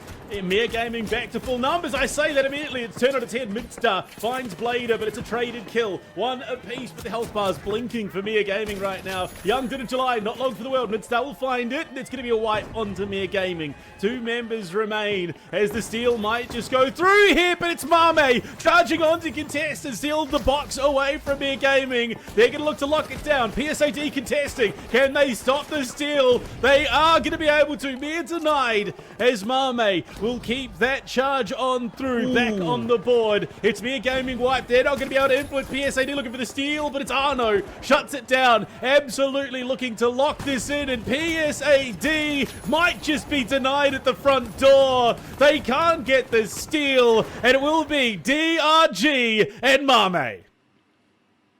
Ooh. DRG and Mame do manage to finally get themselves back up and running and finally qualify, and this one feels like it's sort of back on the script finally, with DRG finally getting themselves into the 3v3. Mame is back into the contention. Question being, does the DRG retain the 4 AM curse here as well?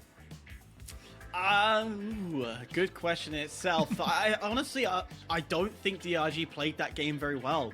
It was messy, it was scrappy, there was a lot of points where there was isolated players that allowed for easy picks amongst the other teams. However, their recovery has been fantastic. They have been able to come back from being a player down, quickly overthrow their opponents, and I guess that's that saving grace. It's allowed them to be in those final two, but I feel sorry for this Thai team. PSAD has been so close twice now from getting to final round. Blue, is this going to happen at some point? Are we going to see PSAD get through to the final rounds? Well, I mean, that's the beauty of the format, isn't it? As the competition whittles down, it gives more and more opportunities for those up-and-coming teams to find that qualifying spot into the top 8. And with how things are standing at the moment, yeah, look, it might just be that they qualify through 7th or 8th because there are still some huge names in the competition, namely KingZero and the HIBOO. But it's not to say it's an impossibility. I think there's a fairly good chance, in fact. Well, Cthulhu, Mame have finally got it themselves to final round. For the second time, this is. It was close. Well, I say close. It was kind of a wipe with 777 last time round. But now they have DRG, are ranked number 3 in their midst. We know their capability from Cycle 1. Can we see this go through an upset on Cycle 3?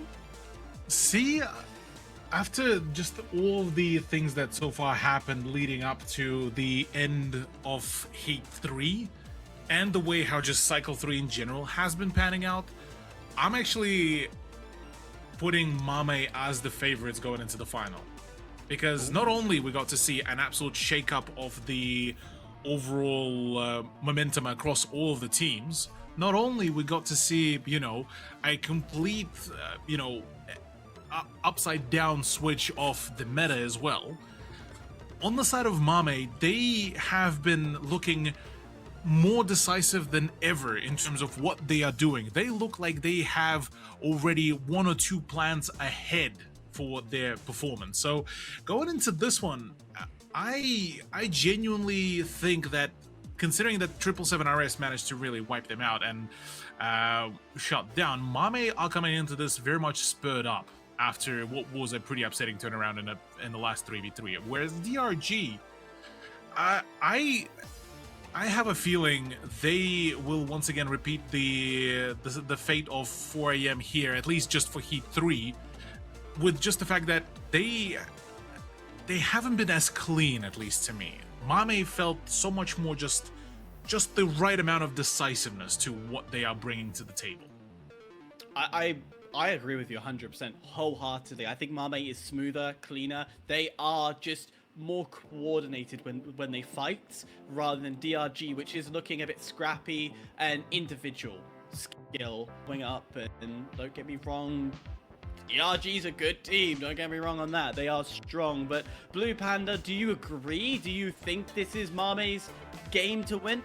I think it's DRG's, honestly. I think this favors them going to the 3v3. You simplify things. You don't have to worry about getting third party. You can just keep it simple. You and your opponent. It's about 3 versus 3, getting the job done at the end of the day. I think with all the chaos that was coming in from the third parties in that last lobby, I think Mame, yeah, look, they did. Absolutely, they look cleaner. They played the game a lot better and more decisive in the 3v3v3v3. But as soon as you remove those complications, you slow things down, you simplify it a little bit. DRG have proved that they are incredibly capable. And I think this is exactly what they need to get it done here. So we have a Mame and a DRG vote for both sides. I'm going to be the tiebreaker here. I'm going to put my money on Mame. As much as, yes, you do make a valid point, DRG in a more controlled environment is strong, I still think this is Mame's game to play. We head to Monaco. This time, we did have duck and cover last time, the worst variant of Monaco, which leaves standard issue and suspended structures. Cthulhu, Blue, take it away. Well, Cthulhu, it comes down to this. Another opportunity, another chance, another team to qualify into the top 8. And I mean, look, while we are backing opposing teams, I think both have the rights to claim the spot for themselves. They have proved time and time again that they are insanely capable when push comes to shove. And heading to this Monaco duck and cover, of course. It might be 11:30 in the morning there. It is not here. So as we jump into it, I mean, look, both teams would do incredibly well in that top 8 position. Now it's about earning it. Exactly that, yeah. Both have proven to us that they can really go in for some of the more heavier hitting performances, and certainly, well, with the current meta as is, heavy is the name of the game. Double heavy on both ends, though the main difference being is that on the DRG, we're looking at a charge plus the mesh shield. On the side of Mame, it's the winch and the mesh shield, which is going to be also potentially dictating how things are really looking to be played out. On the side of on the side of Mame, once it does get to the offense, it is a very much up close and personal and get into the faces of the opposition. Whereas on the side of DRG, it is very much going to be sort of just reshape the space and go in for the last moment disruption with those charges as well. So I'm very much looking forward to see how that will really work on out, especially considering that DRG are also introducing the Lewis gun. So we're covering quite a lot of range options here. Yeah, Shuai, he's been loving that Lewis gun so far today, but we are seeing that continue just building attention, as we did see in our last 3v3, just sort of testing the waters, figuring out where your opponents are going to be. It's Shuai who cops the first bit of punishment. Traded back onto YTR, but it is just going to be, you know, gauging. Oh boy, that's a huge overstep for 4. Dim has the flank, but unfortunately it's just come so quickly. Lewis gun out now for Shuai, but he's got multiple players staring him down. Drops the dome, looking for an angle in, but Dim now forced off position, and things have gone horrifically to start here for DRG. Yeah, not the most ideal positioning here, despite the LH1 being in the hands of Dim, and it has been a very deadly tool.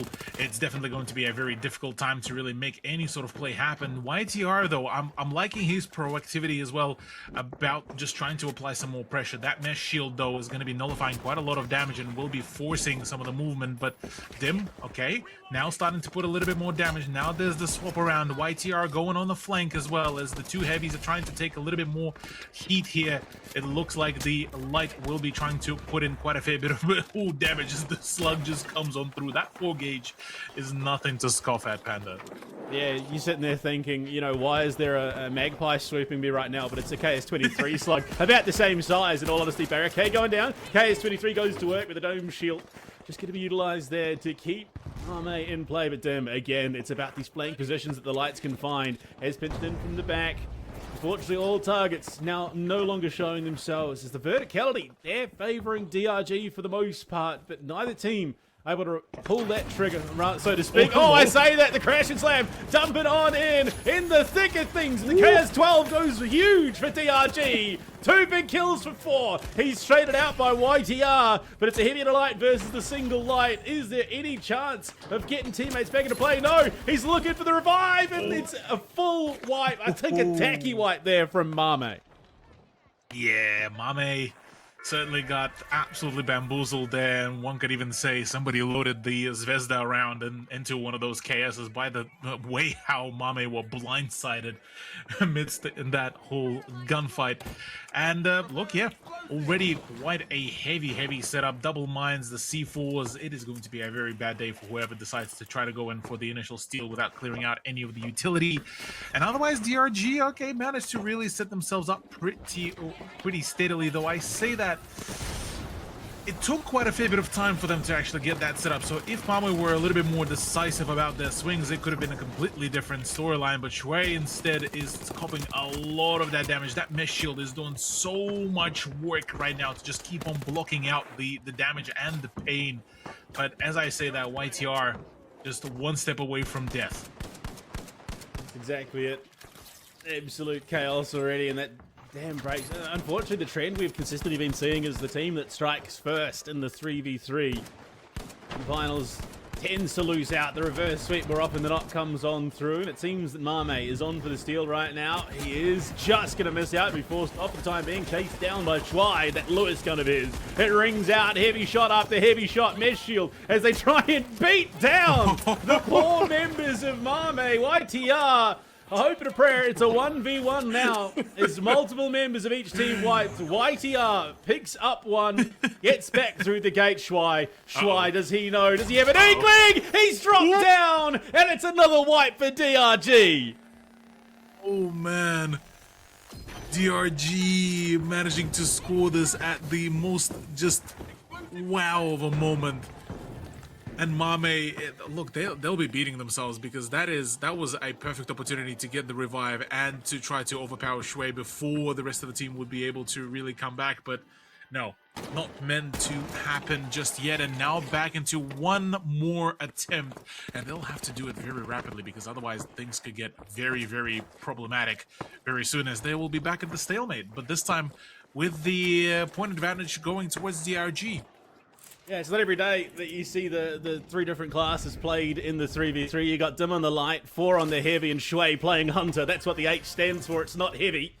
That dude fully just dropped down and unloaded a full mag of Lewis into YTR, who thought he was safe to get the revive off. And with that first cash out, DRG might just be going against the grain here. One more if they get it done in 2. Be a nice quick day for them. Would be indeed. Bit of a calm before the storm. Dim is already spotting the rotations. The damage is flying in at the absolutely astronomical levels here to try to get the ball rolling. Mame not very much having a fun time, and well, all of my mentions about DRG looking a little bit on the sloppier end are certainly being nullified as just this is an absolute wipeout once again. HUNNU is not having a good day. He is struggling with his gunfight, and Mame has been left on basically a whisker of an HP, as unfortunately the Japanese representatives so far are very much struggling about any sort of progress, any sort of potential, and the LH1 is just absolutely not really there to care a speck of the life for what is going on. Oh my lord. It is just craziness. Oh, the grapple grab for the revive token as they get 4 back up onto the roof and try and get them back into play. They clear out the grapples to boot. And Mame feeling like they're just struggling to find any real traction on this map so far. The gate out, looking for an angle in as they just dump utility through that gate up onto the roof. RPG there for Schwei as he looks to try and force off Mame. That Lewis gun again going to town. He hits some ripper shots, but it's Dim finding Anna on the backside. Looking for the flag, looking for the pitch. The witch is through, but it's pulled him onto the stairs to safety. Dim's there to capitalize. A triple, an ace for Dim as he wipes out Mame.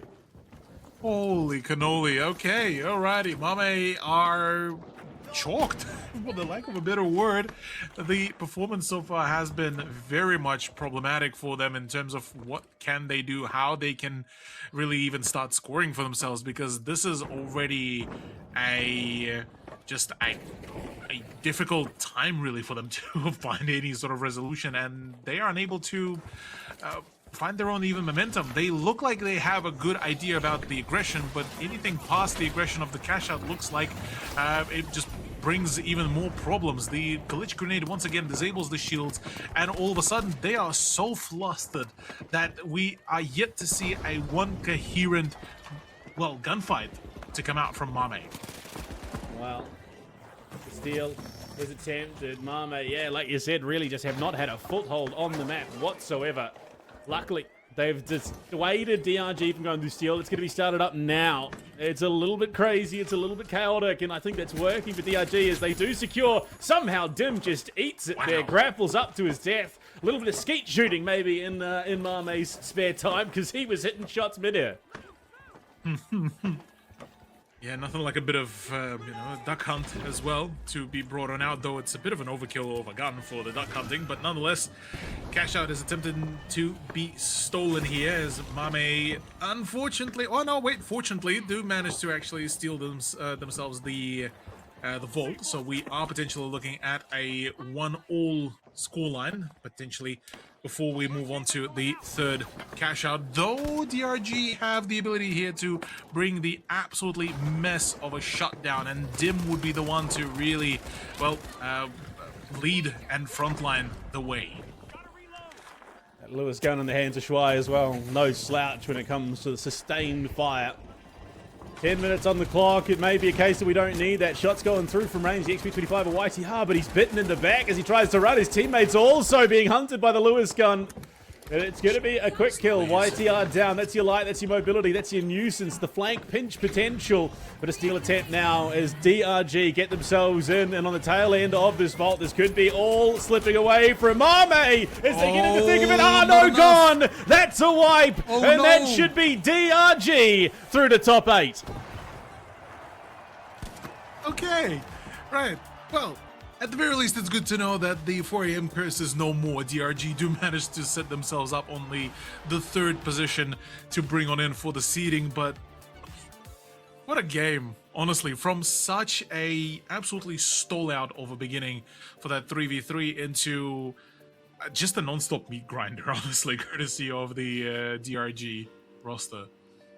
A lot smoother. I think me and you, Cthulhu, ruled out DRG with this very haphazard, very solo style of gameplay. But you are right, Blue, in saying you put them in an isolated game where it is 3v3s, it is controlled. And guess what? Those strategies just work beautifully. The KSs have been, I think, the most entertaining weapon that we've had on the scene. If you remember, we've had quite a few different metas. The Pike, we've had the AK, we've had a whole bunch of them. But the KS has to be the best of the best. Blue, DRG, phenomenal throughout Cycle 1, phenomenal throughout Cycle 2. Oh, the Shuai dropped out. I'm sorry. That was just merciless. Are we still confident in DRG's performance? I mean, look, in the 4-team lobbies, I think they've got a little bit to tighten up, but in the 3v3, they've got it locked down. They just, clearly they're coming well, they're playing well, and even with moments where, you know, slight mistakes allowed DRG to find some longevity when it came to those fights, like we saw with that winch pulled Shuai onto the top side of the stairs and allowed him to live. They're still capitalizing it in crazy ways. Dim as well is playing so cleanly on this light, finding those pinch angles, finding those flanks. I think they lock it down to the 3v3. They just need to absolutely tighten things up when it comes to that 4-team lobby, when it comes to the cash out. If they can do that, they very much rise in stock here in Asia Pacific. A change of stereotypes. We said that the Chinese regions suck at the 3v3s. Well, that's all changed as well. Talking of change, Mame twice now have been 2-0'd on those 3v3s. First by 777RS, now by DRG Cthulhu. How do you recover from a 2-0 situation? Well, rationally, you would say that, you know, just try to take a bit of a breather, take a bit of a moment, try to reassess what you're doing and, you know, speak to each other, because in that particular 3v3, Mame looked so flustered, it was almost shocking, really, in comparison to what we got to see from them during the regular cash-out games. But honestly, I think at this pace, it's just more so a disconnect between the perception of the aggression, I'd say, from all of the members, because we got to see so many times from, I believe it was, let me see, YTR, that was, you know, so frequently just going for the aggression, and the two heavies just playing the backline a little bit almost too hard. And it feels like the moment they sync up again, the moment they realize, okay, we just have to really play around, we let YTR go for the flank, the moment they shift the aggression towards YTR, this is where you move in, this is where you go for the shock and awe play.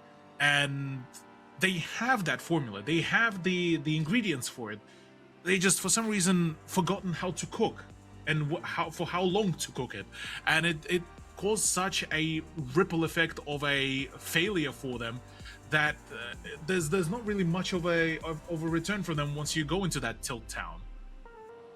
Yeah, it is very, very upsetting to see, but as you can see, qualified for top 8. 4 Angry Men did it in one after the 8-game struggles in Cycle 2. 777RS still making their way through with ease. DRG finding themselves 3rd, but who is 4th, 5th, 6th, 7th, and 8th? Well, that's going to be answered right after this short break. Welcome back, ladies and gentlemen, to the Cycle 3 for TGM APAC. The finals are continuing to deliver us some goods. Panda, Hyper, we got to see already 3 heats of just absolute bangers upon bangers upon bangers, and finally, well, for DRG, just recently they broke their own curse. They're back into the top 3 positions off the back of the beginning of the top 16 matches. From here on, do we just follow the story of Mame trying to break out of the Tilt Central, or do we get to see yet another team break through into the qualified top 8? I mean, look, I'd say yes, but they're in a lobby with HIBOO, so I don't think it's going to be necessarily entirely up to Mame to get to make that decision. HIBOO, of all the teams that we've seen so far, probably the ones that are likely to just slap the living hell out of Mame and not care. They tend to be a bit of a bully when it comes to these 4-team lobbies, but I mean, look, Mame has proved that they are a scrappy team nonetheless. I would be very surprised if they weren't the other team progressing through alongside HIBOO. Hyper, so far we've got to see a Skirmisher sort of wiggle their way into some of the progress during the cash out stage, but has had a bit of a rough progression. WGZ join us as well now in the lobby. Do we expect them to start performing, considering that, well, so far back in Cycle 2 things been a little bit, well, rough, for the lack of a better word? I wouldn't go as far as rough for Worst Gen. They're good at getting out those first rounds. They are fantastic at slithering their way in. Last second steals. They as a roster they're solid, but they're not extraordinary, which is what you need to get into that top 8. So Worst Gen, I wouldn't be surprised if they would progress forward and make their way to second round, but maybe not final round, depending on how the top teams want to deal with them. Well, with that said and done, Las Vegas Stadium once again to be brought on out for heat number 4 to get us started to see how the initial part of the bracket will get rolling. Hyper, Panda, all yours, lads. Well, if I'm a gambling man, I would place my bets that it could go left, right, center, up, down, and all across the place. Basically, what I'm saying is unpredictable. Well, I think, honestly, it's just time to let the good times roll. We're headed to Vegas. We might as well have a bit of a good time with it. And, yeah, seeing the teams that we are getting in play, HIBOO, just crazy when it comes to that opportunity. If they can make an opening for themselves, they are just going to run rampant in the lobby. Well, if they're going to be rampant, that's what I want it to be. Off to the races, the fine gentlemen go. We're here in Las Vegas, and off the rip, who's our early battle's going to be? It looks to be a Skirmishers and HIBOO battle to commence things off. I like that. Yeah, already getting things started. I mean, isn't anything too crazy. We do see the winches coming through again, which sort of have fallen out of popularity. But it's Busal in a world of trouble right now under the pump, but it's going to hold on for the moment. Latte comes in for a bit of support, but it's Ace Skirmishers that find themselves in the trouble being dropped down. 000's there. Spots I love you from the backside with that XP 54. He's running rampant with it, just getting big shots off on this light. Again, these lights really putting in some work now, feeling unleashed, it seems, coming into the top 16. Lights have more work to do. They have to be the healers, they have to be the rotators, they have to be the people that could grant you the information. They are putting 10 times more work. And I tell you what, in this APAC lobbies, they are also some of the top fraggers, as well as the heal just goes through before the 1 bar Mame is gonna drop. And, well, it was hopeful. HUNNU tried his best, but is not going to last. But yeah, no, the lights are probably the most pivotal class in this whole lobby, even though it's a double heavy front. Well, we'll have to see if that can continue. Marmite off the white are going to have to really hustle to get themselves across and in play. These skirmishers hold for the moment, as do WGZ. Be a very, very interesting heat if they were the two teams to progress. Far from the names that you'd be expecting, with HIBOO and Mame both in the lobby. The contest's going to start coming on through. It's going to be HIBOO on possession, but forced off immediately. You have to really think about how you approach this. The steel still going through. The shotgun just shoots like a clay pigeon. Latte absolutely finding them. I don't think this will ever get old, watching this chaos, but nonetheless, HIBOO, strong starts, but we said that time and time again that they've started strong and then fallen down. Mame now coming into play as they go against Worst Gen. And off the rip, Worst Gen able to find two of Mame. Yeah, it's coming through. Once again, that Lewis gun getting a lot of value. As it stands, you can understand why. Large mag capacity, decent damage output. YTR again with that LH1. Just consistently finding traction. Cloaked up for the moment, gets that regen off. Just going to spray through the smoke. Can't find any targets though. Still looking for some space. Worst Gen have been able to dip out of horrible situations, keep the pressure going. They still put the damage in. Mame himself having to dip out the fight, but the Charger Slam on the other side of the battles is getting all so close and personal. Skirmishers are here, as they too want a piece of the pie. As a small amount of offset, Steel starts to go through, but again, denial is perfect. Worst Gen able to hold off the Indian roster, kicking things off well. And they will indeed, just denying that. Mame as well going to be able to do. Sorry, not Mame, WGZ. They were that color last game, but yeah, WGZ and HIBOO currently top of the lobby with 5 minutes 15 to go. Now we've seen a similar position last cycle where WGZ were effectively ushered through into the second round of the heat by the team that ended up winning it. They just guarded the other two teams off, out of play, meant they couldn't contest the vaults. But right now, we are going to see a decent position for both WGZ and HIBOO. We said that going into this, Worst Gen is fantastic at finding their way through the next round, but they just struggle afterwards. So, but this time round, like, I wouldn't even say they're being coasted or guided their way through. They're not one team is giving them a helping hand. Worst Gen has fought their own fights, and well, they're in second for a reason, and they've done it well.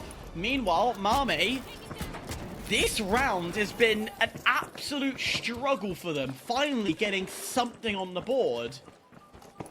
But it's not been confident from Mame. Not at all, not by any stretch of the imagination. And I think that is kind of what we should have expected. They weren't going to be a breakaway team by any stretch of the imagination. HIBOO, though, this is kind of where you expect them to be sitting. Things started up. Once again, the gargoyle, the lurking. Just a little bit more information. The XP is going to do tickle damage at that range. You need to get a little bit closer. All that comes with a huge amount of info. WGZ wanted to go for the top dogs, create that upset story, but guess who's also here? Mame. Double stacking. There is a small offset, not enough that would allow for a rotation, so it's third party heaven. And the rule number one in any third parties is you want to be the last team to fight. So we might be waiting a little while here, Blue. Well, it is going to slow, that's for sure. HIBOO, I think, quite happy for that, if we're being honest. The more progress they can get on this vault, the better for them. But as it stands, WGZ needs to get a little bit more proactive if they want to join HIBOO in the next round of play. Skirmishers not totally out of it, but it would require some pretty impressive stuff. A double jeopardy perhaps even, if they were to try and make it to the next round themselves. But 2 minutes 45, things are getting dicier. Action needs to be taken. More tag damage. WGZ down to Sectotic. Left alive. A Skirmisher's going for the steal. Good defense so far, but the Charger Slam comes in for the full denial. Now this could open the door for just a cleanup crew. As immediately off the outside, WGZ just waiting and lurking. HIBOO says thank you very much. We're going to get the wipe onto a Skirmisher. Extra money in the bank account. Mame on the other side. Feet up on a lawn chair. They're not bothered by what's going on. And continuation of the fight. It's because if WGZ can get the wipe here, this opens up the door for potentially knocking out HIBOO in the later stage. Yes. A Skirmisher is back in. I mean, it's potential, that is for sure. But with Mame being the ones to get first progress in this cash out, it would come down to WGZ and potentially HIBOO off spawn getting involved to potentially usher them through. As you can see, that winch coming into play as they look to try and relocate the vault. And unfortunately, A Skirmishers might be the ones to play spoilers here. Bottom of the lobby in terms of cash. I think they might even go out of their way to try and deny WGZ from a chance at top 2. Oh, that could be interesting. It could be indeed. WGZ able to get the first of the A Skirmishers. But the thing is, both of these two teams shouldn't be fighting each other. They should be getting that vault into a cash box. They should be doing something other than this battle. But A Skirmishers will drop to the floor. And now HIBOO will start to come in. And HIBOO will push in, put the damage down, put their foot on their throats and go, right, yeah, you made this game even easier. We can camp the last vault and not allow it to go in. Why were they even fighting each other? A Skirmishers and WGZ. Why? Sometimes that's all you can do. You're in a position where there's no way you're getting to the top 2. The only power you have is to try and influence who joins in the top 2. Play spoiler, and that's exactly what A Skirmishers decided to do. They decided that their entire goal for the rest of the lobby was to gatekeep WGZ from potentially taking out a second place spot. And unfortunately for WGZ, that's exactly what's happened. Well, it's not over till it's over. It's 15 seconds of regular time and an additional 30 on the clock. All eyes look at Mame's cash out. Every single one of them feeling lust, feeling hungry for it. That is a huge defensive setup as the steal from A Skirmishers will start to come through. Is it enough to jump up to that second place? I'm sure it will be. It won't be. It will be kill race territory. Mame still holds that position, but immediately we see Warrior drop from the A Skirmishers side. 17 seconds left on the clock. Steals still could come through. Now A Skirmishers temporarily jumped up, but the wipe comes through. WGZ going for that steal. Wants one more shot, an opportunity. Isn't able to get it through just yet. It's still stealing. They jump to the top. And with the final seconds, the Indian team will go through. Well, from disaster to elation. I bet they somehow just sneak it out from under the noses. And we did talk about it, the current state of the game, Cthulhu. This is entirely possible. Yep. No, that's absolutely the case. I was just watching the whole end of that final vault, and it left me absolutely bewildered here. The fact that WGZ able to steal away that vault, managed to reshuffle that whole standing in the matter of the last, what was it, 5 seconds? Look, this calls for a special card. It's wow. I'll show it later once we're back onto the cameras. But nonetheless, oh my days, what a performance! Hyper. First things first, just run me through. Was just how was that even allowed? That last steal away. The barricade was definitely the biggest help there, using all the util you had. Of course, mesh is becoming such a powerful tool. It was very much a 50-50 between Americas and EMEA. Do you run mesh? Do you run winch? But since the nerf of winch, everyone's using mesh. Everyone is using the dome shield, and it creates this beautiful barrier. And well, WGZ also left Sexotic off to the side to create denial from a distance. So that final steal was planned perfectly. And of course, Shooter with the winch, pulling anybody away who dares to touch and deny the steal. It was masterfully perfect, is the best way to say. Yeah, well, masterful indeed, and HIBOO just setting such a brutal pace as well with their macros, and just being able to keep up that pressure for such a long while meant that every other roster, including Mame, were kind of kept on their ropes despite being in a fairly comfortable space multiple times. And yeah, look, that final one is that final vault was basically an absolute kill zone, isn't it, Panda? Yeah. Look, it just seems to be the way the game's played. It's, you know, maybe we're playing in Las Vegas Stadium, maybe it's downtown Fallujah. You can hardly tell because everything's just been blown to Kingdom Come and there's bullets raining down around us. It is just constant chaos, constant fighting, and I'm here for it. Yeah, exactly that. Look, I mean, you said it yourself. It's an absolutely explosive turnaround, and look, calls for just the right call, and that is, it is a banger as well. But in the meantime, we are going to send it to the break. After the break, though, continuation of this run, and to see, well, who will be able to finally set the recovery, who will be able to go into the 3v3, and whether HIBOO will be able to keep up their heat. Stay tuned. Alrighty. Back into the Cycle 3 for the TGM APAC. And look, Top 16 has been delivering some absolute heat. We already got to see the beginning of the heat for HIBOO, once again bringing in the absolute massacre and madness amidst the frag fiesta and the macro play.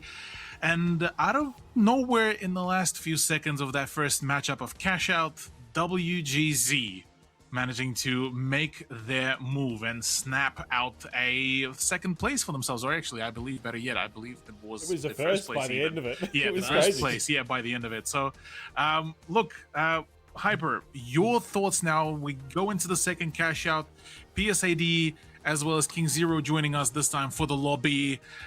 Do we continue on the trend where it's going to be one, I guess, call it one of the two favorite teams and one dark horse that will be making it into the 3v3? Realistically and looking statistically, yes. Of course it would be running like that. So someone like KingZero or HIBOO going through to the next round with the likes of Worst Gen or PSAD following them up. But I wanna cause some chaos. You know, the potential that PSAD has shown, they have been so close in every stage to getting through to that final round, has been phenomenal. So there is a very, very high chance that they could do it off their own, off the back. But Worst Gen has demonstrated that during clutch situations, they can also clutch up, and this was a trend that we saw from Cycle 2. They are brilliant in these very difficult and tough situations, so I wouldn't be overly surprised if we saw a Worst Gen PSAD game going into final round. Oh, that could be the case. Honestly, going into the next map, it's this Horizon. Panda, we got to see a few of that during even the Cycle 2. It's been an absolute, a chaos of a map, and even back then during the meta, back when the 93R was even a thing, back when the HLL was a thing. Now we're dipping into the heavy, the tank gameplay, the absolute, well, down to the basics, down into the most barbaric, but also the most brawler style gameplay where you get into the face of your opponents and then, well, pull the trigger, really. Do we expect this to keep up being a very sort of mobility heavy, or do we expect this time teams to play a little bit more of a, I guess, hunker down play? Look, if I'm being honest, if I had to commentate on the day, I think it's very much feeling like teams are coming with a game plan and the map's kind of superfluous. It's very much like, oh yeah, we've got I'm shooting them. Oh wait, what map are we on again? And they're just carrying on. But anyway, look, Hyper, it's time to jump into it. Sis Horizon. I mean, look, if you came into the day and presented this matchup to me, I could have happily walked away and said, yeah, it's going to be HIBOO and KZ making it through. But after what we've seen, do not leave for a second, because it's anyone's guess. Oh, 100%. It is exactly the mindset that I was trying to explain, is that PSAD, WGZ, they are the upset teams that really could qualify through, and there is a part of me that really hopes they do qualify through into that top 16. And just while we're speaking of that, PSAD takes the first loss as they get wiped off instantaneously, while on the other side, HIBOO, hello, Latte, the left alive, trying to stay alive, is able to pick off one, but That's our Indian roster worst gen picking up the opening kills.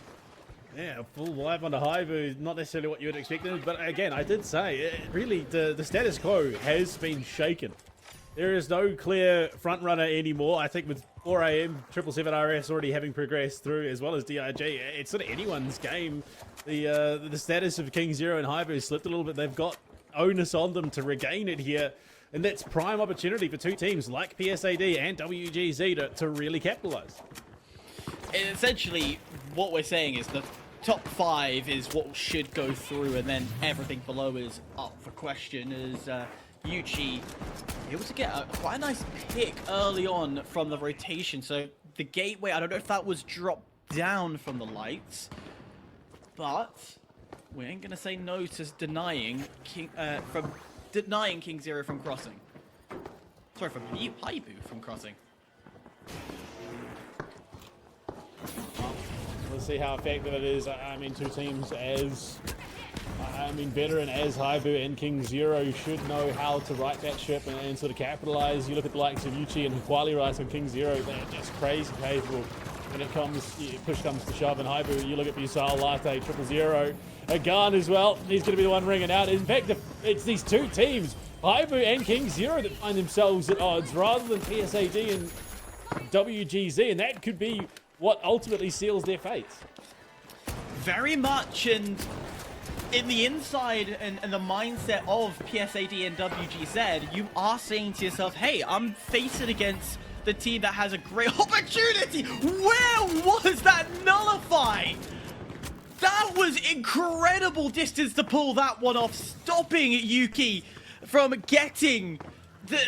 What? That was incredible. Yeah, look, sometimes you just have to throw it, and then it just works out. Busal in trouble, 000 about to fall, does get the revive off onto Latte. Latte coined, in fact, will be the remaining member of HIBOO left alive, as Wally Rice just regenerating some of that HP. KingZero in a real commanding spot right now. But it just seems that everything, the universe, the game as it were, is conspiring against our top teams. Hey, I'm not saying no to how this game is running, but it's still early doors. 5 minutes 30 left on that game clock with potential extra minute of overtime. KS really nullifying the barricades. We talked about it in Cycle 2, how strong barricades became. And a powerful tool to have, but again, pop party, pure and action. That's exactly what they're looking to do, and very quickly WGZ dropped down to the bottom. The only cash out underway right now, KingZero. And that start from KingZero was questionable, wasn't it? Yeah, look, that's definitely the word I'd use on a broadcast. But I mean, it feels like both sets of teams are fighting the wrong opponent. You've got HIBOO and KingZero fighting each other, and then PSAD fighting WGZ. But they kind of need to take one of the other ones. I mean, PSAD and WGZ can't afford to get caught up on each other. The same is true for HIBOO and KingZero, because if HIBOO and KingZero get stuck fighting each other, entrenched in that combat, it's going to allow one of the other two teams to try and sneak on through. And if PSAD and WGZ get stuck skirmishing against each other, it means that no one's going to be able to contest the other two. So they kind of need to shift that focus. And luckily, it feels like that's what's happening a little bit. HIBOO doesn't have a winch. They've done all that beautiful dropping to then realize right at the end, this is still fairly open. Yes, there's two walls left and right, but you still have two access ways that are ridiculously and redonkulously easy to push through. So I think a lack of plan there, but nonetheless, HIBOO backing away from the initial steal and deciding, you know what? Fine. You do what you need to. We'll re-engage onto this as Yuchi again from afar. This man has forever been finding angles that I'm thinking, is this a game of Rainbow Six or is this a game of the finals? I don't know. It might be Ghost Recon Warrior. Honestly, that dude's got a sniper locked and loaded. May not have the scope to match, but he's hitting shots from downrange consistently, ripping and tearing through his opponents. But as it stands, contest coming through onto the vault of PSAD. Yuchi again finds yet another player off screen. Two of the three members of WGZ down. I think Sexotic might even have to pop the coin here. The charge and slam. It's big, but Busal unfortunately overcooks it and flies outside. Luckily has Triple0 there to capitalize. Finds two for his work. Latte, the unfortunate victim, as the remaining member of PSAD, Riku, walks up the stairs. Cloak activated, and now it's time to go back on the hunt. They need to turn their focus to this vault, though. They need to convert. It's a 1v1. PSAD gonna jump in at the right time. Stinks coined. Brilliant work for PSAD, and even if Rico had dropped to the floor, it would have been fine. There would have been mid-star, would have been Sting to be able to come back and put the pressure on. But all while this is going on, guess who's come to the fight? KingZero wanting a piece of the pie, and Egan once again able to get some shooting done and dusted, but the stall keeps going through. Third time a charm, it's gotta be Blue. You'd imagine, but down drops Sting. He's looking to disrupt, gets the kickoff, and it is going to just, no, they just reset the steal. Mesh shield there as well, so this should be successful for KingZero, and it will be. They do secure the steal, and it should be a cash out to boot. But now, WGZ starting up one of their own. If they can hold this, they would take second and would deny HIBOO, who currently find themselves bottom of the table, bar that cash out. Massive, massive offset. Watch everybody come to WGZ's cash out. They'll want a piece of this pie. No one looking to reset like we saw on Fortune not too long ago. Still goes through in HIBOO. Says thank you very much. Top two teams, as should be expected.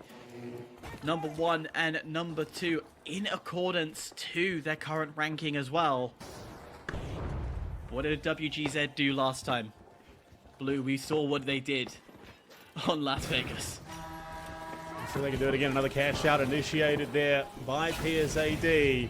Would put them solidly in first. If they can just hold up, if they can stay unscouted, they might just steal this one away. And you can see all that chaos, all that fighting over HIBOO's vault right now might just be the tool that PSAD need, because you look, no one's really sniffing. Maybe, just maybe it's a Garn over there. No, it's not. Yeah, he is sort of looking over in their direction, but with Latte taken down, you can see the other three teams now entrenched in this fight over the vault that HIBOO currently hold, and this could be the tie heist of the day because they're not being threatened.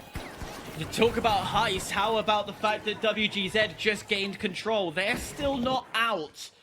Yes, the tie heist is on the other side. It is all in their side. But if WGZ then rotated over for the last remaining 30 seconds they have on their cash out, takes about another 20 to get across. There's still plenty of time on the game clock because it's 20 left on regular, 50 seconds on overtime. This game is far from over, but the tie squad has to pull the miracle of a lifetime of defense.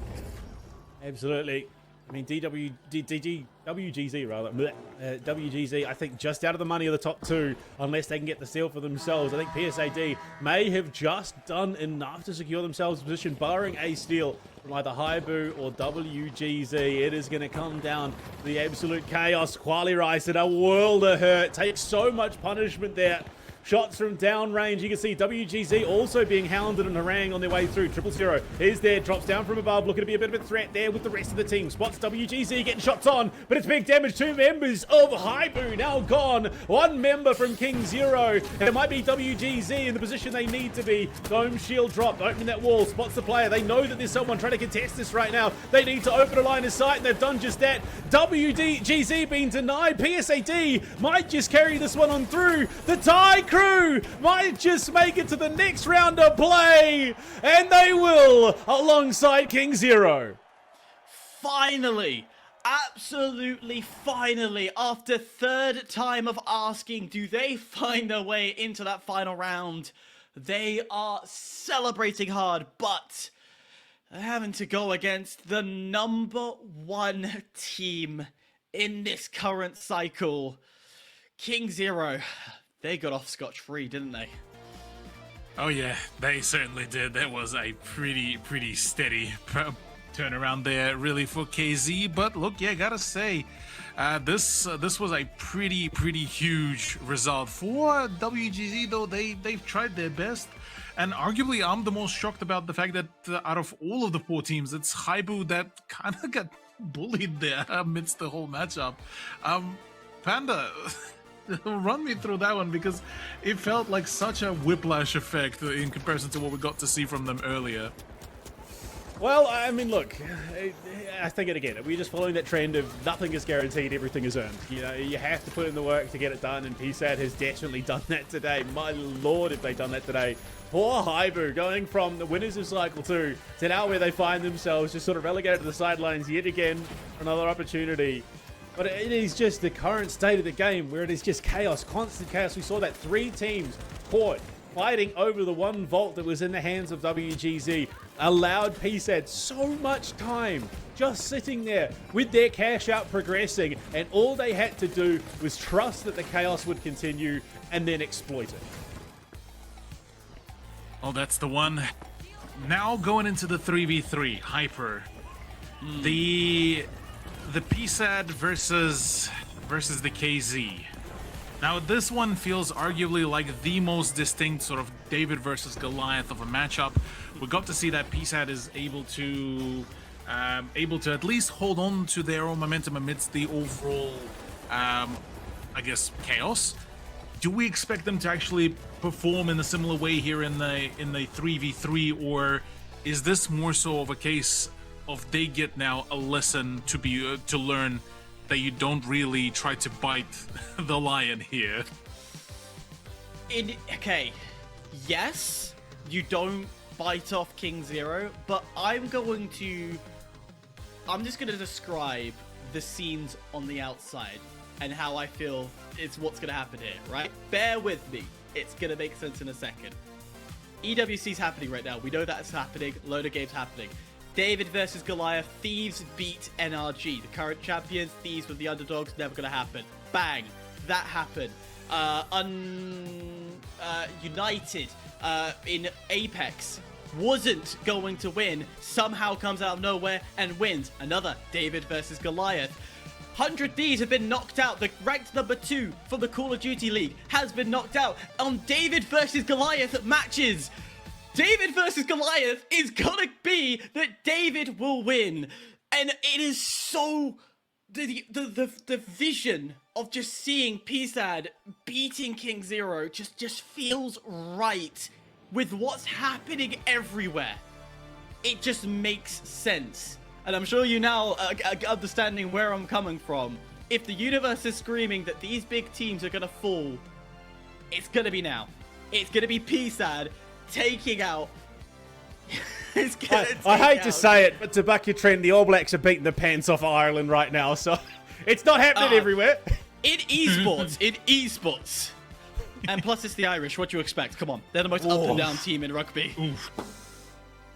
I mean, look, I'm a Welshman. I'm going to stay quiet in this because I know Wales suck right now, okay? Oh, yeah, I very much, I echo what Hyper just said, Cthulhu. I mean, this feels like the stars aligning. This is the opportune time for a team like PSAD to do the damage that they need to. They've found themselves that opportunity to go into the 3v3. They now cut the chaff off. You're not having to deal with the third parties again. This is what I've talked about. You do the hard work, you get to the 3v3, you then simplify things, and it's about playing your game against a singular opponent. And KingZero have not proven infallible, not just here in Cycle 3, but in Cycle 2. They have fallen short on more than one occasion. So for a team like PSAD, for a region, for a country like Thailand, this is an opportunity that they're not going to shirk. Yeah, look, PSAD, this is going to be a pretty solid one to give it a try. Look, I'm gonna go on a whim here. I'd say, look, KingZero might be able to catch their whole wind and be able to catch the stream for themselves.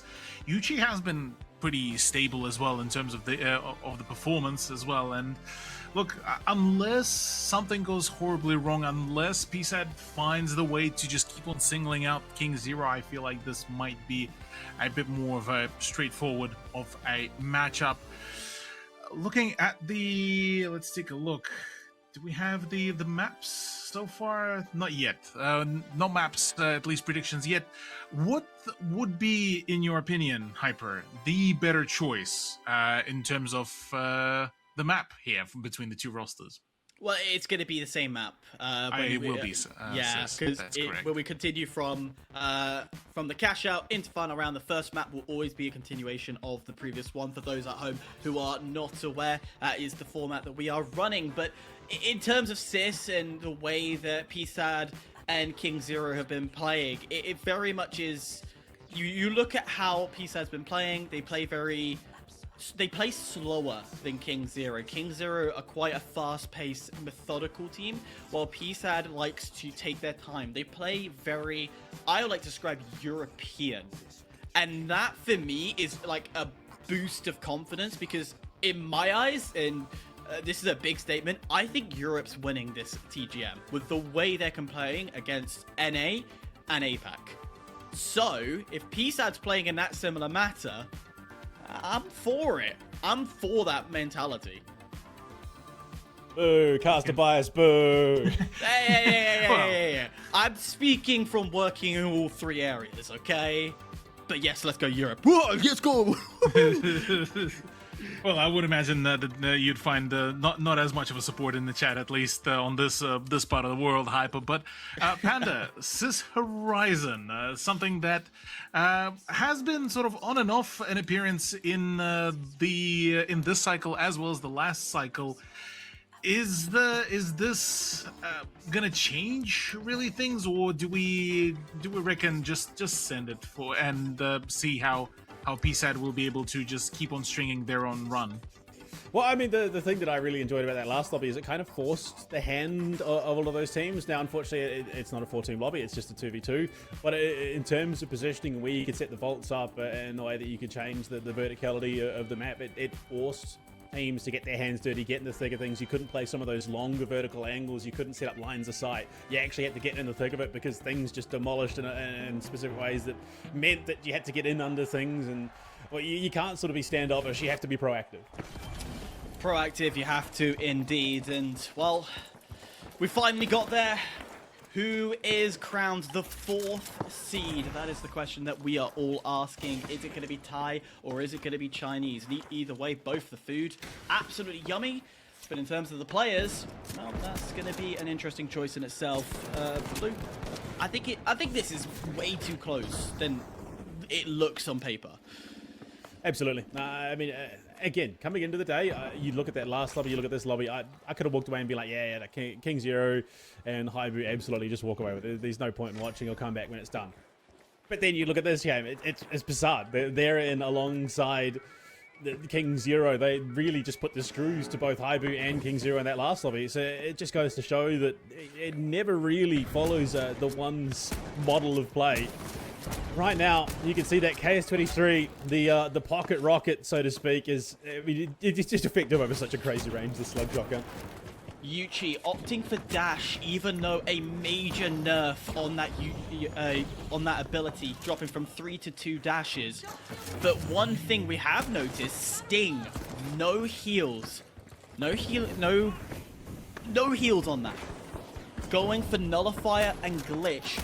It is full-on aggression from PSAD, and well, off the rip, the damage has been fairly good, but it will be the first drop as Midstar will drop to the floor. KingZero will lose Aegon. It's a 2v2 here. Just trying to throw a spanner in the works. This Sting just regenning 2v2. That KS-23 down in a hand. The crash slam comes through. Yuchi capitalizes Sting down. Sliver of HP, and PSAD fully wiped by KingZero. Unfortunate, but it was just the aggression a bit too much for PSAD, and well, KingZero able to rotate around that map, find a little bit of additional height in between the conflicts, was allowing them that extra helping hand. But we move over to this B site.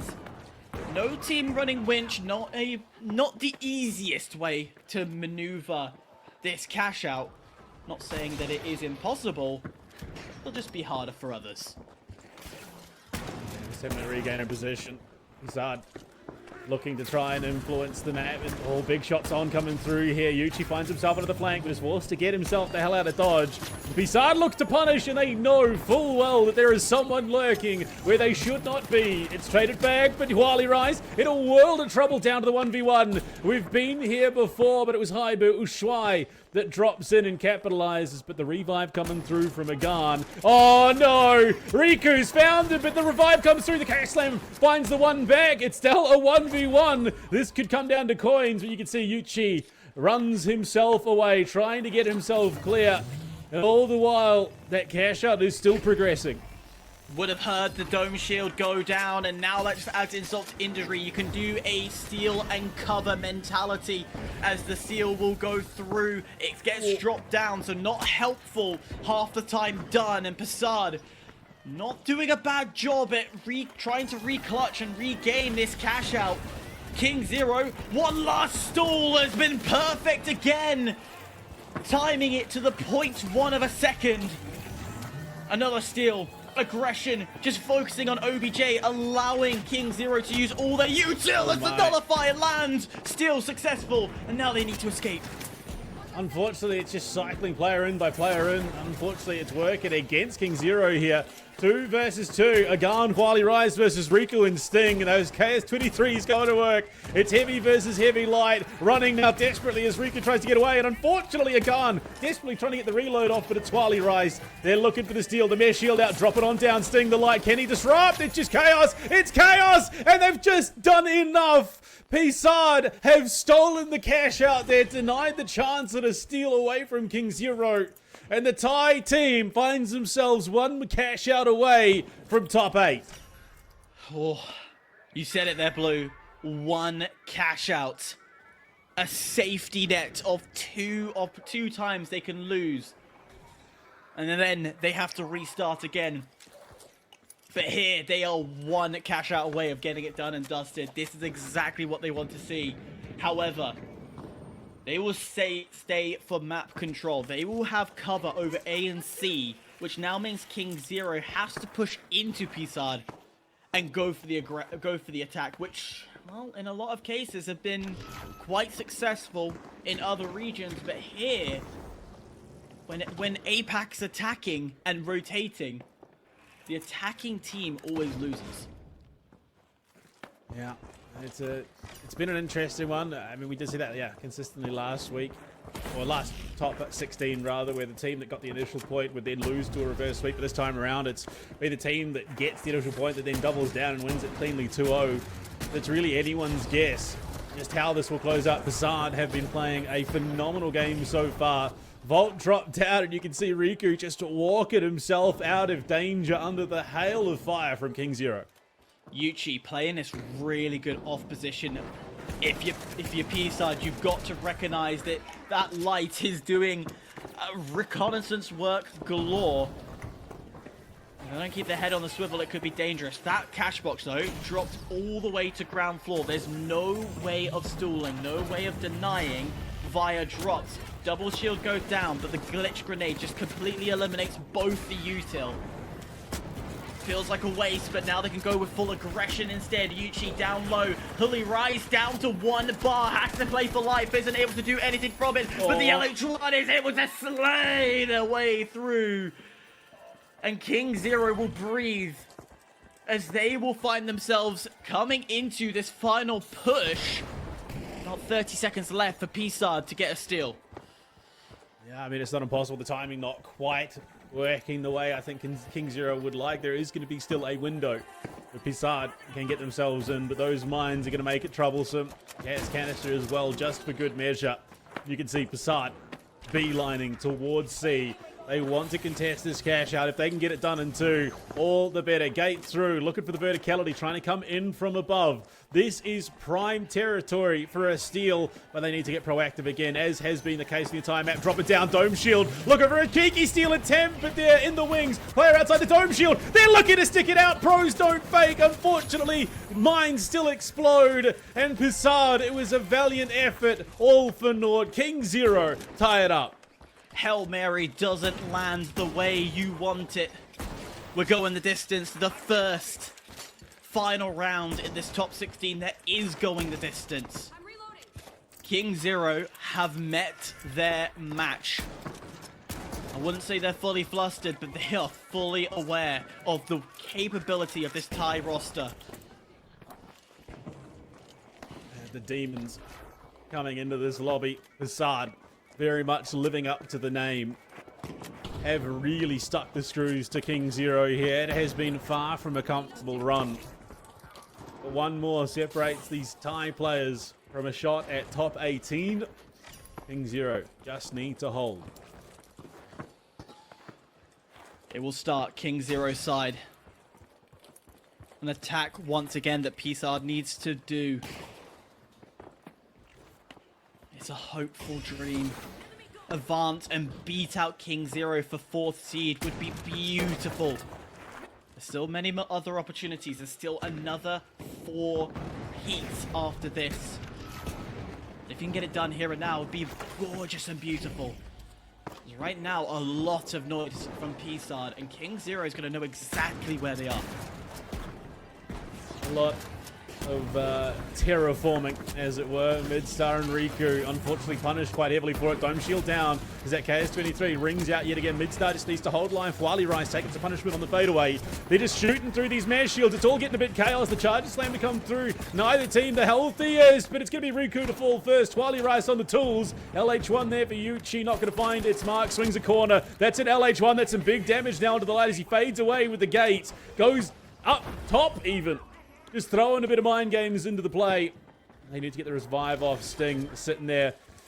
And as Riku comes through, Yuchi on the backside, they know where the light is for KingZero, but they can't get bamboozled. They can't get distracted from the light, the smoke and mirrors that KingZero are throwing their way. They need to focus on that cash out. They need to get rid of Yuchi. If you have PSAD, you need to get rid of him. He has been a thorn in the rear end, and he continues to do exactly that. Sting left alive. You can't wipe here. No, it's done. It's dusted. PSAD had a hope. They had a dream. They got the first cash out, but they got reverse swept. There will be no time for a redemption arc. KingZero will advance as 4th seed. An opportunity, but I'm sure one that will come a knocking again as we progress through the heats. A valiant effort from the Thai team, but KingZero are 1st seed in the region for a reason, Cthulhu. Exactly that, yeah. Look, KingZero once again stronger than ever coming into the play and showcasing why they are very much, well, the favorites going into this, finally showing the absolute masterclass. Though I have to give it to PSAD. That was a pretty solid turnaround. They still managed to really put in quite a bit of a trouble. And I believe actually one of the first few over the 2-1s as well for the 3v3s.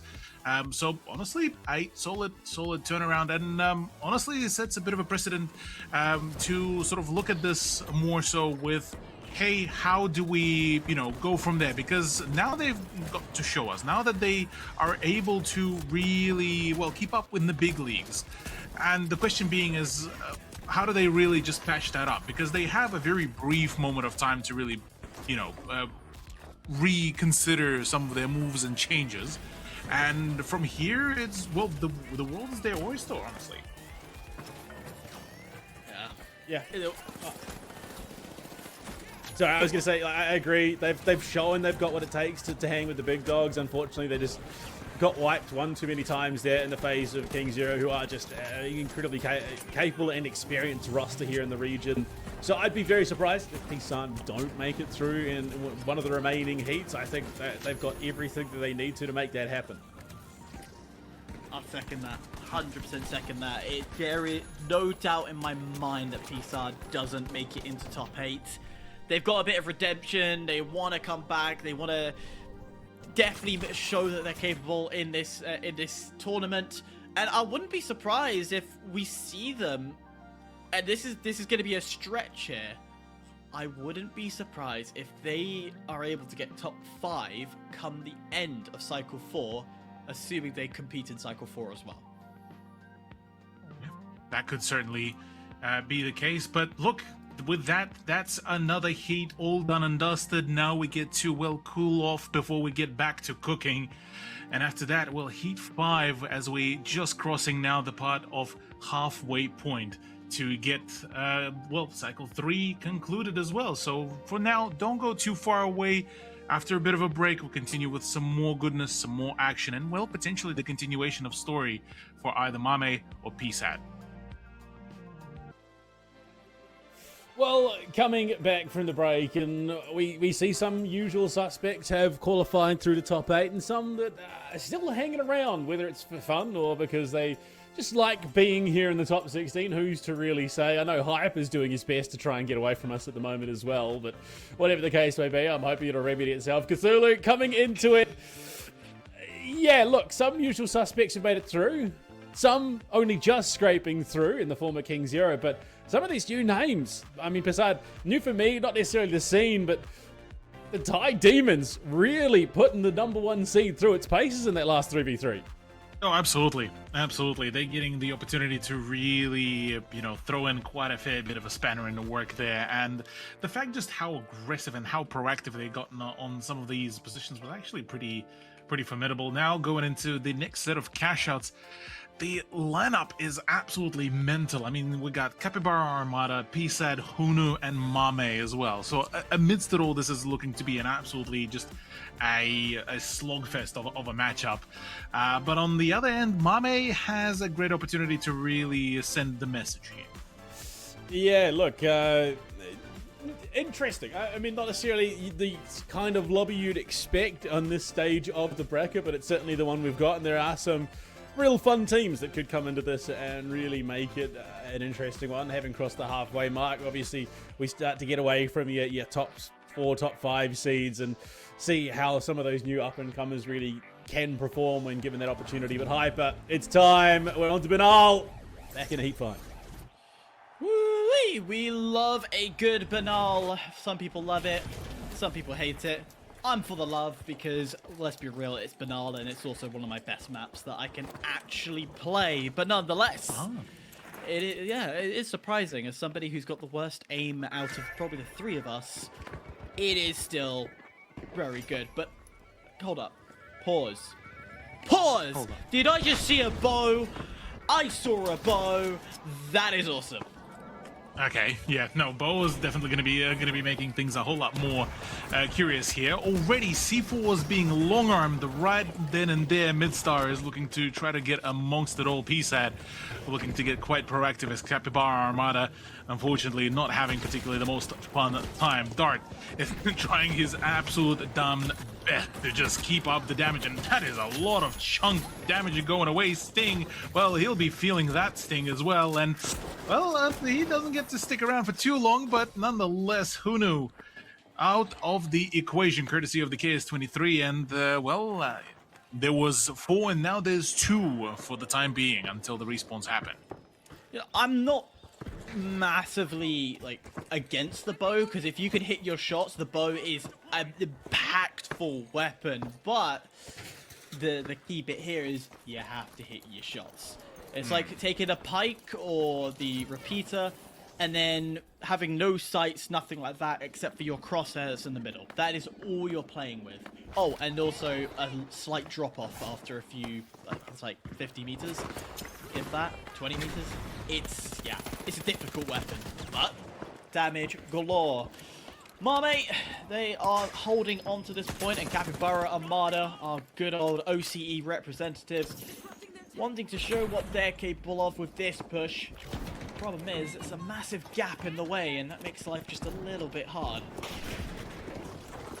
Just a little bit harder indeed. Well, the Lockbolt is coming on through Desync and Co, looking to at least try to hold all of the puzzle pieces in one place to get the frags going as quickly as possible. Ward getting a bit of a heal. The HLL stack is looking to start moving up and around, try to get the steal happening. There is a very nasty surprise courtesy of Mame prepared just at the bottom of the building, and exactly that, the flames will start just throwing all out, and unfortunately, well, the goo barrel doesn't fully really fulfill at least it right away, but detected they are courtesy of the sonar grenade, actually, I believe. And well, that will be providing a little bit more of of the information, a little bit more details. Mame now have to, forced to keep on defending just for a few more seconds until they get the cash out. Damage has been going left, right, and center. Capybara Armadas are running low. Desync really low. Wardy also low as well. Steel tries to go through. Wasn't the right idea, as Mame will say thank you very much. That was the cleanest and easiest cleanup crew they've done. We flip over to the other side of the Thai roster. Well, they're taking full advantage against the Mongolians, and well, what can you say in those situations as the damage continues to be peppered onto them? PSAD doing well at the moment, keeping themselves ahead. Exactly that, yeah. PSAD is able to keep it nice and steady, avoiding a good chunk of the heat really as well, or at the very least minimizing it all. HUNNU, in the meantime, or HUNNU, looking to, well, try to get amongst it, and it looks like, well, PSAD finally starting to, well, catch a little bit of heat, considering that they've gotten away almost scot-free for the past quite a fair few minutes, so now getting amongst it. Now it's Capybara Armada once again. Desync looking to get started with the swing, but for the time being actually decides to back away to wait for the push, for the fun times to come to them rather than moving over to the fun times. And the bow string has been already drawn. The Mongolian representatives looking to just keep up that pressure and the damage. Keeping up the pressure and damage and the movement. They don't need a horse. They'll move the way they do. Holy damn, that bow is coming in. Clutches. Dar is getting two. Can he find the last? Oh, yes, he can. In true Mongolian spirit, the bow is true to them. The bow is in fact true to them. Absolutely a devastating play as well, and I'm loving this thing coming out of HUNNU as well. At this point, you know, start bringing in some of your plays. Don't don't stick around to the meta at this point. Just bring in your own heat and bring in your own flavor. And in fact, the Flavor Town is here, courtesy of, well, this time Mame, as well, as they get to protect their cash out box here as well. In the meantime, an attempt for, I believe that is HUNNU as well on the other side, looking to try to score some for themselves, and if they do, that's the second place guaranteed. Meanwhile, the OCE representatives, Capybara Armada, once again running against Mame right here, right now. Taking the left to give them some height. Not sure what music was playing, but it definitely was a painful wait as they tried to get a better position. But that's a great way to kick things off as Enzi will find the first, and Mame starting to panic a bit now as HUNNU down low, and Mame has to step up at some point. Thankfully, he can get the res onto YTR and the Light, who has been formidable at lurking in the darkness, hiding in the corner, will be back onto the field, and just like that, what was looking strong for Capybara Armada taken away within a matter of seconds.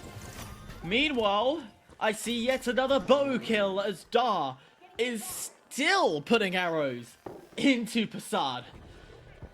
Yeah, Dart has been an absolute menace when it comes down to the overall play. Once again, into the swing we go. KS23, oh, unfortunately, doesn't really get to stick around for too long for one of the heavies of HUNNU, as yet another Hail Mary charge is there, but well, to no avail. HUNNU once again being left out in the dust, and in the meantime, it's PSAD plus Mame that are just absolutely soaring away from their opposition. And the question now being is, how will the other two teams will be able to really get back into it? Because with 2 minutes remaining, not really a whole lot of opportunities here, and they will need to be very steady about their approach, and they will need to ensure that the next two cash outs can go their way. But with the with Lockbolt and everything, things are looking a little bit dicey. Mame tagged to all hell. It's a trap. It was a trap. And Capybara Armada was only able to capitalize on one. Anno dropped to the floor. And the cheeky steal will go through, but Anno's been spawned back in. They need to keep their head on a swivel, keep their minds aware of the potential threat that comes towards them. However, it's not enough. Even if HUNNU is the ones that was able to get the steal as well. It would not be enough. And that confirms, even with a wipe from PSAD, I don't think it's mathematically possible for Capybara Armada and HUNNU to win, unless, this is the big unless, they're able to steal both. Well, that will be one hell of a turnaround if they do manage to pull that off. But in the meantime, Capybara Armada will get to, at the very least, play the spoiler here. Well, I say that, the spoiler, really. It is a very, arguably one of the most cookie-cutter sort of positionings right now between 4 teams. 2 teams already at the very top, 2 teams at the very bottom, and unable to even claw their way into the top 4 positions. We're playing Ring Around the Rosie. Desync at this point will be just laughing at himself about the whole absurdity of the situation, and the reattempt at the revive still somehow goes through, and it's just, yeah, that's Capybara Armada, ladies and gentlemen, done and dusted, and will be well relegated back down. Notice how Mame and PSAD are not going to fight each other. They're aware, there's a little bit of a nod between each other, respecting that this isn't the fight they need to be worried about. They need to see what HUNNU and Capybara Armada does.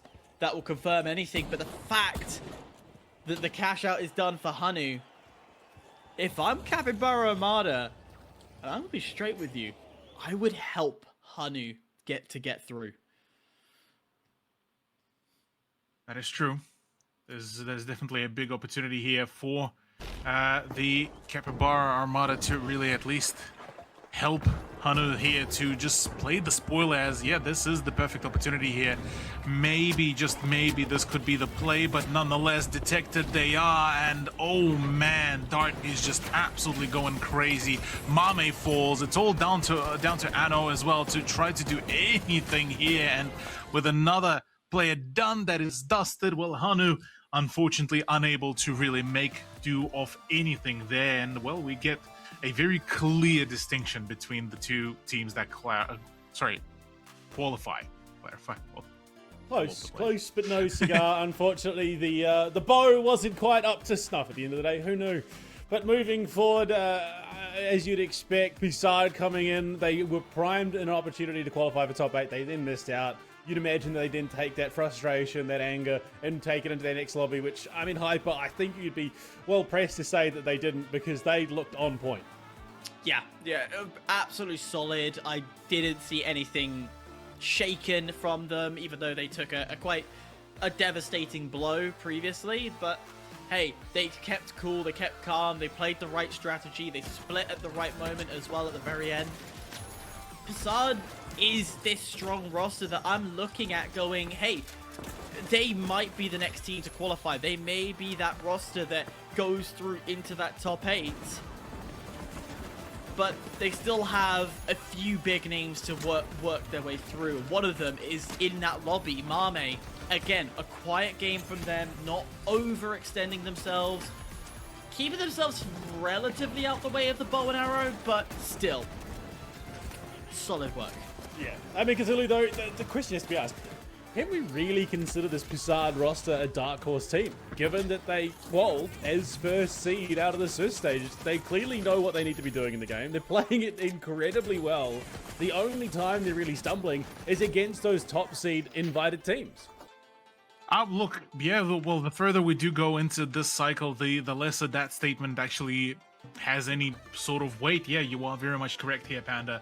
PSAD have been absolutely solid in terms of their overall performance, in terms of how they handle themselves, and it's been a genuine pleasure to see them perform, to see them play it all out, because they are steadily showing us that they deserve to be, you know, playing in the big leagues. They deserve to be respected here in full capacity, and for all intents and purposes, they are a very scary roster to still play against. So now that they managed to move up even further up, well, I wouldn't be surprised if we get to see them reappear in a 3v3. Matter of fact, if it won't be a Mame versus PSAD, I would be honestly quite disappointed. Well, right now it's time for a quick break. On the other side, we see who will be taking it to the 3v3. HIBOO, PSAD, Ace Skirmisher, and Mame. Don't go anywhere. Be right back. Hello and welcome back once again. It is the OFL coverage of the TGM26 APAC Cycle 3 Top 16. That is a mouthful. We're going to come up with an abbreviation. But yes, the OFL bringing you the Top 16, getting you right in on the ground floor where the action begins here in Asia Pacific. And we've even got our own stuff coming up. OFL Major just around the corner, helping that local Oceanic final scene. So if you're interested, check it out. Right now, though, we have an absolute heater on our hands. 4 teams looking for those 2 spots here at the tail end of Heat 5. NY City, it would seem, on the cards. We've got Skirmisher, HIBOO, PSAD, and, of course, Mame. Hyper coming into it. PSAD, my money, has been the most explosive team today. They have really reached out, grabbed the audience and said, you need to pay notice to us. Yeah, I think from the discussions we're having behind the closed doors, we're agreeing that PSAD is so close to being one of the top 4 teams, and very much is a name that you do have to look out for. However, it's those 3v3s that really has let them down. Well, I say let them down. It's the one time we've seen them play on a 3v3, and it's, well, not been exactly how you wanted it. Exactly that. Well, for PSAD at least, maybe going into some of the future heats, or maybe even this one, this could present a pretty big opportunity to finally amend for those mistakes. Roof access control is coming on in with C4s now raining down from the sky, it seems, as the SA-12 is now out and ready to go. HIBOO are ready to rumble. Sting is gone already. PSAD are crumbling here amidst the initial engagement, but one would hope that maybe it's just a minor setback. We've got to see quite a fair few teams have a bit of a rougher start, but still able to really perform and still able to commit to a great turnaround here. Yeah, opening fights doesn't necessarily mean that that's going to dictate the game. Like, how often do we see a team that's dead last win at the final second? It's unpredictable, and it always will. However, yes, they're not going to be happy. And PSAD will not want to look at Mame and go, right, you beat us here, we want to come back with more vengeance. They want to be calm and cool and collective like they have before. However, this time, HIBOO is their target, and that means Mame and Ace Skirmishers are going to have a little bit of fun. A little bit of fun, yeah, just a bit here and there. In the meantime, there is a bit of a Ace Skirmisher versus HIBOO of a gunfight, it seems, but instead HIBOO with Latte ready to go. The KS23 plus SA-12 ready to rumble the moment any sort of close range engagement does come to be. And otherwise, well, Triple O is looking to really prepare for the pounce. Got the XP54 ready to go. I Love You is able to, in the meantime, off-screen pick up Bibimbap Warrior. So we have Ace Skirmisher potentially recovering to go back into the swing of things, but waiting for the right moment to make that play happen. Long way away, HIBOO are sitting. They have height, and that's all they care really about don't right want to now. engage. Yeah. Yeah, why would you want to? You've got the height, you can look down on them, basically call them peasants if you truly, really want to, but they're not. Instead, they're going to join into the battle, get up close and personal. The RPG's landed exactly where it needed to. Now PSAD backing away, aware that right now they're not in a favorable situation. You have 2 options. You continue the engagement and take a loss. Or do you call it quits? The answer, take the loss, take the wipe. And theoretically, I was going to say go for a little switcheroo, but no, a little too late on time. So that will be cash outs done for HIBOO and Mame. Yeah, HIBOO and Mame managing to get started there on their own run is certainly a pretty solid turnaround. For PSAD, though, it's a bit of a quieter start already. 5 minutes and 40 seconds remaining, and we still yet to see their scorecard move from 0. In the meantime, for Ace Skirmisher, at the very least, they were able to get amongst some of the gunfights and get a couple of the frags rolling for them, but other than that, nothing much else, and already quite a fair bit of a distinction being built up here for HIBOO and Mame as well in terms of their placement on the leaderboard as well. So $14,000 and $15,000 respectively. And as it stands, Mame are playing a pretty solid, just hunker down, a very turtle-like strat really from them with the dome shields, the mesh shields, as well as just the barricade as well, to just keep on blocking as many projectiles as possible. And in comes the C cash out to be brought on in. Mame are the ones, or rather, pardon me, not Mame, what am I saying? HIBOO are the ones to be welcoming the attacking party. Yeah. I'll make it easier for you. It's HIBOO's got control, Mame's the one attacking. we got there eventually. Nonetheless, that's to number 1 and number 2 right now in this lobby. Going against each other, of course, yes, right now PSAD's got the other side, that's why they're technically ahead, but in terms of physical cashed out cash, it is 1 and 2 facing each other, which brings back the opportunity of PSAD to go and get a little bit of a lead. Still full commitment as it will get flipped over. No, it doesn't. It's denied. Again, mere last second, and HIBOO. Well, says thank you very much. Why don't we do that indeed? Absolute stomping party it is. Yeah, HIBOO are very much not here to mess around at all. And look, yeah, looking at the overall scoreboard as well, certainly they're feeling pretty confident, all things considered. A nice even spread in terms of the frags. Busel is the one leading with the heavy frags as well, but other than that, not really much else can be said apart from the fact that, well, for Mame, they feel in a very awkward position where they have the cash. They still need, obviously, to keep going with the cash outs. And if they do manage to steal one off, that should be able to set them aside pretty well before. But the LH1 for Riku is trying to throw a bit of a spanner at PSAD, trying their absolute darn best to prevent their position, their cash out from being stolen. Because if they will be able to secure that, that means, well, at the very least, securing themselves the second place for the time being. C4 is being rocked on out. The barricades are there. The prevention of the damage should be coming on through. Busel is the one to potentially go in for the push as well. Sting is the one to actually go. Great, phenomenal stall. And Mame completely denied on that steal and now forced to really start sweating about their positioning. A kick stalled the charging slam temporarily, and for a brief second I thought that was enough for PSAD, well, enough to stop PSAD from stalling. Oh my lord, Mame are going to be kicking themselves badly in this situation. Meanwhile, a wipe here, if it was HIBOO, it's not the worst of the worst situations. However, they're still in danger zone, because if Mame and PSAD are able to get their cash outs going, then technically they're the ones who could qualify to next round. LH1 though, that is rigging down. Raiku's been bulleting with that. Yeah, he's been absolutely destroyed and wrecked there for all intents and purposes. Another charge to come on through, unfortunately for Mame. He's a little bit lost, and Assault is still able to somehow survive, tries to stay alive with the capsules as well, and somehow, still just through the sheer willpower of survival, able to keep up with the rest of the team and not die out.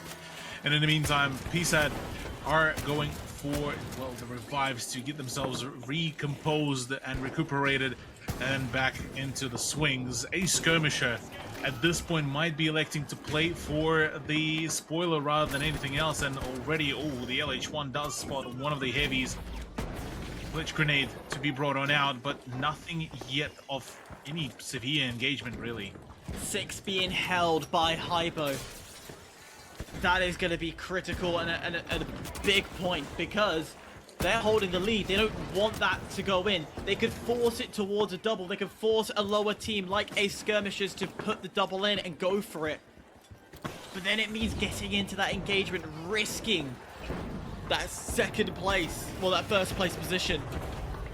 It's a lot of question marks of what you do from here, but I tell you what isn't a question. A Skirmisher's going for the steal, gets pushed off. That's not going to work, so they step away and have to rethink about how they attack this. Meanwhile, PSAD are not fighting. They're not going for this battle here. They're actually trying to claim 6 and see if they can run it off to A. Finally, they decide against it. They realize it's not going to happen, and they have to rejoin into this third party on B. Ooh, unfortunately, though, Sting does fall amidst all the defense. Mame are playing the verticality and just down to perfection. I say that, though, it's all down to YTR in a matter of seconds, who has to hold the fort if Mame wants to stick around. And here, PSAD had an opportunity there, but they ran out of all the possibilities. It's now all or nothing. A Skirmisher could really throw in an absolute spanner in the works here and completely steal away the whole momentum. The time is running low. 2 players remaining. HIBOO on one last light to try to just pull the heist of a lifetime. And at this point, HIBOO managed to really secure it all. A Skirmisher are the ones that are going to be joining them for the 3v3. This was HIBOO's plan. This is exactly what they wanted. A Skirmishers to being their team in a 3v3. Not to take away from A Skirmishers at all. We know that they are a fantastic team, hence why we keep seeing them in second round so often. But if you got the list that we saw, I would be picking A Skirmishers. Gentlemen, I am suspecting shenanigans there just a little bit. I think there may have been a bit of influencing. I think, honestly, HIBOO did big brain it and ushered through A Skirmishers to avoid PSAD, who have looked incredibly good so far today, and I can't fault them for that. I really can't. I think that's a heads-up play. PSAD taking it to KingZero, who is the first seed, mind you, coming out of the region. HIBOO, yeah, look, admittedly coming in through second, but why would you gamble? Why would you risk it, Cthulhu? Why would you want a team like PSAD, who have proved to be incredibly capable, to even come close to contesting you? Put someone else in, fight A Skirmisher. It just seems like this is a big brain play. Honestly, yeah, I'm right there with you. The, well, being able to play, I guess, call it the follow-up Kingmaker, or rather King here, well, is certainly a great idea for, well, for HIBOO, if that is, in fact, what was transpiring, apart from outside of just the fact that they saw, oh, look, we can keep on just throwing the spoilers here into everyone's game, and let's just spin the wheel. And maybe that was, in fact, the actual end result. Considering, Panda, you and myself, we've experienced it so many times. We'll be all of the stories possible, all of the storylines, and at the end of speaking to the players, it's like, oh, we weren't even thinking at all there. It's just we just gave in into the most primal instincts of I see the action, I go to the action, and that is it. My favorite one was, oh, how did you win that gunfight? You clearly knew he was there. I panicked. And got the kill in one. So we can make these assumptions all day, every day, but realistically, unless we get word of mouth from the player, all we're doing is just adding a bit of flavor, a bit of storytelling. But Hyper coming through. I mean, look, you can't fault HIBOO. They want the easier route. There's no honor in taking a harder opponent to qualify for top 8. You might as well just get it done and then let your play do the talking next weekend, of course. But we saw what happened. PSAD came into this heat and absolutely bullied the living hell out of the lobby after losing to KingZero. Could you imagine what the other 3 teams in their lobby next heat are going to be experiencing? They're getting bullied. 100% they're getting bullied. But we're thinking a little too far ahead. We've got to look at what we've got in front of us and the bullying that could potentially be in front of us. Look, as I said before, there's no disrespect to A Skirmishers. It is just looking at their ranking, looking at their seeding, looking at their performance. Everything is written that this is HIBOO's game to win. So naturally, it makes more sense that you would pick them. However, this is the finals. We know the chaos and creativity that comes in, and as both of you said, it very much can turn around into a situation of, well, I just pointed and shoot, and somehow I got the win from it. And hey, A Skirmishers could nick the 5th seed. It's not unheard of. Look at Cycle 2 and how long it took 4 Angry Men to get to final round, get into top 8. Well, all I can imagine, 4 Angry Men are sitting there giggling away because they know they don't have to suffer the same way that the other teams are coming through that qualification. But right now, it's time for a quick break. On the other side, we'll see who the 5th team join the top 8 is. Well, moment away, two teams primed and ready to see who the 5th seed will be going into the top 8. Cthulhu, 4 Angry Men. A UNO reverse card after cycle 2, who having qualified in 8th seed, now qualified in 1st. We see arguably the most consistent team through these top 16s, 777 RS, but I mean, hitting that middle of the pack, this is where the crazy stuff does happen. Hyper, Cthulhu, I mean, look, I'll put it to you first, Cthulhu. Hyper, Cthulhu. My lord, it's getting late. HIBOO coming in. This should, on paper, this seems like easy work, but can we say that for a certainty?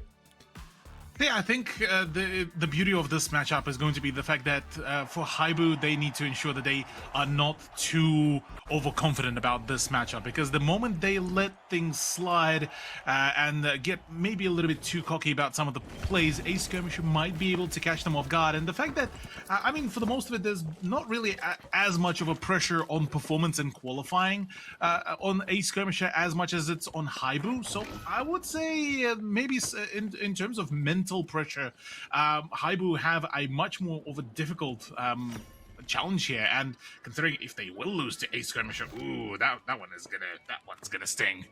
Yeah, but you also have to remember as well, this is 2 Korean teams going against each other. They're familiar. They play in the same leagues. They know each other well. They're going to be aware of what each other does in these 3v3 scenarios. And also, another thing to note as well, with Korean RAN leagues, they pick and ban weapons, abilities. So, again, they know what their weapons they will be comfortable, they know what they would usually ban to make them weaker, so they have counterplays in place, ready for each other. So, this, to me, as much as we have kind of narrated it to be HIBOO's win, it's going to be all them, la di la la. Yeah, okay, look at the Korean National League and who won last time? HIBOO. Is that going to translate here now? No, because that was nearly a year ago. So I'm actually quite, realistically, and putting it here, it could be a quite even game. Could very much be the case. Well, already quite a bit of a gauntlet that is being ran here, as HIBOO going in to bank in the box and to get the countdown started here. So far, not really looking to engage as much. Yes, they managed to get Lot B as well out of the equation, but I think that was more so of a, I guess call it the collateral damage amidst the move as well. As the M60 actually rings on out, Bibimbap Warrior is looking to keep up a bit more of an automatic fire pressure from the distance and not really let either the KS or the SA-12 really get into the right range for the damage. You had to say Bibimbap's name. Now you made me hungry. We already know. We already know that Busel is hungry, as he put in the chat. Now I'm even more hungry because I love myself a good Bibimbap. And I tell you what, Bibimbap Warrior has been... every time we've seen him, he has been solid. He's been a great heavy. Again, it's just solid. There is some work he needs to do. Just make sure he's not isolating himself when it comes to these fights.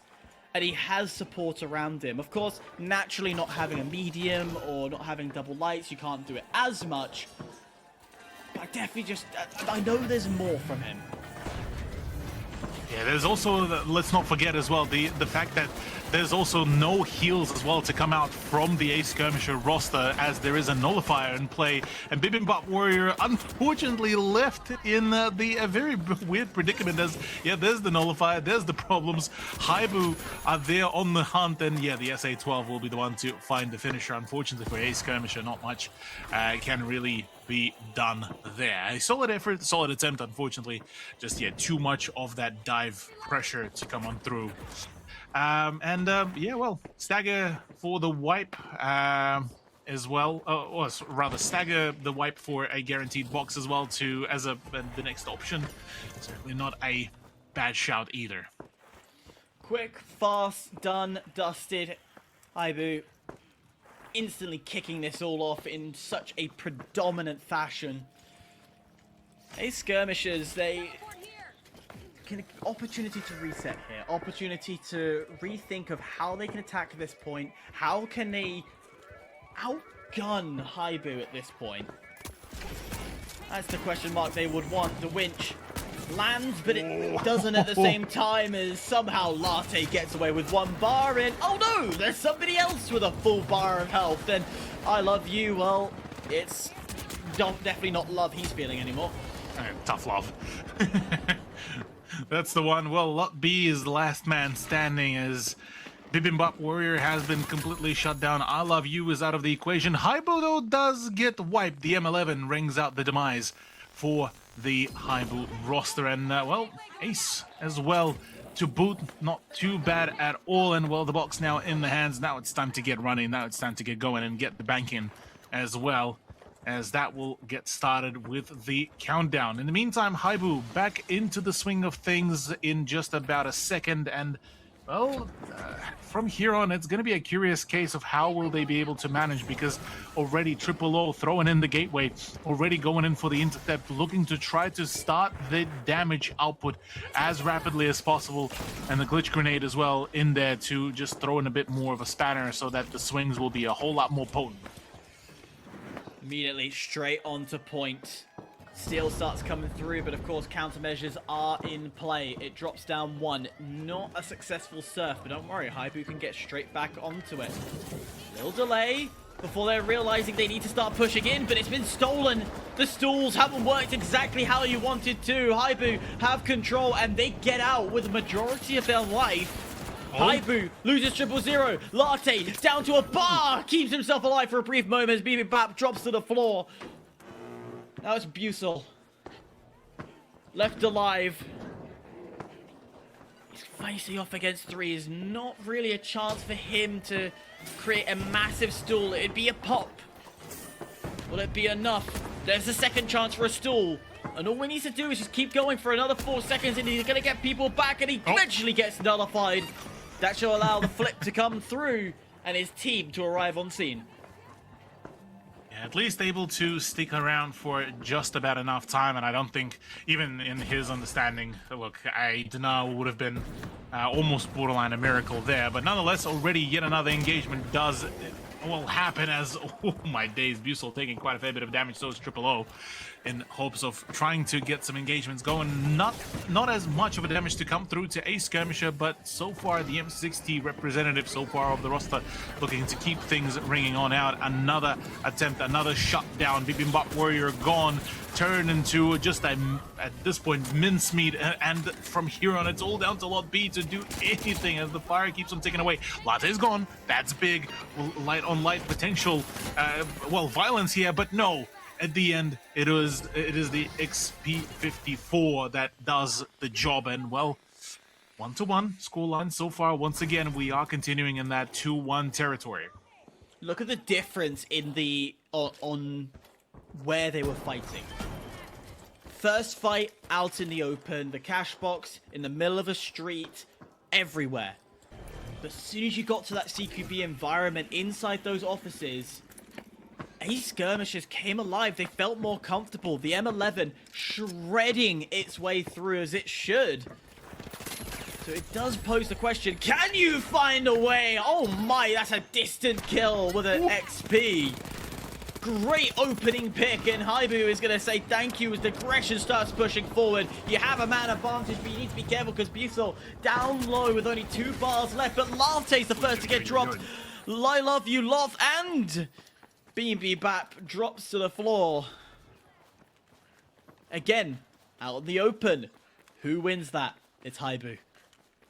Yeah, HIBOO very much well-versed in the art of playing, still out in the open despite the close-range weaponry, but big props here to Triple O as well. With the XP54, he's been absolutely clinical with the plays. Another swing to come on through, and we're looking like it is going to be a play for the interception. Already a double stack towards Latte to try to hold things off. Latte, though, low on HP. I love you. Taking quite a lot of damage as well to top it all off. Forced to fall back. And now they're trying to set up maybe a welcome party going towards the D side, or better yet, even towards the C side as well. But for the time being, Busel and co will have to still filter through that position no matter how you look at it here. I think D got moved as well, so a bit of damage and reset from Ace Skirmishers to try and create this intercept in a more profound way. Yeah, you have to be a little bit closer to use the M11 compared to the XP, and Triple O is gonna love every second of that. HIBOO. Again, playing cautious, they're not rushing this, understanding that they need to get one more kill before they push and aggress forward. Shotgun as the KS lands and... Mute soul. I think there was emotional charge. Oh man, look, I mean, I'd be probably going for just the charge at this point. If I missed all of those shells, but oh man, that's just unfortunate. That's rough days here. But at the very least, hey, look, Ace Skirmisher has been completely, well, taken out of the equation, so the cash out has begun in favor of HIBOO. All even, all squared, but HIBOO has the current advantage with the cash box in hand. Lot B getting themselves right onto point as well, and with height. It's gonna be favorable, but Triple O, oh my, he's got some information as he takes them out with ease. That's a great opener to kick things off. I love you down to only 2 bars, and Bibimbap is left alone once again. HIBOO, clinical, smart, and now they're playing to troll. 45 seconds, sorry, a minute and 20 seconds left on that clock. Yeah, for HIBOO, this is so far a pretty steady road work, or rather roadmap for the success in the 3v3. Quite possibly, what we've talked as well during the desk segment as well, Hyper.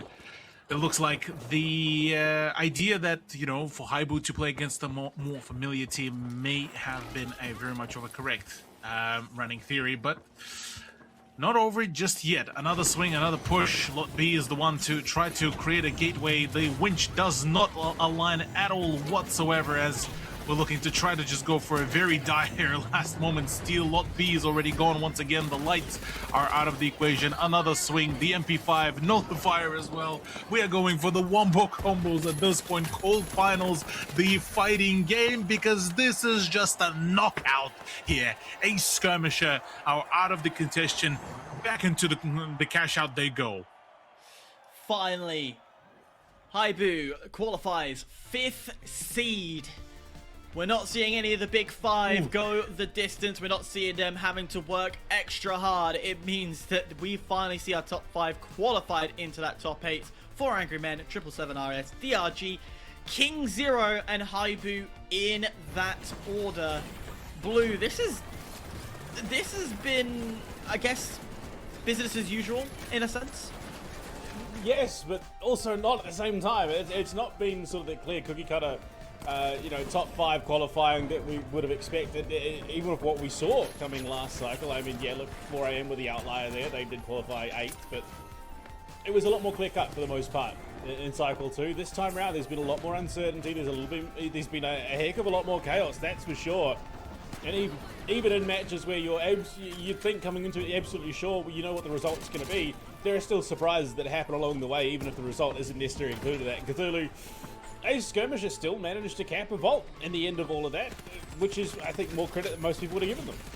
Absolutely, yeah, no, they still managed to put a bit of a show, put a bit of a performance, but I think once we did go down to that 3rd vault, look, there wasn't really much of a redemption for them at all, and the last 2 wipes basically spelled the whole story of what happens when you let HIBOO just dig in, set themselves up, and, you know, get into the right mindset, because they stuck to that vault like their life depended on it. And Hyper, I mean, like you said, 5 teams qualified, so we've got our, you know, direct invites. Our top 5 seeds in the region are automatically, well, not automatically, they've qualified. They're essentially automatically now in having qualified. But now we get 3 other teams. There are 3 other teams that will be joining them. And again, it just doesn't feel like there is any clarity, any certainty as to who those 3 teams are, because it feels like every time we add a new, you know, potato to the pot, so to speak, that potato completely changes the recipe. Yeah, it very much is a question mark. That there are some star-studded performers who are doing well. That being Mame, PSAD, Ace Skirmishers, and Mir are like kind of the big names that you would necessarily say goes through, but then you still got, you know, Capybara Armadas who could cause an upset, and we have seen them do in the past. Even worse gen. They've qualified into second round so often that you couldn't rule them out to go the distance. So there is a lot of pieces to this final 3 positions that honestly I couldn't even tell. I'd probably have to go to a fortune teller and tell me what the outcome would be. I mean, even looking at the upper bracket that we've got versus the lower match, Ace Skirmishers, HUNNU, MIRGG Gaming, BSC up at that 1.1, and then PSAD, Mame, WGZ, and Capybara Armada down 1.2. When we come back after the break, Heat 6 is on the cards. Don't go anywhere. Ladies and gentlemen, come one and come all once again. We are getting so close to the end with 3 spots remaining.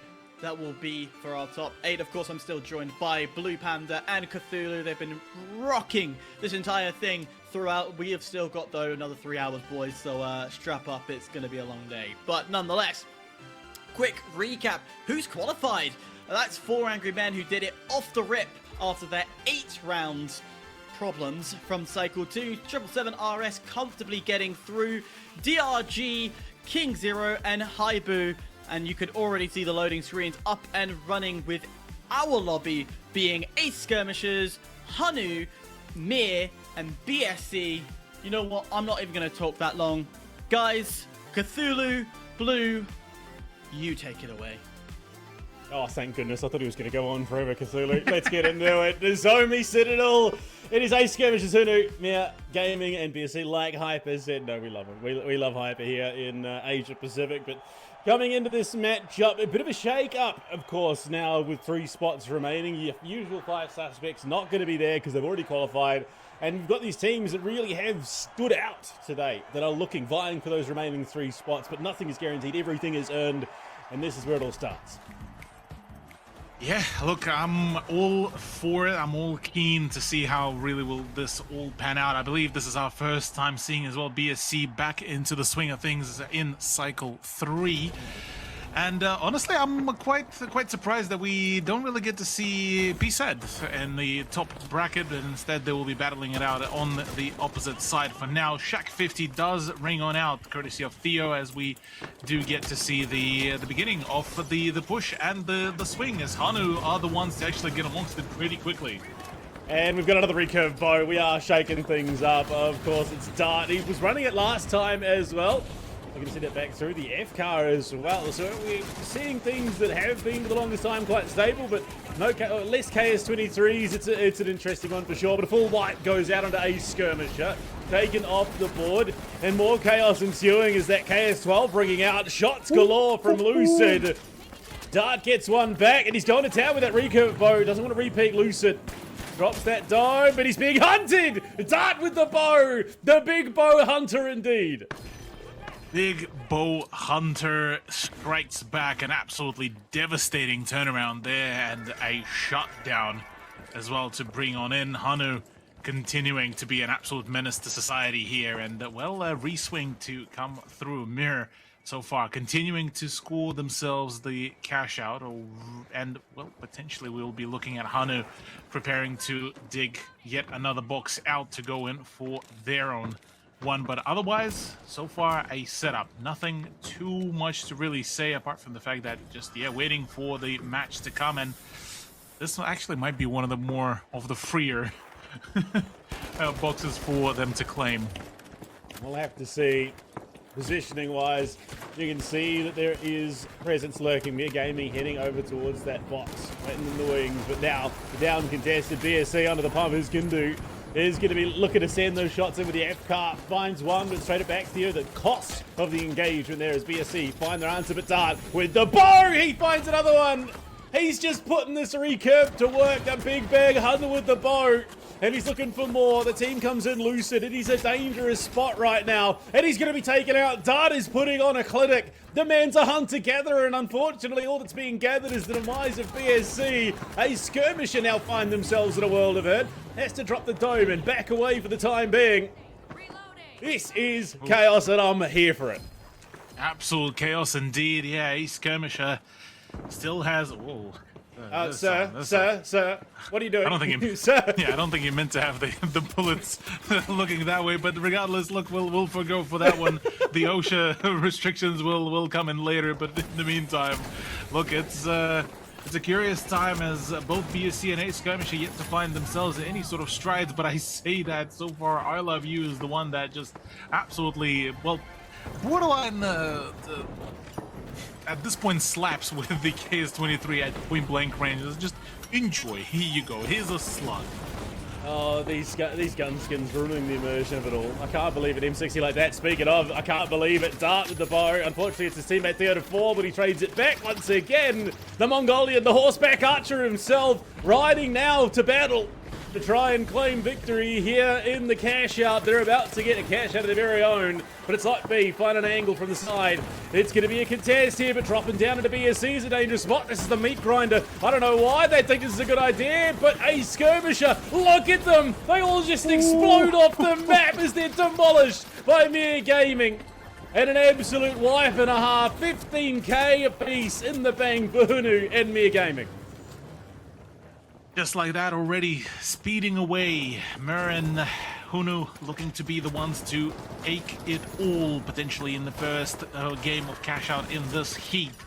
And in the meantime, HUNNU looking to try to just stay alive. Dart is the one to keep up the damage. He is the boogeyman of the server with the, with the bow and arrow, ready to just keep on outputting some absolutely insane damage and looking to actually go into contest to try to keep on poking a Skirmisher until they maybe cough up some cash as well.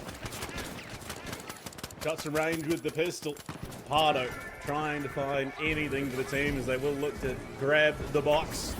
Picks up a barrel, sends it on down. It is going to be Mere Gaming on the receiving end. The Dragons waiting over by Vault C, and that pistol in hand, it's Blader, catches a flank, and while his team were distracting, gets the kill off the back of it. This is what we're seeing more and more out of these lights. It's all smoke and mirrors, it's all distraction, it's all mind games from these heavies. You draw the attention, allow your light to go to work.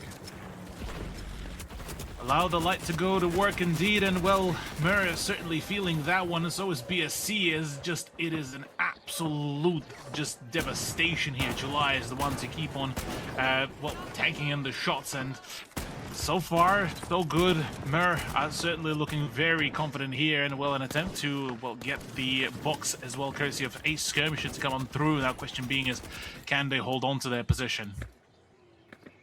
Right now, I mean, he's running an absolute clinic right now on the light. The bow, he's got the dash, has that infuser as well. He's kind of doing sort of everything he needs to be doing, and is looking damn good doing it to boot. As it stands, though, a great position for Mere Gaming. 21 monies in the bank, Cthulhu. It is a Skirmisher hot on the heels, but HUNNU haunting, always lurking on the backside. Oh, Zinwu found an angle from above. RPG to go out. So that infuser just trying to keep his team alive right now for HUNNU down below in that second floor. Exactly such. Already going in for the move.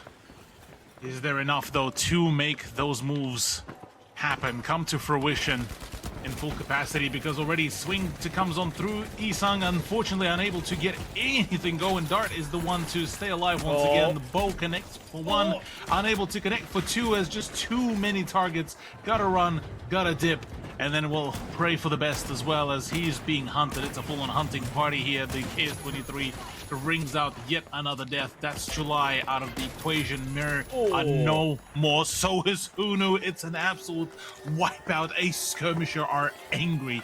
They want this bag as much as possible. I mean, that came down to the 1v1. I think a shot either way from that KS-23 or the bow getting another arrow off would have been just a straight-up win. Unfortunately, another shell in the KS-23 means it goes easily over to Skirmishers, and they will get themselves a cash out here. They can leave it quite comfortably. Sitting in first with Mere Gaming not far off. All the while, BSC has been working away to cash out of their own, leaving HUNNU sitting in 4th place for the time being. There you go. Locked in first, if only temporarily. Exactly that. Nice and steady. But now, a Skirmisher have the opportunity here. Minute 36 remaining. We still are not too far off from potentially claiming yet another potential success story here for themselves. So far, MIRGG are the ones that keeping it steady, but the whole disadvantage between all the teams has been reduced even more now. HUNNU has even the opportunity here to play for a steal, but it's down to a Skirmisher right now to keep up and stay alive. Love You and Bibimbap Warrior staying together, trying to support each other. In comes the swing. It's the FK of Isung, trying to do anything here really, and the damage does actually come on through. Zinwu is gone. Dart is my God, he's doing it. Best. Oh my days, yeah, he is in fact doing it. And the bow will be ringing on out some more success, as the A side is going to be the next stomping ground for HUNNU. Big Bag Hunter once again. Shots ringing out that KS23, but putting that cash box in the RPG from downtown. Sending shots in as I Love You playing sniper. Cash box held, lot B. Desperately running to try and keep it clear, all the while that cash out working away here for HUNNU. I think they're very happy to let the other teams scrap it out, but Mir turns their attention. The Dragons now on the hunt for the Mongolian squad. 18 seconds on the clock and a minute of added extra time. Better extra time is good. That means still a little bit more of the time, a little bit more of the action to really keep on rolling with. BSC could really run away here as well with an absolute heist and shut things down, deny MIRGG as well any sort of progress, and this would be big. HUNNU as well has the opportunity to progress themselves further into this heat as well, and the KS23 is doing absolute bits here. Zinwu looking to try to steal things out, tries to deter as well the push from happening, but as of now, yeah, the mesh shield to come on through, this is actually going to be perfect, and that does come through as a steal. Once again, BSC denied. Now time is starting to run low, 35 seconds and counting. I'm not on their side whatsoever. All HUNNU have to do is dig in their heels and hold for the time being. But Theo takes himself out. It's Dart with the bow. Can that be the difference maker? I don't know. The steal coming through. Dart, he drops the grenade, but that should be the steal. The bow! It's going to be enough to deny, but no. Last second steal comes through. He hit the wrong target. He's looking for more, but with 11 seconds to go, he can't afford to play ring around the rosy. The fire mine! It's immolation at the feet of Dart, and the witch to boot. The kick away needs the kill, but with 2 seconds and a punch to boot, the love tap gets it done, and HUNNU are denied.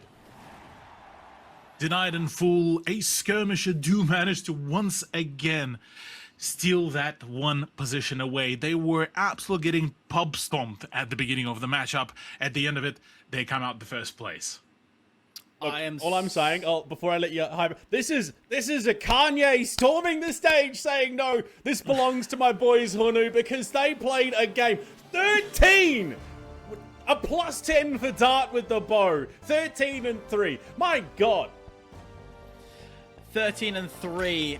Absolutely yes, but Theo with a goo barrel and 8. Not exactly the support you want to see. Dart was the MVP of that game. Absolutely agree. 1000%. And I was a part of that was rooting for that to end up in HUNNU's way, but wasn't meant to be. Let's talk about BSC. Hello. They've just walked into this and gone, we've come from lowers. We've watched you all play. And take account, lowers was completed hours ago. So they've not been playing for hours now. They've come in like they're completely warm, completely ready, and took over the entire thing. Oh dear. Yeah, That's look, yeah. I'd like to say this is crazy out of the blue, but we did see BSC do something similar last cycle. Like, so they did come in from that lower bracket. They came out, had a couple of statement games. Yeah, look, they didn't set the world on fire, but they came in and had a very impressive showing. So I'm not that surprised. I'm a little bit upset. Actually, upset's not even the word. I'm a little disappointed that HUNNU weren't able to pull it out after what was a phenomenal showing from Dart. Unfortunately, the rest of the team wasn't quite there, and it did come down to almost a clutch from him. He just hit the wrong head on the vault, and that was the difference maker. If he hit the right person and denied them that steal, HUNNU were the ones to walk away with it. And right here, just does not get the right person on the vault, and unfortunately the seal goes through, and he just can't go toe-to-toe with the heavy with that winch claw. It is so unfortunate, but we quickly look at that lower bracket as well. PSAD able to go through on top, and that's a great story for them. Mame going in second, but unfortunately Worst Gen in third with Capybara Armada doing probably their worst performance so far with only 11,000. But being the 17th seeded team, are we really surprised in that situation for Cappy Cthulhu?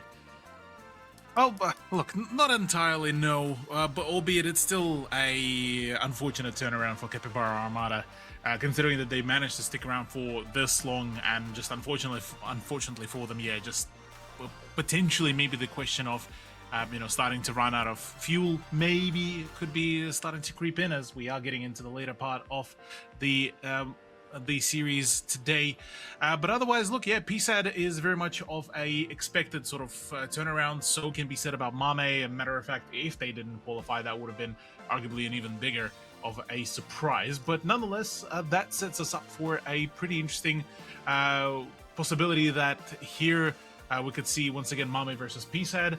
As an opportunity, it could be Mame versus even the Skirmisher as well, which would also equally be quite curious because in this case, I would arguably bet even harder on Mame to come out the victor here, if that even happens. But maybe I'm getting a little bit too far up ahead in this case.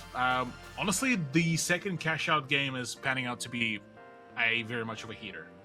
It will be a heater, and talking about a heater, we need to cool down just a smidge. So before we get any further, let's hop onto a quick break. Grab your drinks, grab your food. It's about to get hot in here.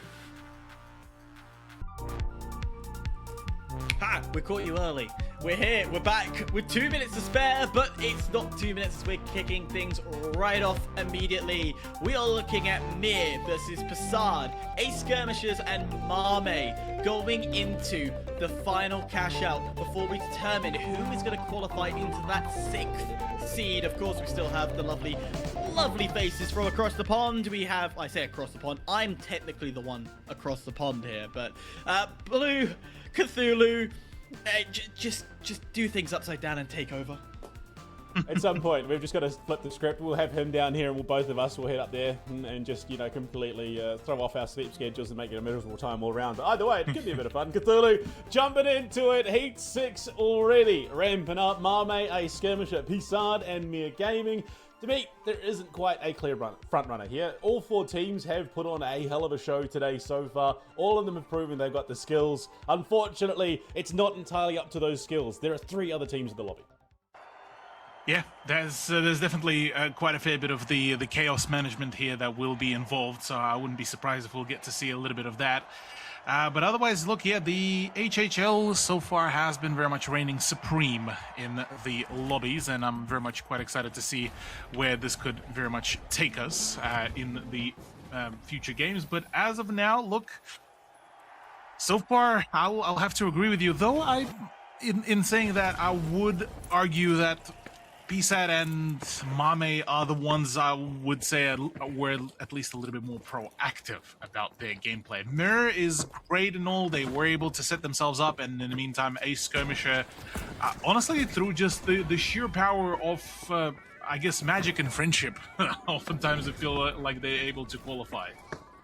Yeah, look, sometimes that is just the way it goes, but in the grand scheme of things, Skirmisher's already dead within the first few minutes of play, completely obliterated by MIRGG Gaming, taking out their regional brethren. As it stands, you can see Mame on the hunt just a little bit there, looking to get involved in the action. It does just leave them by the wayside. I'm saying that, they're on the hunt now. Mame have found the backside of PSAD. YTR again with that LH1 going to work. Shack there as well, stinging Midstar in a world of trouble. And it's a full white now into PSAD. Mame kicking butt and taking names. Exactly that, yeah. Mame not really here to, mess around at all, and certainly claiming the initial gold boost as well, certainly looking to get themselves set up and get started on the cash out as well. It's themselves and I believe MIRGG looking to get started already, though. For a Skirmisher, things are looking a little bit more devastating. What does I Love You do? Okay, right, yeah, quick wipe to get things rolling. Yep, thank you very much. And, well, back to the PSAD versus Mame. In the business, we call that one a tacky wipe. They take themselves out, and I Love You really takes it to heart. Absolutely. RPG at ground, job done. Right now, PSAD in a bit of trouble, though. They find themselves toe-to-toe with Mame, but it's been started that KS23 and an XP25 in the hands of Riku that take out 66% of this Mame roster, and they say, why not go the whole 9 yards? The entire team gone. This game has been less about cashing out and more about violence, Cthulhu. Certainly is. Certainly is, Panda. It's been so far an absolutely full spend in every sense of that statement. Looking so far, it's a full-on send with the M11 as well, courtesy of Lot B, trying to keep things in the running for a Skirmisher and actually being able to just wiggle away, nearly managed to really get dropped onto July and back onto the healing ball he goes. So otherwise, from here on, there's not really much else to mention apart from the fact that, well, so far, Mame, well, they have been actually stolen away from the cash box, and in the meantime, Mame himself gets the better of Midstar without any repercussions whatsoever. Midstar finds himself on the grill at a teppanyaki restaurant because that man just got cooked.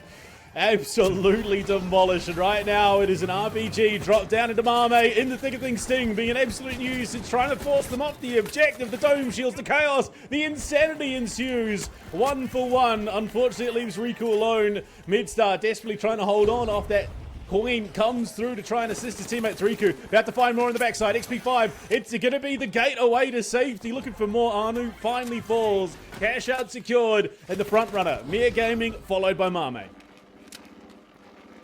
Well. Mame once again managing to keep themselves up in the running. Excuse me. As in the meantime, Mir already getting amongst it all. Xinwu is the one to actually get another flag and the frag as well. And a Skirmisher just absolutely getting wiped off the face of the earth here without any repercussions. Shinwu's gone. July. He's still alive for a brief moment. Will he be able to actually get the revive? That's the bigger question, I suppose. Only halfway gone. It's only the 18th. He's still got several more days. He needs to stick himself around right now, Mame. Copping some shots. And again, we see this needless fighting with objectives to be played around. And it is just burning that time, wasting that time. And I think PSAD are quite happy for that to happen. The more shenaniganizing, the better for them. If they can just hold off, they need to find an opening to get this vault done. But if the other 3 teams can distract themselves, it means they're primed and ready to maybe make a steal. Quite so. I Love You is the one gonna try to go for this. Man, the KS23 sniper rifle. Yeah, the KS23 sniper rifle, the 4 gauge. I mean, look, it is a hefty projectile, but I don't think there's enough of the muzzle velocity to make it into anything more than just a pebble at the range that is further than, what, let's say 200 to 300 meters. So that's what we need next: the anti-material rifle added to the game, just for this pure chaos that it would create. An explosive shell, nothing like it from downtown. Suddenly the wall next to you's gone. But either way, bit of downtime. Shout out to our sponsors. It must be said, if you've ever wondered what the taste of Alpine Swiss spring water, military stimulants, and of course caffeine mixed together, that's what you get when you drink Ospews. Remember, perform, show up, get the job done. If it's not Ospews, it's not worth drinking. Who needs water? Hydration is a myth. Exactly so. Look, at this point, get yourself all crunked up on the energy, and then we'll continue running as well. In the meantime, speaking of continuing to run, well, a Skirmisher just barely staying alive as Lot B is looking to try to go for an absolutely nastiest surprise as Ace Skirmisher starting to all of a sudden fall apart on the other side of the map, and the LH1 is ready to ring out and air out somebody's cranium as well.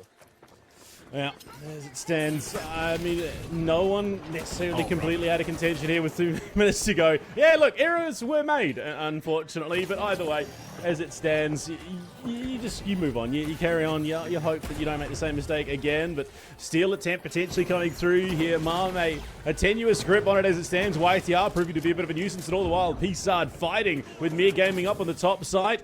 It is just chaos, and this is exactly what you want if you're a VIA Gaming or a Mame fan. The more chaos, the better. Can they stop the steal? They can indeed. No, they can't. It's going to be contested. It's stolen away by a Skirmisher. And just a little bit longer, and they'll carry it through. We'll have to see if it is it all possible. I think they've got it done. Anyone could take this now, but no. The cash out is going to be, it's going to be PSAD! The dying knell of the vault. Take out a Skirmisher. Then with a tick to go, get it done. Alrighty. Well, Mame, so far forced out of the position. And certainly not feeling particularly too keen or too happy about that situation. Meanwhile, for PSAD, they will be very much happy about the absolute throw-in that they could have pulled off. Meanwhile, on the side of MIRGG, a bit of a quieter game. Unable to really get much of a momentum stage for themselves. And, well, 20k in the meantime. Well, pardon me, I was saying before MIRGG, it was a skirmisher. It seems like maybe the early stages of the color blindness are starting to hit me here, BluePanda, later on into the night. But nonetheless, though, PSAD do manage to get themselves the cash out started. And, well, that, for the time being, if they do manage to cash themselves out, that'll be the first place guaranteed. Exactly it. And PSAD, a little bit of a late run, but better late than never in the grand scheme of the finals. 1 minute with 42 seconds of added time on the clock. Plenty of time to get it done, of course. A Skirmisher now off respawn. That vault being held in hand. Zinwu spots Mame beelining towards them over at Vault 6, and they are on the hunt. Looking at the gate. 3 members, all from Mame busting on in. The crash and slam comes through, and my god, YTR just gets road killed. July taken out, a 1-for-1. Zinwu, not the healthiest, but neither is Mame or Anno. Anno going big with that KS-23. Looking for the shots on, but it could be a third-party engagement here as a Skirmisher. Looks like they might sniff that blood in the water.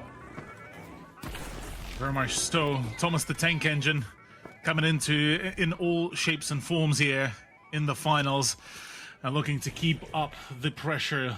Just sub-minute about to come into the play, and we're about to see some absolute carnage here as the attempt to steal is coming on through. A Skirmisher could potentially play the absolute, well, shutdown here, as this is a complete nearly wipeout of PSAD as well to come on through. It's all down to Sting to try to bring it all back, an attempt to revive to keep on going. I Love You and Bibimbap Warrior will try to hold things off. The KS-23 will need to nail the shots here, Sting. But no, not enough. It's not enough to get the steal, and in fact, a Skirmisher are shutting things down. No, not enough. Yes, they were able to keep them off. Just a few more moments, and that is PSAD able to claim their spot. Oh, a Skirmisher, Oz too hard till they spoozed, and it's all over the place. A colossal oversight. All they had to do was turn and get a shot off, and that would have been PSAD gone. And a secure of that vault, but it's going to go through. PSAD will take it and lock themselves in top 2, actually no, guaranteed. Only one of the 2 teams in the top 3 can take that remaining spot away. It has been locked in, but the steal attempt, it's fruitless. It's unbelievably demolished, dismantled in fact, and there you go. Mame will take first, PSAD second. Ooh-wee. Alrighty, well, PSAD do manage to secure themselves yet another trial at the 3v3, though. The opponents, gonna be a bit of a rough one. I'm still questioning what happened for PSAD's stall and how that shouldn't have been a stall. That shouldn't have gone like that. How did a Skirmishers let that slide? How did it go through? I don't know at the end of the day. All they had to do was turn and shoot Sting, and he was dead. That's all that he'd been roughed up pretty significantly. But they were so busy focusing on the steal that they tripped over their own feet. It's crazy. It's absolutely crazy. But it does mean for the first time, PSAD will make it into a final round territory, which we're getting. Well, so they went through last time, didn't they? Hold up. Yeah, they just lost out to the top seed. So yeah, they did. Let me regrain myself. It's MIRGG's first time for making it to the top seed. Yeah, that hyper guy doesn't miss. He's always on. No, I don't even know what he was talking about before that. Audio went black, sight went black, but yeah, Mir coming through. Again, a team that has had a very decent showing, but I believe it's Mame. Yeah, it was Mame actually that didn't take it. Which, look, I think an upgrade for Mir, so PSAD probably a little bit less happy that it's Mame going through, given how Mame have been playing. But this should make for an epic 3v3. Oh, absolutely. It should make for an epic 3v3. It very much comes down to the map we will be having, which will most likely be Fengwei once again. And then very much how you approach such a large map. That is the difficulty. And we know that PSAD is quite quick on their rotations. They are very fluid in how they get from one place to another. And they've got to utilize that on a map like Fengwei. They've got to be confident from going from one point to the other. The thing that Mame is really good at is that attacking.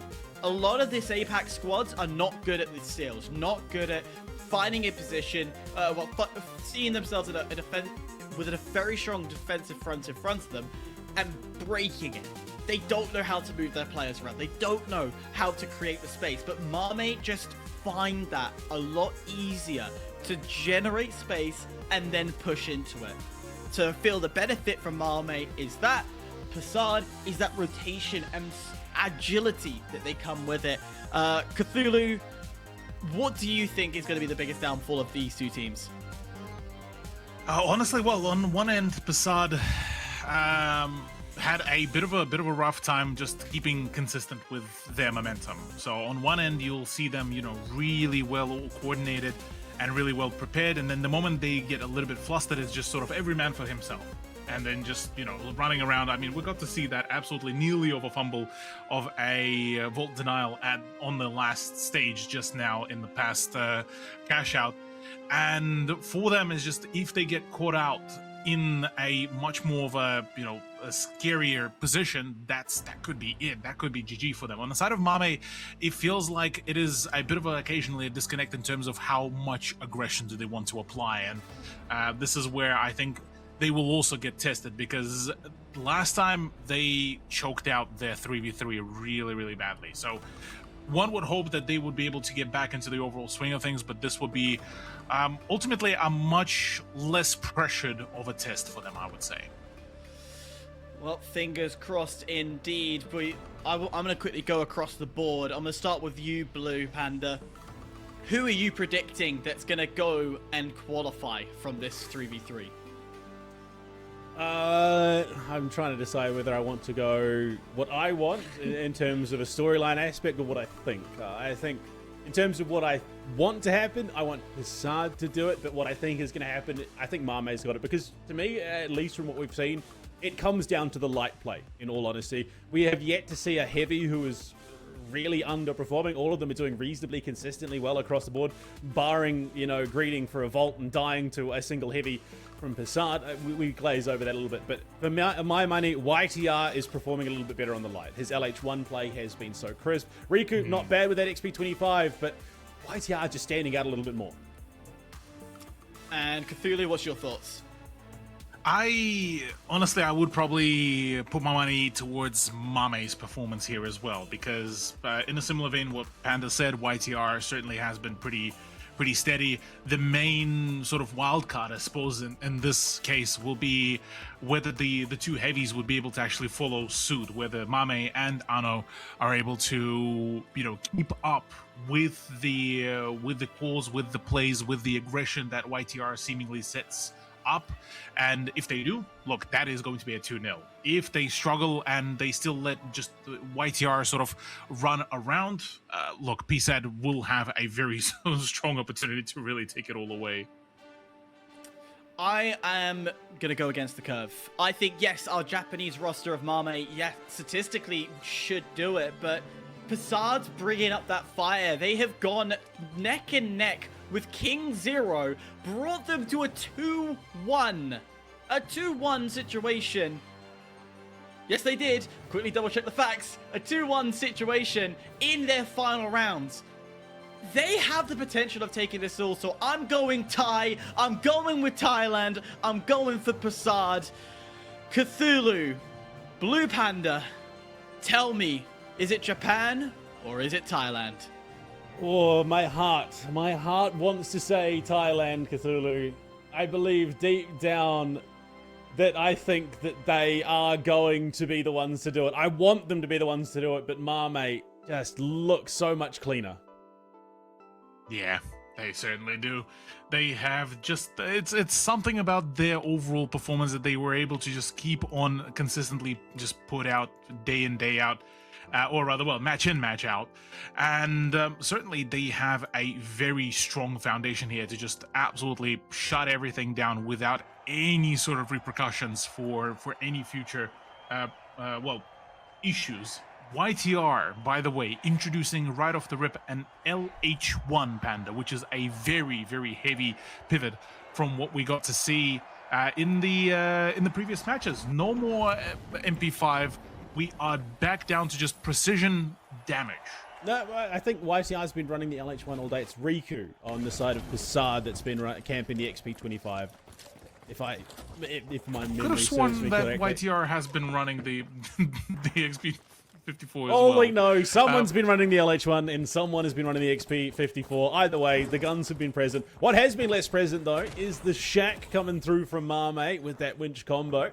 Obviously, with some of the changes to the winch, it's not quite as, potent as it once was. Exactly that, yeah. Look, slightly nerfed, slightly tweaked here and there, but nonetheless, between the two rosters, it's a bit of a quieter start to the overall matchup. Yes, a few of the movements here and there. Riku has been already posted up and setting up for the push, but the tree line being so far the main blocker for the sidelines enables so far just a bit of a wait, a calm before the storm to see who plays that I guess call it the passive game of chicken as to who decides to go for the swing first and go for the push, because the box is currently in the hands of Mame, and well, the move is about to start happening and the cloak is about to run out. Well, we'll see. For the time being, again, just tenuous scouting, trying to figure out where positioning is and how the best way is to approach it. You can see both teams sort of angling to the same side of the map, only moments before they're due to clash, obviously. Zipline spotted it. Okay, leads the shot. Absolutely domes Anno with the KS-23 shell. But the RPG out now, looking to set out that verticality. It's Mame in a bit of trouble. My lord, he's just gone. He's dead. Midstar takes him well and truly out of the equation. He's gated away to safety, looking for that revive. But it's been spotted. YTR now on the hunt, looking. Trucks the grenade out. Just trying to throw a spanner in the works, but on the hunt, YTR in trouble. Needs to duck, dive, and dodge, and he's punched out of existence. Unfortunately, it is a trade. Midstar falls at the same time. It is Anno alone in the face of two. Speaking of as well, Anno all alone and wiped out completely. Courtesy of PSAD, no curveballs, no hidden ticks, just straight gas. Well, cash out going to be started up here off the back of what was a very clean wipe from PSAD. They not quite as decisive, either of these teams, as they have been in previous matches, but calculated, measured, very much making sure they do things the right way.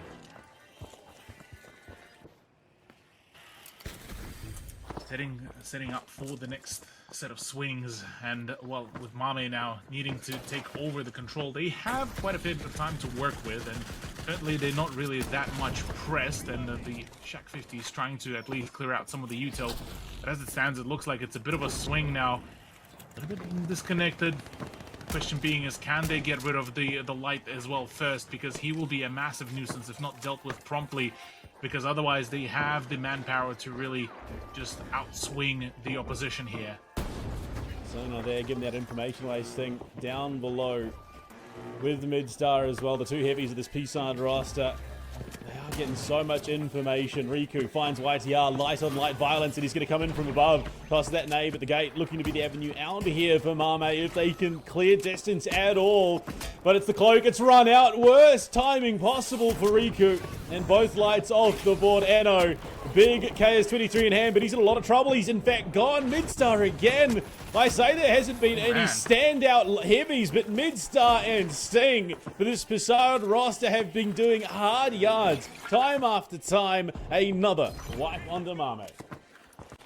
Yeah, the absolute lockdown, not really letting too much to run away. And I have to say, Riku as well has been doing a really solid job being that sort of, running around as a scout as well, and just ensuring that his team has the full amount of knowledge and where to play. The Cloak has been doing a phenomenal job as well. And well, from here on, really, Mame once again has been stuttering away. Their ability to stay aggressive in the in the cash out doesn't really translate as quickly into the 3v3 as right now. Yeah, whilst it's cool and all to be able to still be able to pop a few shots here and there, but you're unable to convert those pushes, those swings to anything in terms of the frags. Well, good luck with everything and anything else, really.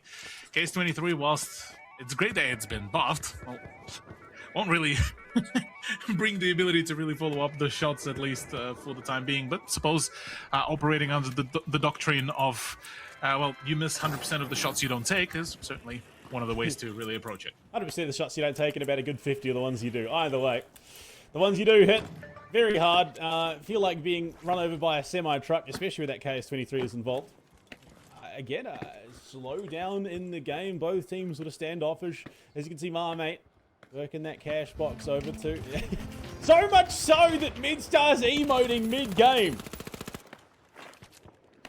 Oh, you know, gotta, to lighten up the mood, maybe, to a certain degree, or maybe it's just adding a little bit more of the BM here as well. Box, though, in the hands of HUNNU, and Mame are looking to try to go in for the plug. And one would hope that...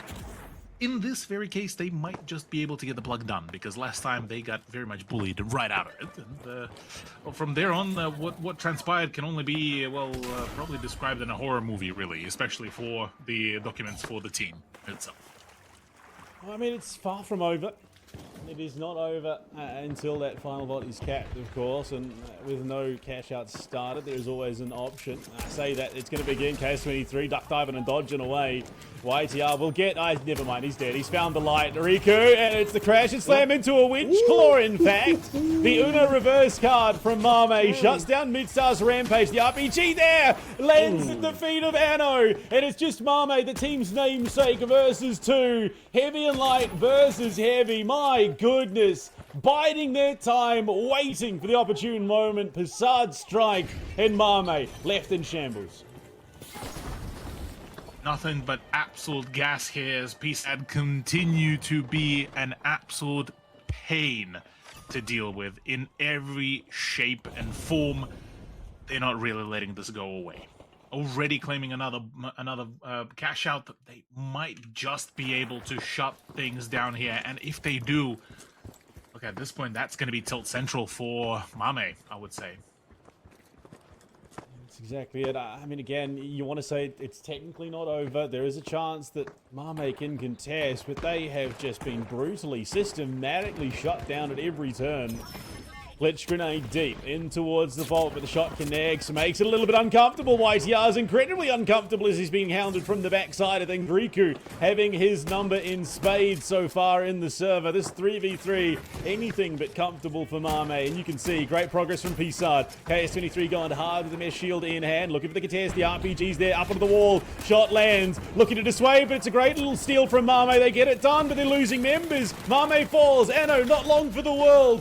Can't get taken out though. Riku just misses that opportunity, but it is still technically a 3 versus 2. This needs to be the contest of all contests right now from Mame to deny. Sting falls. 2v2. YTR taking some big damage, and they're going to wipe PSAD out. It's a steal though at the last second. Can they get in? Mame, the burn. YTR can't do it, and PSAD are qualified to top 8.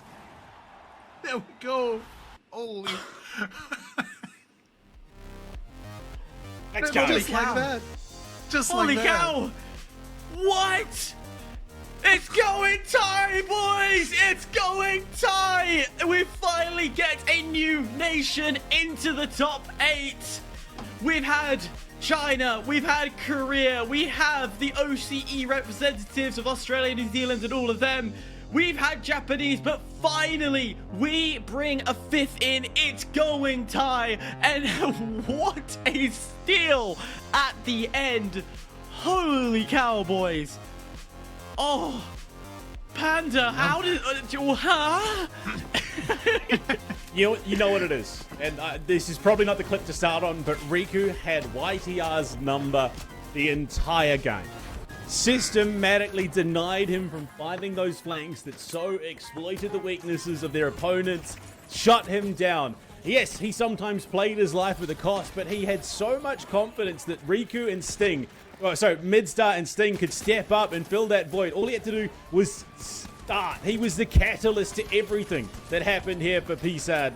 And from there, they were just able to consistently win out these fights. Riku was easily the MVP of that game for me.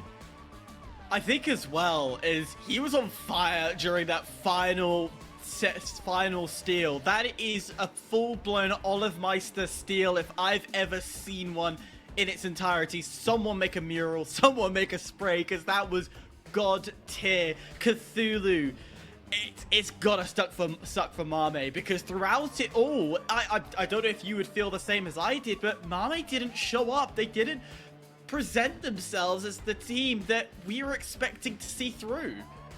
That's very much correct. The fact that Mame played the way they did was quite, for the lack of a better word, was just once again lost. Really, yeah. Riku had the number of YTR, and YTR decided to play an LH1 as well, so meaning that anything close range and anything that is going to be coming up against him will be very much, at least in terms of the burst damage, looking a whole lot more sharper. On top of it all, once again, the same issue that plagued Mame in the previous 3v3 happened once again, meaning it was a very much of a disconnected play to come out from them. Now they get to, once again, 2 more attempts to try to keep themselves in the running, and honestly, at this point, give me the WGZ to the top 8 at this point. Might as well. A quick reminder, as you can see on your screen, 4 Angry Men, 777 RS, DRG, KingZero, HIBOO, and now PSAD. All have qualified for that top 8, leaving only 2 slots remaining. 2 teams out of what is a stacked remaining 8. This is going to be interesting. When we come back, we will find out who will advance to that second cash out and who will go and take the 7th seed spots. But so, get yourself some food, get yourself some drinks, because this is getting spicy. Welcome all, welcome everyone. APAC Cycle 3, Heat number 7, coming in hot after yet again an upsetting turnaround for Mame, and they get to, well, try once again for a chance to be in a 3v3 spot to go into the top 8. In the meantime, PSAD, the first representatives from the Thailand, do manage to make their way over to the top 8, and well, that one coming off a massive win. Hyperpanda, we got to see so far a pretty full-on set of games. We do have a yet another member, or rather yet another team joining us, TABAHI making their way over. Hyper, what are we thinking really about this whole lobby? Because at this point I'm sort of very much losing faith in Mame, and at this point maybe WGZ and BSC deserve a shot at 3v3, aren't they? Yes, I would say that there's a lot of teams here that do deserve that shot. So you could say Mir deserves it, HUNNU deserves it. There's a lot of teams here, but TABAHI, we saw them for the brief moment we went to lowers. That brief moment didn't get me excited. However, it was lower brackets and it was one match. So you're gonna take what I saw with a pinch of salt and see how they play. Exactly that. Well, upon us is Null coming right on up. BluePanda, Hyper, take it away. Well, Hyper, we are steadily whittling away the numbers, and unfortunately we've seen this from other teams in Cycle 2. You get to this point in the competition, you got to wonder if there's still not enough left in the tank. Mame find themselves at somewhat of a crossroads. You want to qualify here, you want to get it done. You don't want this to go to the bitter end of a, Heat 8. No, you want to nip it in the butt, get it done and dusted, call it a day, and then just essentially recap everything that's happened and look at it all again. Thankfully, Mame's going to go against TABAHI. This is the first teams they're going to fight. We're currently watching BSC versus WGZ, aka Worst Gen. And off the rip, it's damage heaven as Prinex is going to be the first to drop. Lucid down to half, but realistically, it's the Indian roster of worst gen that are taking the most damage as Mr. Shooter is able to find one, and it's a heavy v heavy battle which lands exactly where you want it, but it's Lucid and his brilliant dreams that will come and take over the entire game.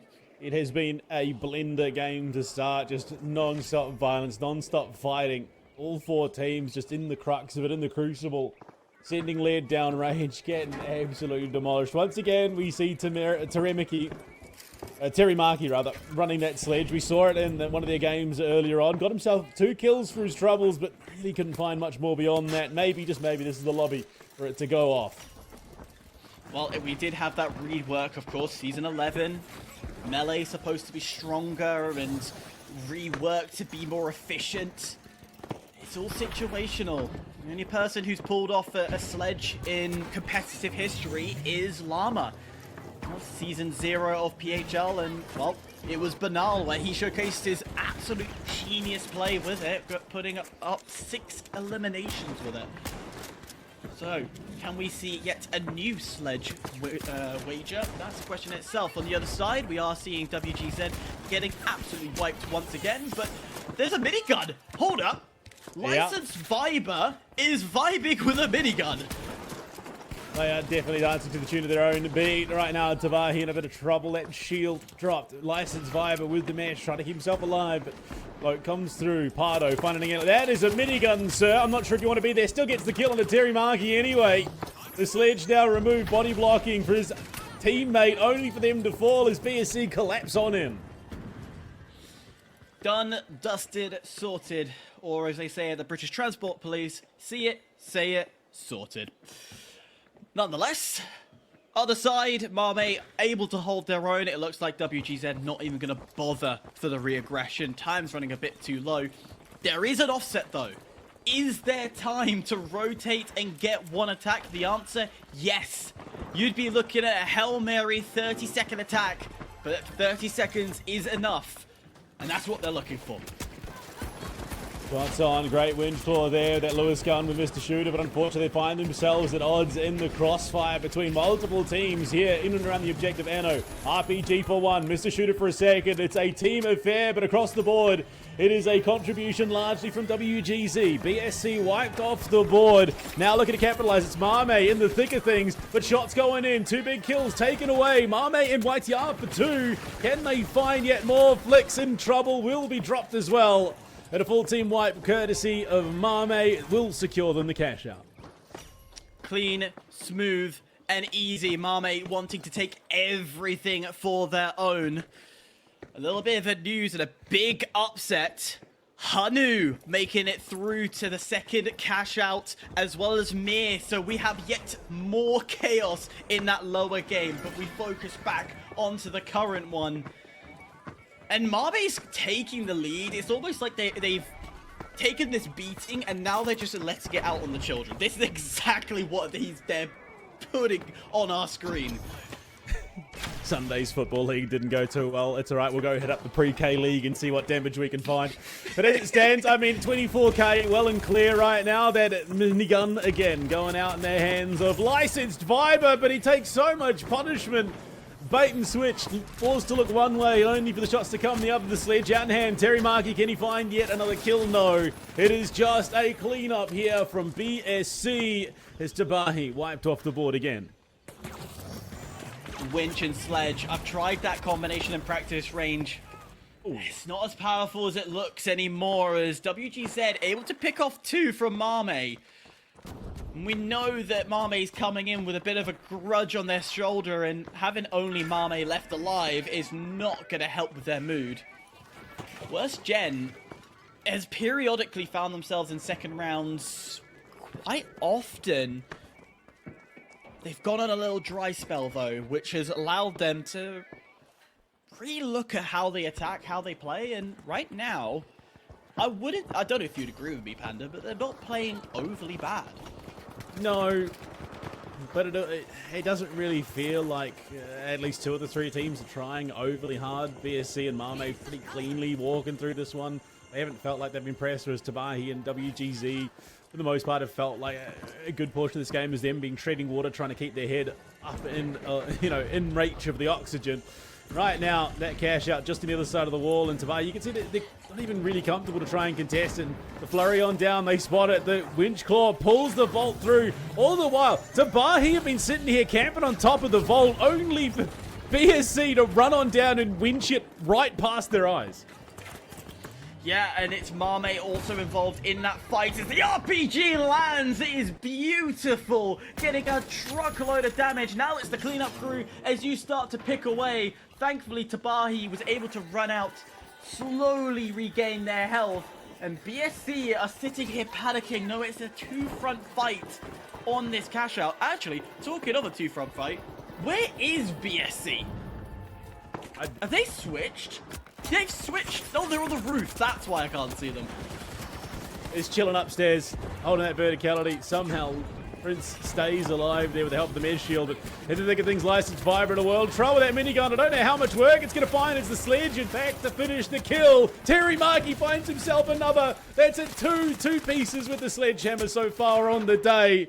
He's still alive, still holding, as is the other Brave right now. But with 2 minutes on the clock, it is going to be a cash out, it looks like, from WGZ elsewhere on the map. And it will likely come down to one last gamble. Mame, are they going to make that final push? No. They initially ran towards it, but then realized just a little bit too far away. So coming into those final cash outs, Mame, who doubled up, not as a double jeopardy, but individually stole the first two cash outs. And then have just kept their nose clean. They haven't getting the easy free kills. Not a cash out to their name.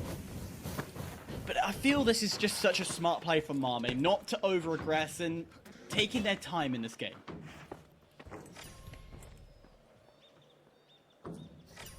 Nice, things slow. Just a little bit, a minute left on the clock. Revives coming through.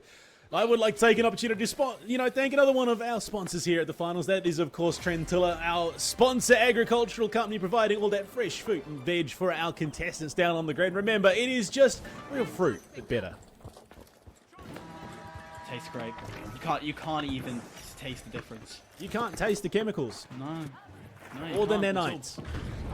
I mean, what?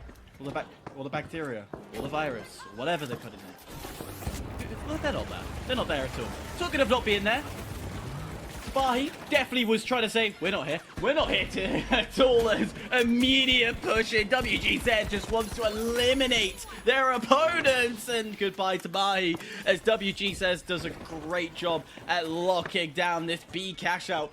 All the way on the other side, though, the vault fight is still going through, allowing this major offset. But with the 10 seconds left, this vault is pointless. Mame have done their job. They have understood they don't need this. They just need to throw it away. I mean, a minute of extra time. Theoretically, there is a world in which somehow Mame do miss out. If WGZ can get another couple of points on another few dollars stacked up off kills, and then somehow TABAHI comes in and steals, theoretically, there is a chance that Mame don't make it through. But you look at the standings, you look at the positioning. Right now, all Mame have to do is stop BSC, stop TABAHI from getting in position to contest this vault, not give those kills on over, and they'll be happy as Larry. And there you go, Winch Claw, the drive-by Winch Claw, in fact. Mame completely guts BSC's approach to the objective. And you'd think from there, it's all but said and done. Nah, far from done. They want to choose who goes through. WGZ, of course, so desperately would love to see themselves into that second cash out. At the same time, TABAHI, you've never seen the second round. They would love to be here as well. The swinging, the throwing, anything to get it done, but it will be WGZ and Mame making it through to the second round, joining Mir and HUNNU. Yeah, I mean, looking at it, kind of what you expected. I think, Cthulhu, as you come back, yeah, there was some interesting stuff. I'll use that word carefully. Yeah, that's interesting. Is arguably the most PG way to really describe the feeling about some of the gunfights that were happening there. But nonetheless, look, I have to first of all give a big props to TABAHI for bringing a minigun and a sledgehammer later down the line as well, which is definitely, look, it's a pretty sight to behold. But unfortunately, not the most damage efficient, and well, therefore they are very much in the bottom two positions. But otherwise, Mame and WGZ making their way over. That's very much, yeah, like you said, very expected turnaround. Now, Hyper going into the second matchup of this heat.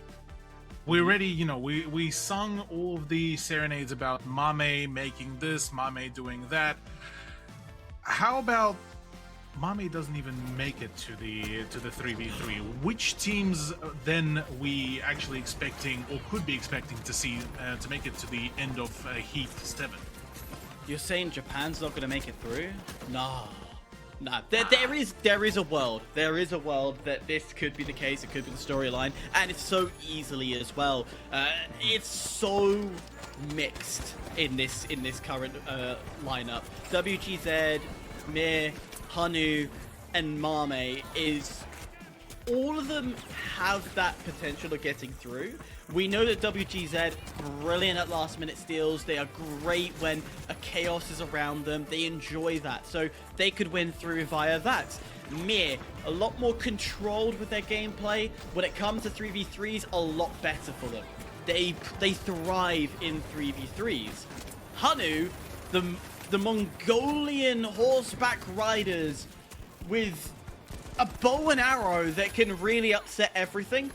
Again, another storyline that could come through and could come to fruition. So realistically, in answer to your question, I wouldn't be surprised, but I feel it's realistically, MIRGG and WGZ would be the two if Mame wasn't on the table.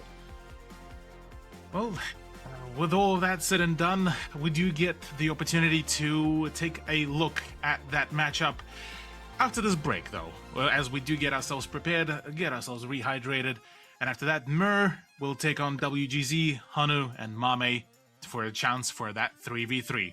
Don't go too far away. Well, we are back for the Heat number 7, APAC Cycle 3, top 16 teams for TGM, continuing onwards. My name is Cthulhu, once again joined by Hyper and BluePanda as well. Lads, we've had a, so far, pretty action-packed, actually, first start to the Heat 7. The second matchup, second cash-out to come on out. Mame has arguably one of the best opportunities here to make their way back into the 3v3, but so far, the faith in them has been fairly dwindling, though Twitch chat has renewed, passion for them, considering that back in the Cycle 1, this was sort of a very similar storyline where they made it. It was around the Heat 7 is where they qualified for the top 8. Yeah, long journey from their first time round, but hey, if you qualify, you qualify. That's the mentality you've got to be thinking, is that, okay, yeah, we didn't get it for the last 6, but we're going to get it on this one. And that's what Mame are probably thinking is, right, this is it, this is now, this is how we're going to do it. And it's a similar mindset for the rest of them, because I think we were briefly discussing behind the scenes that, HUNNU is in this situation where they are in the second round, the first time for them. This is a prime opportunity to create upsets and storylines here for them to advance through to the final round. Speaking of, the upsets and storylines here, Panda, we've got to see quite a fair few of the big opportunities for the teams to really, push through to get their big chance. Out of the, so far, all 4 of them, what feels like the biggest, I guess, come-up story here?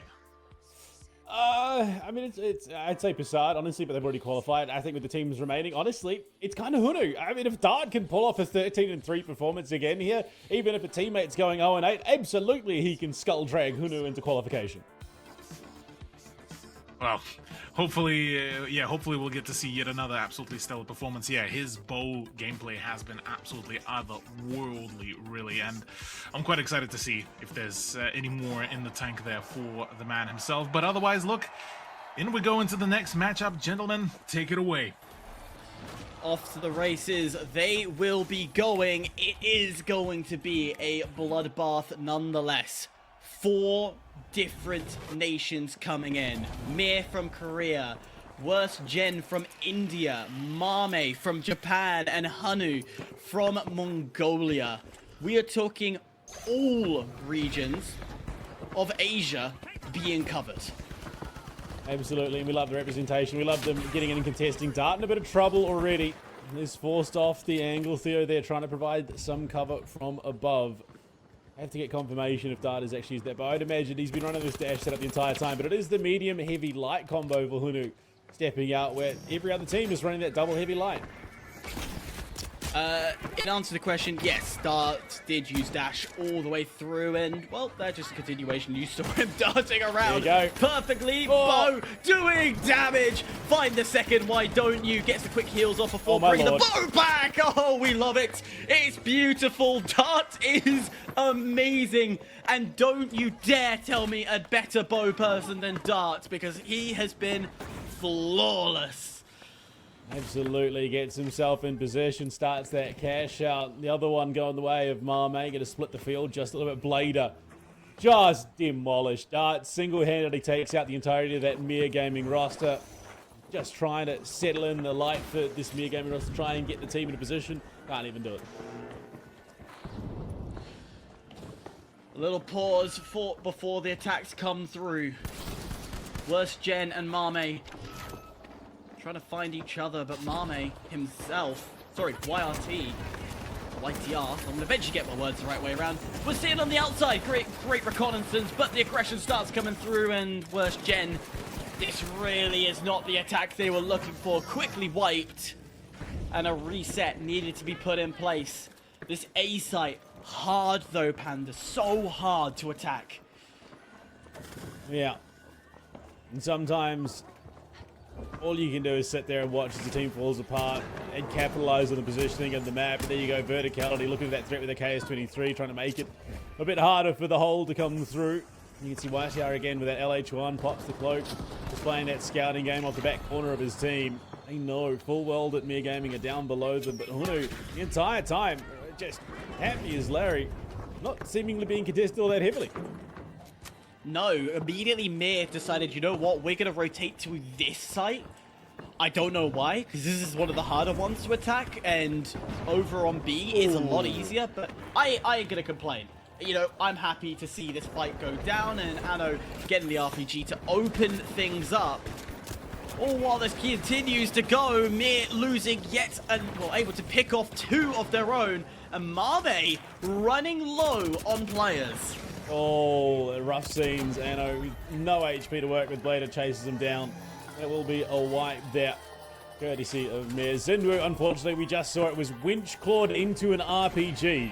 Not the ideal setup, but it worked nonetheless. Mame full team wipe. HUNNU as well, full team wipe, courtesy of WGZ out of nowhere. And it will be a cheeky little steal as well off that cash out. HUNNU are not done yet. They have a lot of cash backing them. They can easily come back. Sorry, I say a lot of cash. I got colors mixed up with Mame. Mame's got a load of cash to back them up. But this is far from over. We know the Mongolians are going to keep on going, and RPG hesitates, realizes the mesh shield was going to take all the damage. The KS just needs to find one more.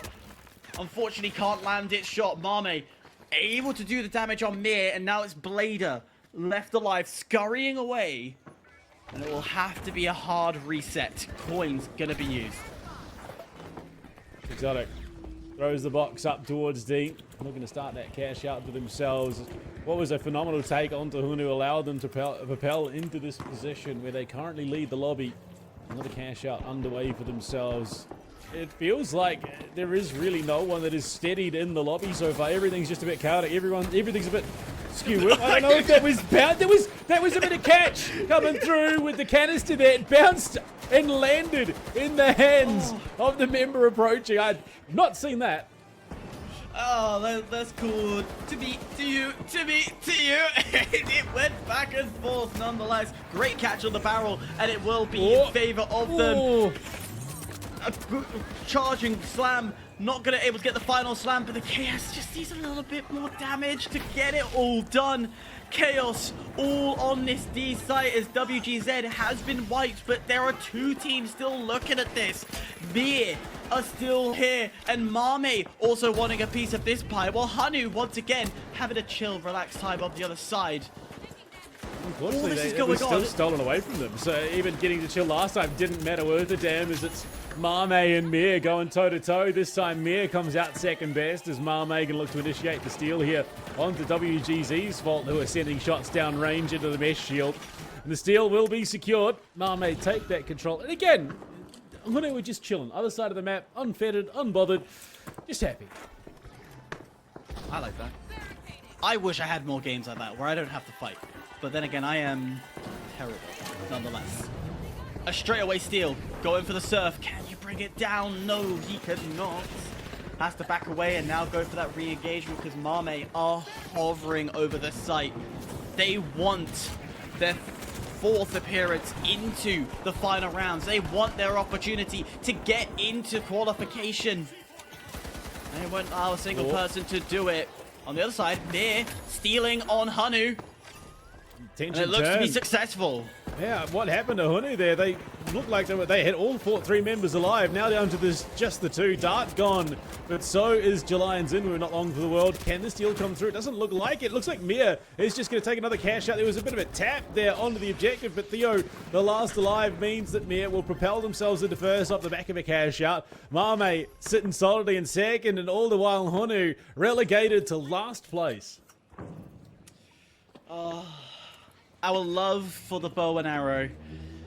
His Dart's name has been in the feed God knows how many times, but it's that post setup that is causing a problem. We don't have much for you to talk about what's going on over there. And from my feeling and from what I'm seeing from the feed, what I'm seeing from the steals, it just seems like HUNNU are stepping too far away on their defense. Again, I can't confirm it because we're not seeing it, but that's what it feels like is happening. I mean, that's the implication, given that Mir walked in to start the steal. Not a single member of Mir or HUNNU had been taken out at that stage.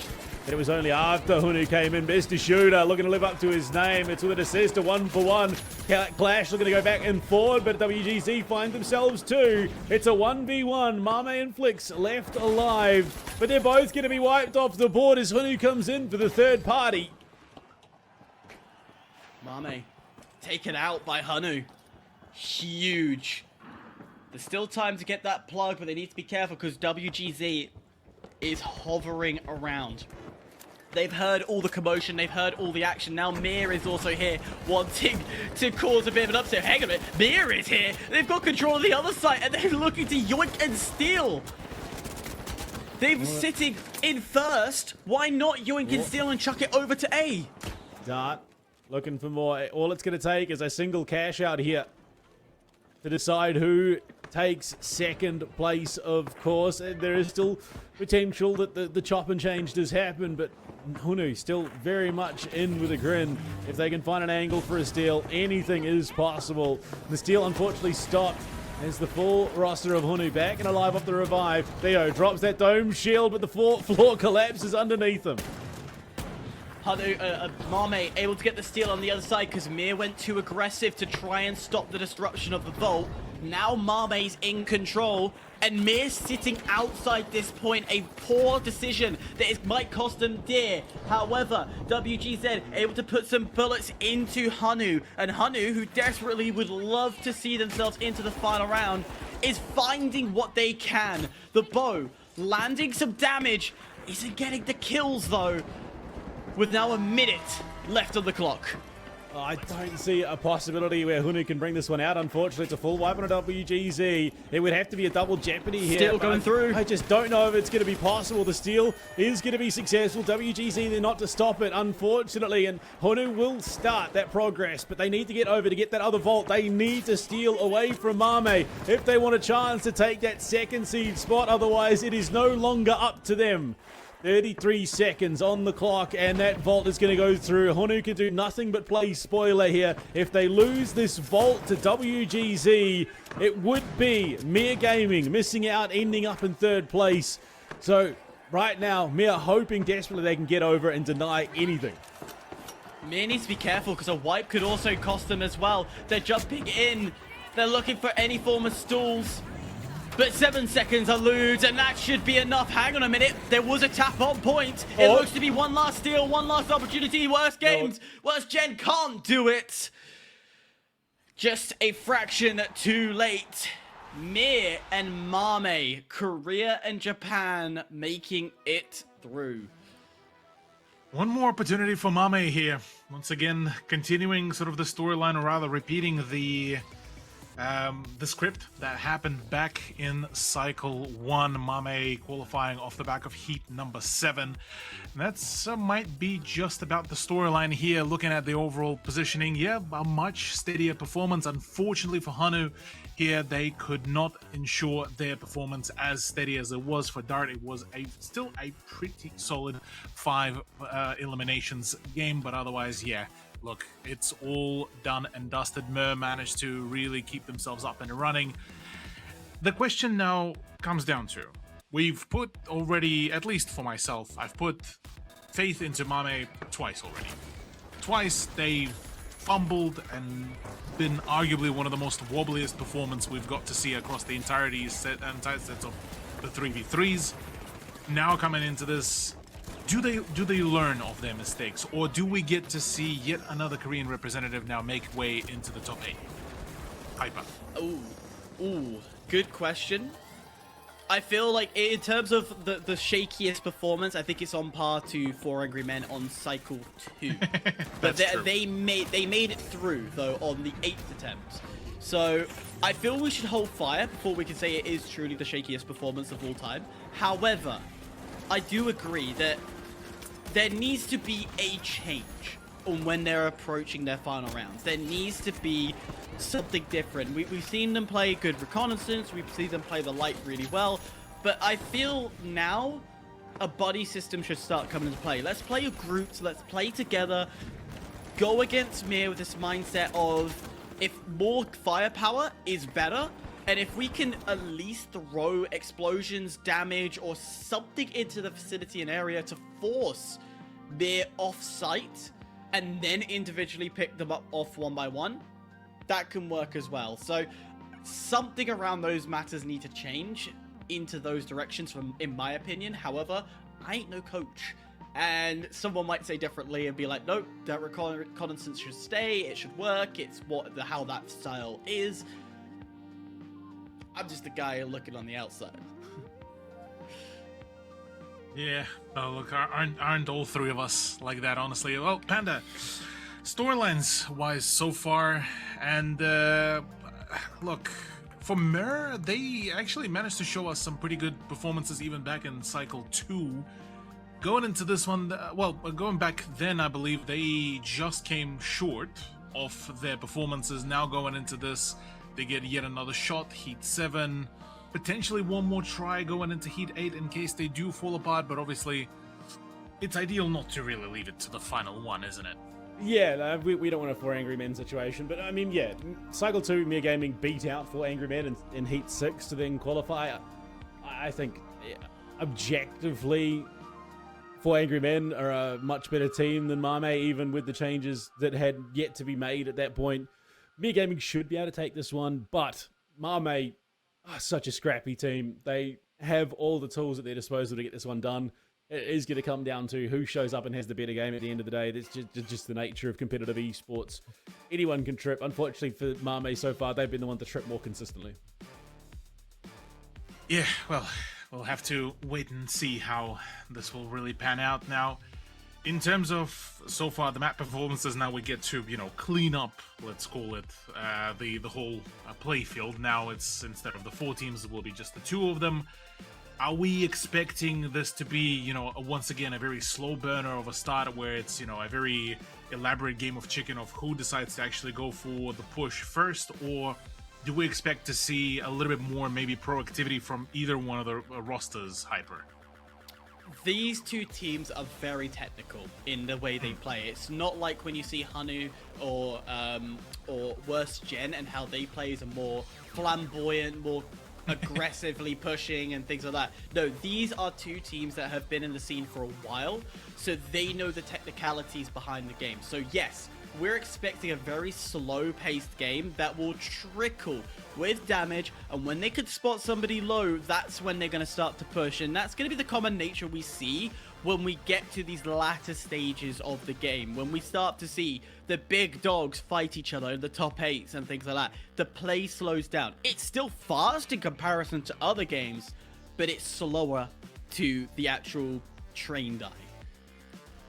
Right, well, with Nozomi Citadel coming on in the final of Heat 7, and after that only one more set of games to be played through. Ultimately, this is now starting to come on down to the now or never situation. BluePanda, Hyper. Oh, this one is bound to be bringing a few nerves, I would imagine.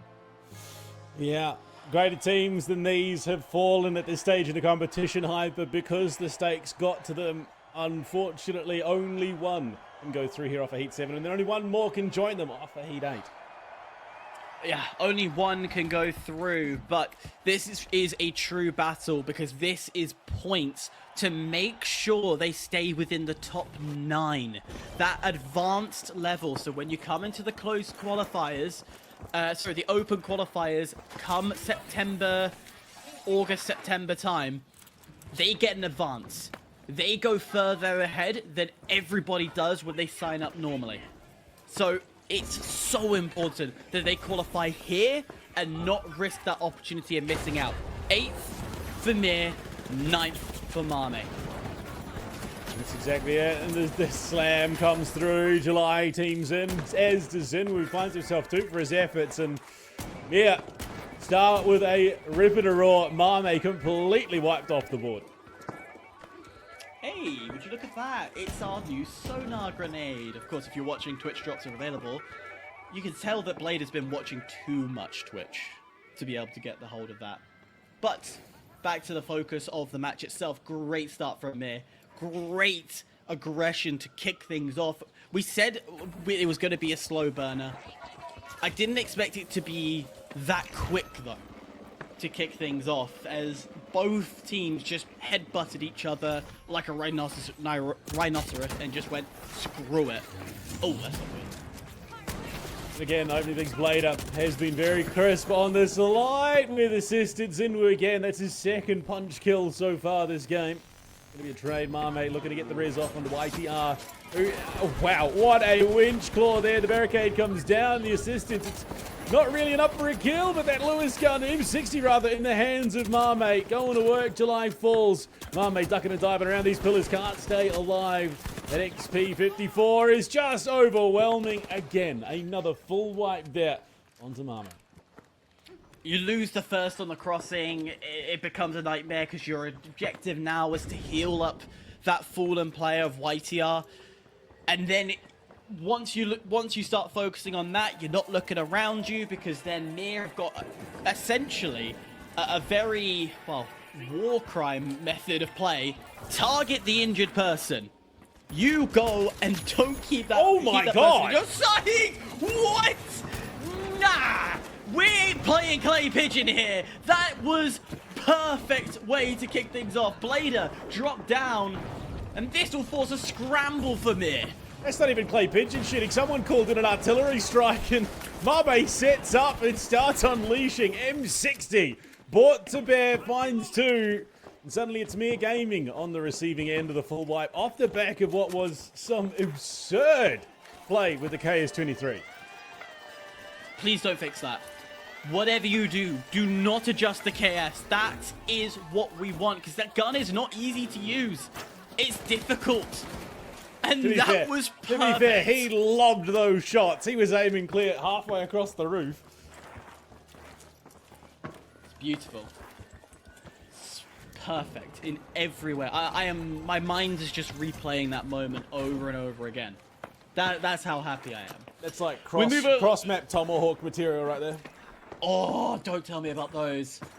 I've done like 3 of those in the 26 years I've been alive.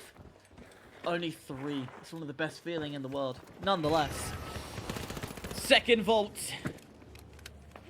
Not been tapped just yet, but it's going to be in control of Mir, which, well, yeah, great. You have control of the vault, but map control is going to go into Marme's hand.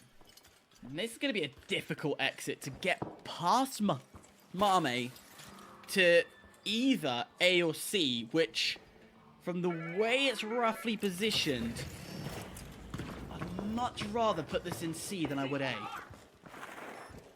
Well, we'll see. Preference aside, no. Yeah, look, just psyching himself up there a little bit, Marme, wants to get in the mindset of putting the beat down, putting the hurt onto this Mir Gaming roster, as they are just playing a bit of mind games, trying to position themselves for this cash out.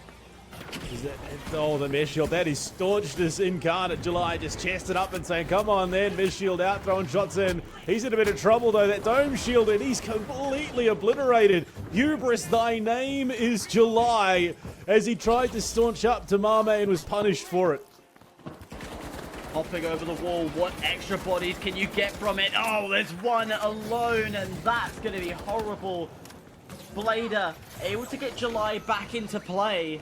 Brings it down to a 2v2, but the heals are coming off as well as the glitch will land. That's information galore. How much damage can you put off with it? Well, not a lot. It's still a 3v2, and Mir are recognizing this. They understand they have to play for stalls and play a tactical game. The Steel are going to be successful. This could be a 2-0 affair here for Marme. They may have just fixed those issues that we talked about coming into this 3 versus 3. But until that cash out is fully secured, Mir Gaming still have an avenue back in. Over halfway done. Say about 50 to 45 seconds left on that cash box. Then drop down. It's gonna, with all the rubble over the top, a little rat can go and steal it. It becomes harder to sort it out, to find it. The steal will start to go through. Mir uncontested right now, and in doing so, the rubble has saved them. Steal successful, and now comes that damage as it is a tad too late, but immediately we're just going yin and yang. Marme wants it done, they want it dusted, but July finds an angle, has a little peek and says thank you very much. We play this like any other game. One last opportunity. Marme doesn't know! He didn't know!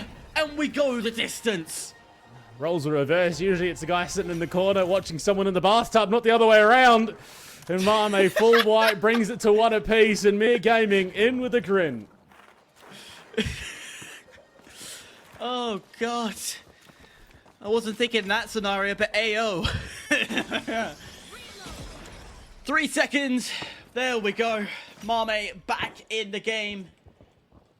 Mir in this position once again have control of Vault. We either go towards the residential area or we head towards the office. It's the only 2 direction you have to go. Look, I'll be honest, I know what I prefer. I want to go home. I'm going residential. Forget going into the office at this time of night. Want comfort. I want to wear sweatpants. I don't want to have to put on a suit. I don't want any of that nonsense. I don't want to have to make small talk with Barbara over the water cooler. Take me home, put on a movie, and let's settle in for the night. But dude, Barbara just had a child. You gotta be nice. What is she doing back in the office at 11 p.m. at night? No idea. It's 12 o'clock my time, so I don't know. Conference call. Nonetheless, Mir wasn't able to fully control the vault. They tapped it, they opened it, they decided, you know what, we do not want control of it. Instead, giving a false sense of illusion over to Marme, which Marme has chucked the box over the edge. Not out the map, but into the alley. A sketchy time for 11 p.m. And I tell you what, I don't want to be moving around in those alleys because it's going to get explosive. And Mir knows this. They know the danger that lurks in these alleys. And that answer is the Japanese Marmite. Yeah, I'd be a little bit terrified if I knew they were lurking in the alleys of New Zealand. Right the way, just opening up some of these long angles, about a third of the way through. regressing. This cash out, of course, with the shots in 1-for-1. The crash and slam landing big damage in. At KS23, it's Mez Shield. It's shots going in. It's down to Blader alone versus 2, but he's going to get a cheeky res off here. Bring it back to a 2 versus 2. Looks to get himself down and towards that alley. Picks up, drops the gate even. Gets a second res off. He's just outside that gas, so they will have full 3 members up and available. But so will MIRGG Gaming coming into this. And they are on the tail end of that cash out. 45 seconds, all that's left on this clock now. 45 seconds could be the make or break of qualifying as the 7th seed. Steel starts to go through for Mir. Will get immediately denied as the winch is perfect and happy with it. Mame will take out July as the flames and the fire starts going through. Mir down to 1, that is Blader. And a deep breath. Mame's low, needs to be careful because he knows if he drops it makes life a little bit harder. It's a light v light. Few seconds left. YTR just has to wait for the steel to go through. A little dip up, and that's the... Oh, no! That's the moment! Here comes the steel! Is it enough? Is there enough time to get it done and dusted? It's not! Mame, after 7 attempts, will make it through, and Mir will have to recycle it again. Boy, what a scrappy conclusion to it all, lads. Mir were in the mere a second, I would say, still away from claiming that cash out, but Mame do still manage to make it. They managed to really come out the victor here, but off the back of yet another very, very scrappy turnaround, isn't it? Hold on. YTR did not get a single kill that game. He couldn't even get the closing kill to win the game there. He died. He exploded. And they were still able to win the game. That's impressive. I'm sorry. That's absurd. They shouldn't be able to get away with a goo barrel on the scoreboard and That then meant- still win. They shouldn't be allowed. YTR's playing an 80% pacifist run and he's just completed it.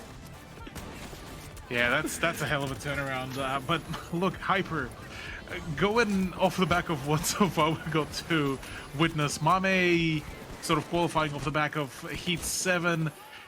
Is it now becoming more so of a storyline that, you know, a misplaced faith in the roster to perform better? Or is it something that is just the competition that just keeps on evolving and becoming a whole lot more stronger?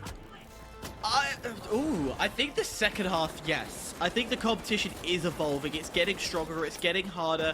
These teams are able to go more neck to neck to each other. Of course, your top 5 are your top 5. I would put hands down with confidence that those 5 are very safe. But they're safe for now.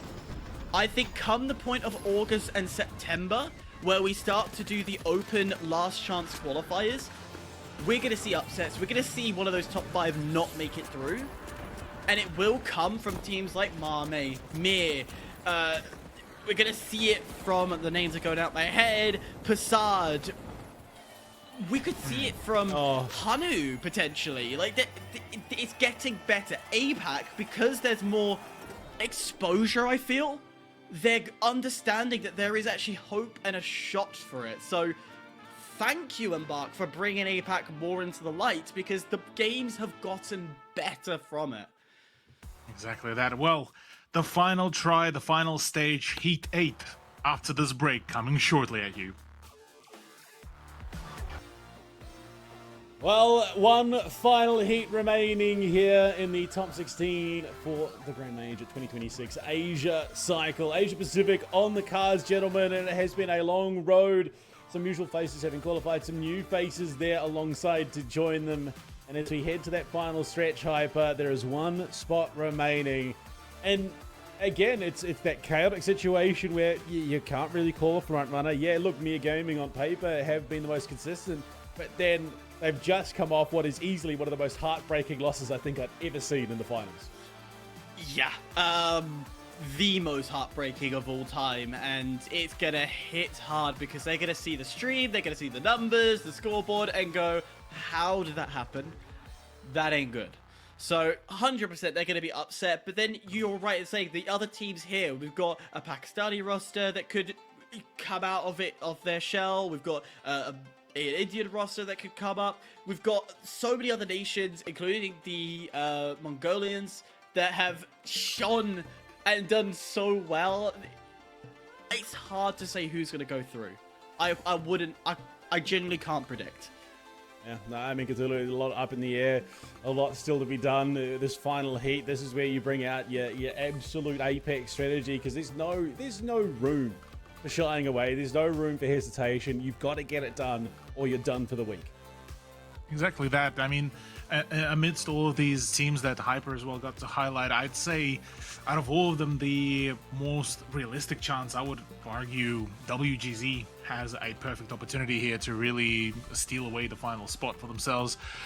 Considering that for all the other teams, things been very much up and down, but we get right into it seems. Hyper, this is one of the final few games, and we get right into it already. Once again, HUNNU bringing in the HML roster, still looking to stick to the bygone era of the old times. Well, talking of being the last games, it also means that 4 people will get eliminated. The first time we actually get to say eliminations are a danger.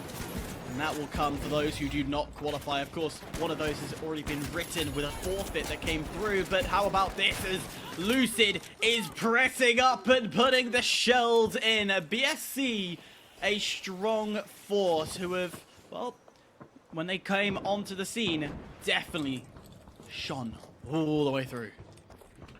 Exactly that, yeah. There's a very much of a difficulty spike there, difficulty tweak, could even say, in some capacity, when you do end up playing against BSC, and they're a team that should not be discredited in any capacity. Going for the next set of swings, a Skirmisher and co are looking to try to potentially get some run started here, as well as we all converging onto the same floor. Dart with the ball. Oh, goodbye, good night, Pado. Have a sit down, my good friend. Yeah, goodbye, good night. You were never going to survive that. The bow again. HUNNU, this is one of the first times I would probably say we've seen them attack a site so cleanly. But this is the problem they've been having now, is the defending side of things. They have struggled to stay close enough, rotate onto the sites when those steals start to come through, and then they're left in a bit of a panic situation, because HUNNU needs space.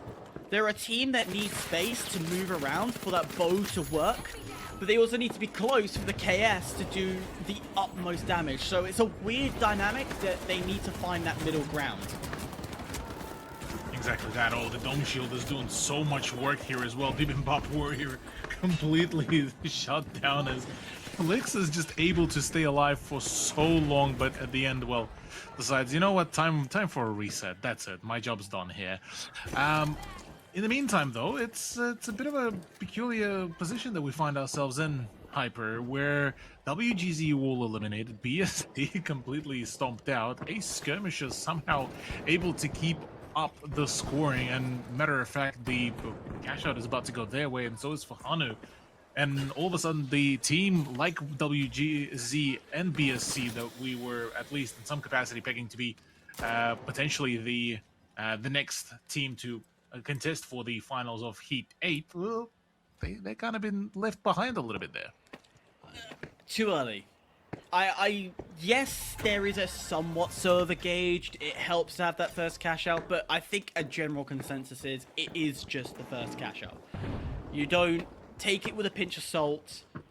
If they get the second one, then yes, I would fully 100% be confident that they will advance through and go to the next round. But right now, it's still anyone's game, much like that, as WGZ is able to find one, and Psychotic gets one for the road, but BSC gets taken out by their fellow comrades. And the people down near the bottom, while the other side, HUNNU and a Skirmisher. This isn't the first time they've fought against each other, and from the skies, HUNNU jump in. Unfortunately, Dart will get wiped as well, and all that lovely, glorious Eagles will get dropped. Just like that, all at least done for now. maybe we'll get to see a little bit of a return to form in just in a few moments.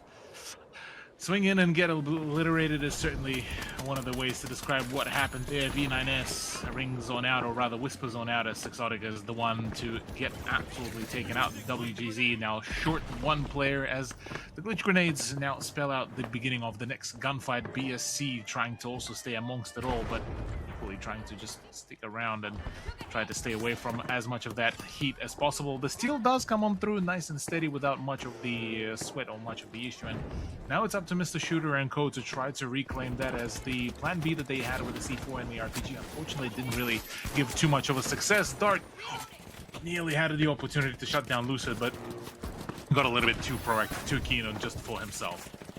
Worst Gen allowed that steal to go through. They were nowhere near sight, so this is going to be a problem for them because they've got to now rely on their retake skills, which, let's be real, has been one of their stronger suits. Able to find one, make that two. How about three? Good night, sweet moon. BSC had no chance in hell against them. Strong, confident, and done. Ace Skirmishers, though, well, they control Hospital. No one will want to fight that. And especially with LOTB, with Lot B, over on Clinic. Yeah, I'm not pushing that. Yeah, no, I wouldn't either.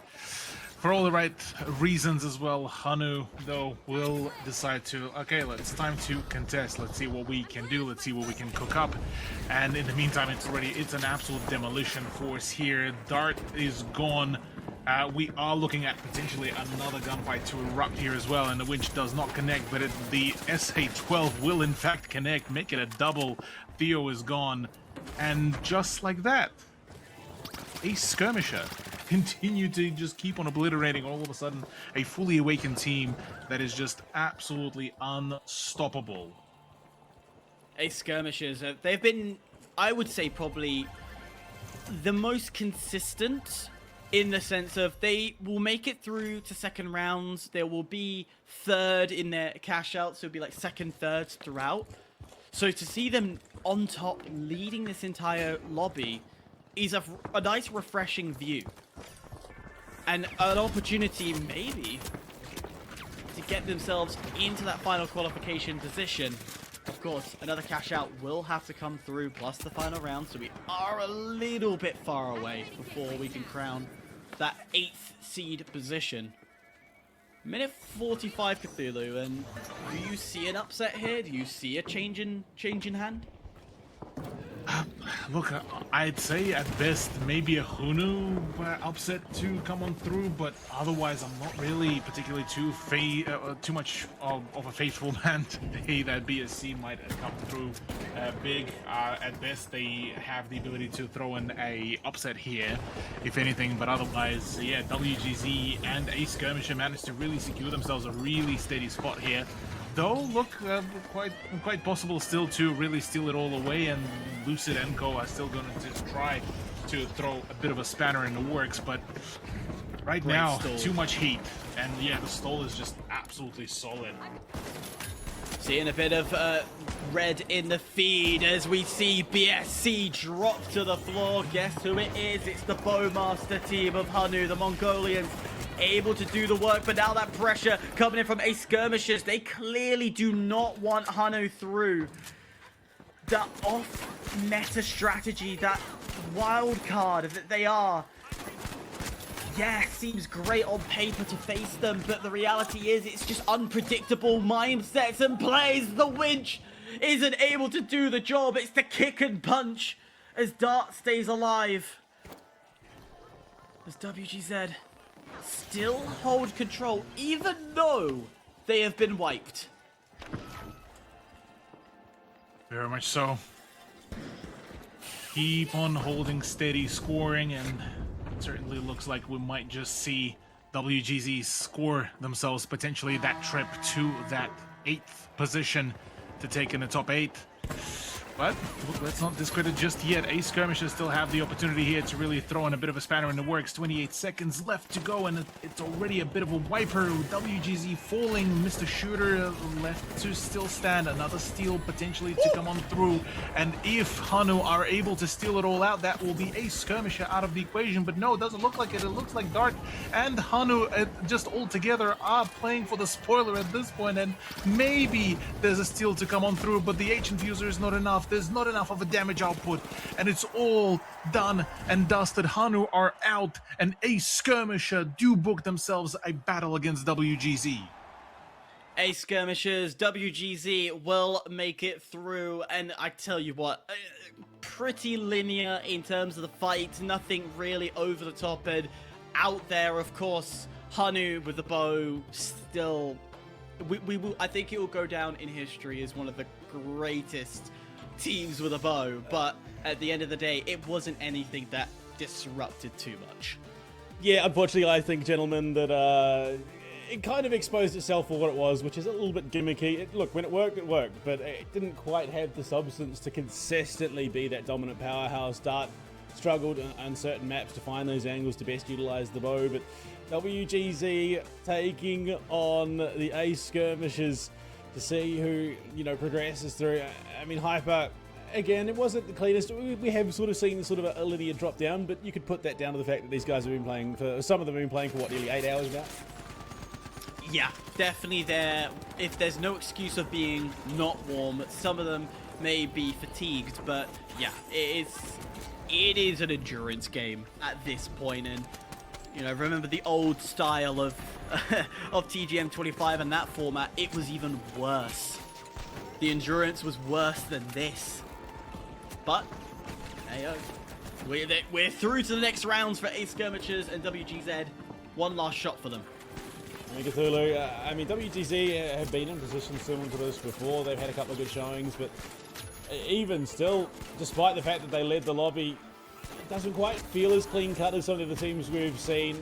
Is this a case of they've just sort of been ushered through here to help Ace Skirmishers get the job done in the next round, or is there a good chance that they actually could be that 8th team to qualify through, do you reckon? Look, I would say WGZ honestly have one of the higher chances really to make it to the top 8 position, considering that they've had a pretty steady performance back at the cycle 2, so I wouldn't put it past that they could be the one to claim it.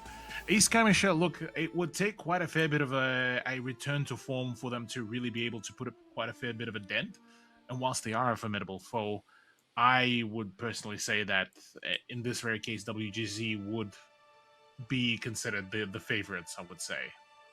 You concur, Hyper, that the experience there does favour WGZ as of recent finals experience? Yes, to a degree. I think there is clearly something that is more consistent with WGZ, and WestGen is definitely the stronger team. However, Ace Skirmishers, when they pop off, they pop off, and that's the side of things that I really am looking at, is what state are they in? Which right now is, yeah, they're good, and you don't want to mess with them, which is why I'm like teetering on that 50-50, but yeah, I would agree that WestGen is the better overall team. Well, nothing breeds anticipation like a bit of wait. We're going to throw it to a break. On the other side, we'll look to see just who rounds out the top 8 going into next week. Well, we finally get there. We're jumping into it. 4 teams now remaining. 2 can progress through, and only 1 from there can get that final spot here in Heat 8 for Asia Pacific Top 16.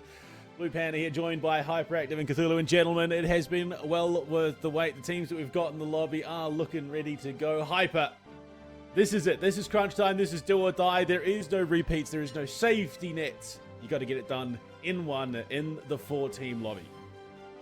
Yeah, it's down to the wire. Of course, previously we said goodbye to 4 players. Well, 3 technically, as Milk Dragons didn't even compete, but TABAHI, we say goodbye. We said goodbye to HUNNU, our greatest bow team, and we said goodbye to BSC, which then leaves us with these 4 magnificent teams.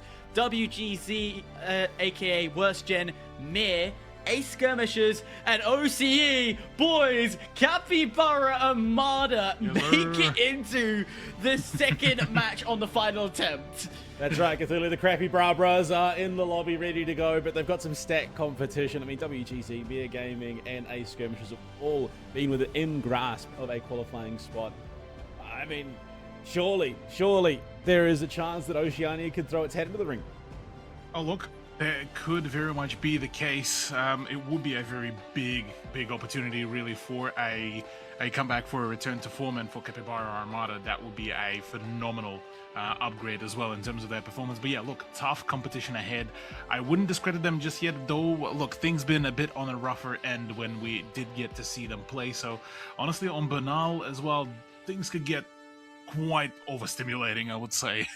I mean, that's it. I mean, it's gearing up to be an epic run, the penultimate game of the day. One more beyond this. And gentlemen, I can say one thing for sure. This is going to be anything but boring, but it is going to be banal.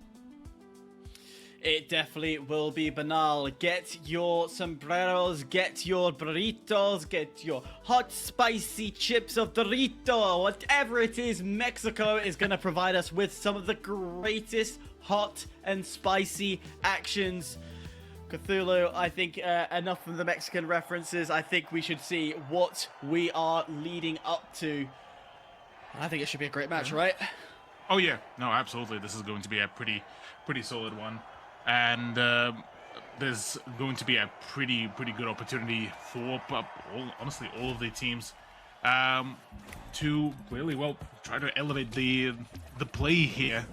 Definitely keen to see who will be basically the better double HL roster, really, amidst it all, considering that, oh wait, no, Ace Skirmisher actually decided to throw in a bit of a change here. HHM to be brought on, and Bibimbap Warrior to well, deciding to go a little bit more on the heftier sort of size. Interesting to bring the medium in, focusing on reses, heals, going for that I assume would be a slower play style to run that sort of setup. But Capybara Armadas, who we're seeing on screen right now, light, medium, heavy. They're not going against the grain. They're not playing the new meta, not playing anything that is considered powerful. They're playing safe. They're playing with a loadout that they know is going to do well. Alrighty, well, speaking of the slower games, it's certainly the pressure of the match itself certainly seems to start slowly building up, and well, the Lewis gun for the time being of Mr. Shooter does get to ring on out. I believe we got to see Sixotic as well, lurking around, almost trying to pull off the best impression of the hiding in a bathroom as well, but it doesn't look like that is going to happen just yet. In the meantime, WGZ trying to stay alive, trying to stay afloat. Capybara Armada, though, catching the shorter end of the stick, unfortunately for them, as Sixotic does manage to clean things up. A double kill for himself at the end, and well, the first box does get to be claimed by the Indian representatives. A big jump from the other side. I think that's Ace Skirmishers jumping in onto their fight. If the observers would love to switch over to them as they get tickled down with damage. July nearly down and out of this game, but it's a completely destroyed barn. A lot of rubble, a lot of things that are in the way. It makes life so much harder to see where you're going. Blader tries to do something, but it ain't going to happen. And that will be a clean and easy wipe. And Ace Skirmishers will be able to get that steal. You have to quickly highlight that transition with a slight glitched out bitrate was actually pretty cool and pretty smooth, honestly, for the switch for the small gunfight. But in the meantime, speaking of the gunfight, Sixotic is trying to keep on the damage output. Unfortunately for Capybara Armada, they are having a rough day in the office on this one, getting wiped out once again, as WGZ are arguably one of the stronger teams to try to contest. So maybe a bit of a swap around, maybe try to go for the third party, the Ace Skirmisher versus MIRGG gameplay as well, to see maybe they will be able to catch at least some sort of a luck here. But in reality, another dome shield and the reclamation did in fact actually go through. MIRGG did manage to, I believe, oh no, didn't actually manage to score themselves, as the had to be stalled out, and yeah, forced to fall back. Blade is currently just able to find the frags, and finally the reclamation of the box is going to be all coming to fruition. So as it stands, WGZ and MIRGG now in the running, as Ace Skirmisher and Capybara Armada left a little bit in the dust. Well, we said it was going to be intense. We said it was going to be fast. Well, the back and forths, immediate fight after fight keeps the game interesting. Capybara Armada will see desync drop to the floor. But the steel starts to go through the glitch. Perfect. Lands exactly where it needs to. And even Sexotic says thank you very much. That XP is a beautiful weapon. The buffs are absolutely making this such a viable weapon at both close and medium range. Yeah, the medium range has been a bit of an interesting sort of just talking point in general throughout so far of cycle. Too, considering that quite a severe meta change did happen, and it's almost now a thing of, you know, of the past, seeing that there's no 93Rs, a weapon that has been dominating the field back in cycle 2, nowadays completely gone and out, replaced by either the LH1 or the MP5s. But in reality, otherwise, Capybara Armada once again trying to contest their game against WGZ. Sexotic low on HP and could be shut down in the meantime. MIRGG are trying to stay alive as much as possible, but Ace Skirmisher all of a sudden unleashed, and it's all down to HUNNU to try to stay alive. Lot B using the Titan. We love that. BFR Titan, such a powerful pocket hand cannon is the best way to describe it. So keep an eye out on what happens with that. And a winch added to it, but don't worry. A kick in the face and the bullet in your head, that will do the job indeed. Ace Skirmishers, their attacks have been flawless. The second time they get a steal, though, can they keep it this time? That's the question mark that arises here. Exactly, Satch. Well, keeping up the momentum would be pretty steady here and pretty big, but behind you, NC, gotta be careful, man. Gotta run. Sliver of HP, no, completely shut down. It's all down to desync to try to bring it back. Hopefully, we'll get to see maybe some sort of a, well, a defib, but not enough. Blade is the one to find, and it's just, look, a series of unfortunate events for the OCE representatives, but in the meantime, very much of a full-on race for the top two coming out of the remainder of the lobby. Yeah, I think. Oh my god.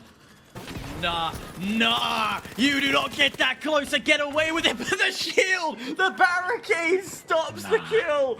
That is so unfortunate. Everything lining up exactly how you need it, and you whiff it like that. Oh dear indeed. A continuous shields, anything to put in the way. Finally, the kill will go through. This is the biggest whiff I've ever seen. Holy cow. Yeah. Well, speaking of nightmares as well, and that, seeing July slowly just moving up to you with the mesh shield, just ready to keep on blasting away is honestly a thing of absolute nightmares as well. And well, July is going to try to shut things down to force off some of the engagements, but instead it's I Love You that decides to say, you know what, hey, let me say hi, let me claim this position for myself and for the team. And it's just, yeah, this just keeps on getting stolen out. No, Capybara Armada shut down in every possible way, and Ward has been left all to his own devices and unfortunately could not steal away the vault as well. A clear defining lead for Ace Skirmishers as they have control, and they'll overlook everything that happens next. They can choose whether to put 6 in or if they want to double up over onto the same point, which is most likely what they will look to do. Well, Ace Skirmishers instead not tapping. Instead, they are happy to waste 30 seconds. If they can bring it down to 40 seconds on the time clock, then it makes life a lot harder. An immediate push from there as they try and get the damage down, but Ace Skirmishers able to trade things out. But they're out in the open. Ace Skirmishers need to be careful as Lot B left alive with the Titan. down to 2, gets wiped. They still have a lead, but not by much as anymore. Exactly that, yeah.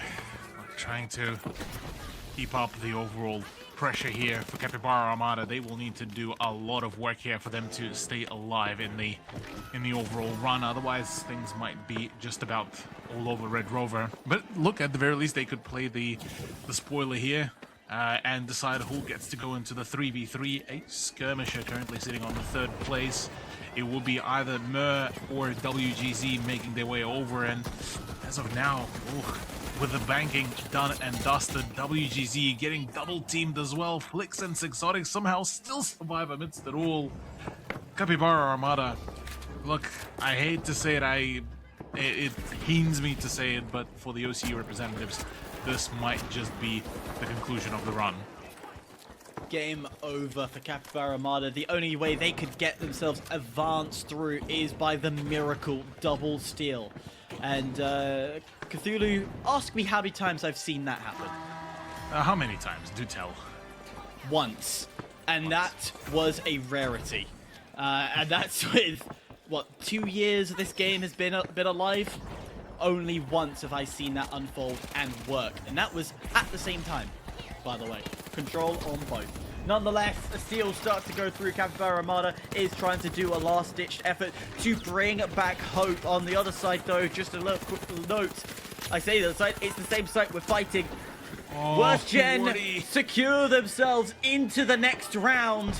They're happy with that, but it's not done. Ace Skirmishers need to be careful because Mir is on top of the point and they will be able to charge and slam their way off the point. 17 seconds left on the clock, so it's a matter of dire moments. Blader left alive, tries to go, has control, has eyes over the top. The Ace Skirmishers doing everything they can. Still won't happen. It's Ace Skirmishers going through with worst Gen. So close to scoring themselves the final opportunity and just completely stole away. Look, for Ace Skirmisher, this is once again the opportunity. They did manage to make it to the top 8 before. This might be the opportunity for them once again, but man, this has just been all over the place. Yeah, for the final cash out. It's been a bit of everything so far tonight, of course, and well, poor Mir Gaming do just miss out here. They are unable to qualify for the top 8, but we do have 2 teams that are hungry looking for it. We might get some fresh faces going to the top 8 of next week, of course. Ace Skirmishers and WGZ. Poor Crappy Barbaras just pummeled and beat down there, unfortunately unable to keep up, but look, this is what we've come to expect today, I think.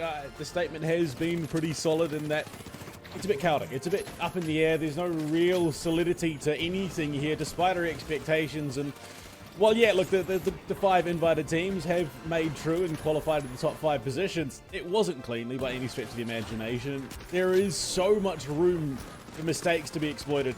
Yeah, look, Exotic, he had a good sniff, but unfortunately was unable to find the kill there.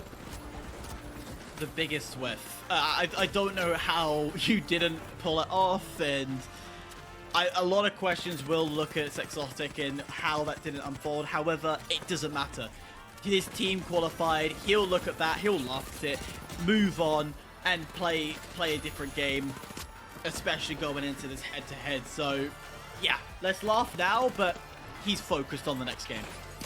Absolutely. The stakes getting that much higher. There's once again that do or die situation. Cthulhu, WGZ, Ace Skirmishers coming through here. I mean, it would be a huge opportunity for the likes of WGZ and for Ace Skirmishers coming through as fresher phase competitors. Obviously, we had WGZ playing through top 16 in time. 2 Ace Skirmishers fresher on the scene. But, I mean, again, that experience has to lean the way of the Indian squad.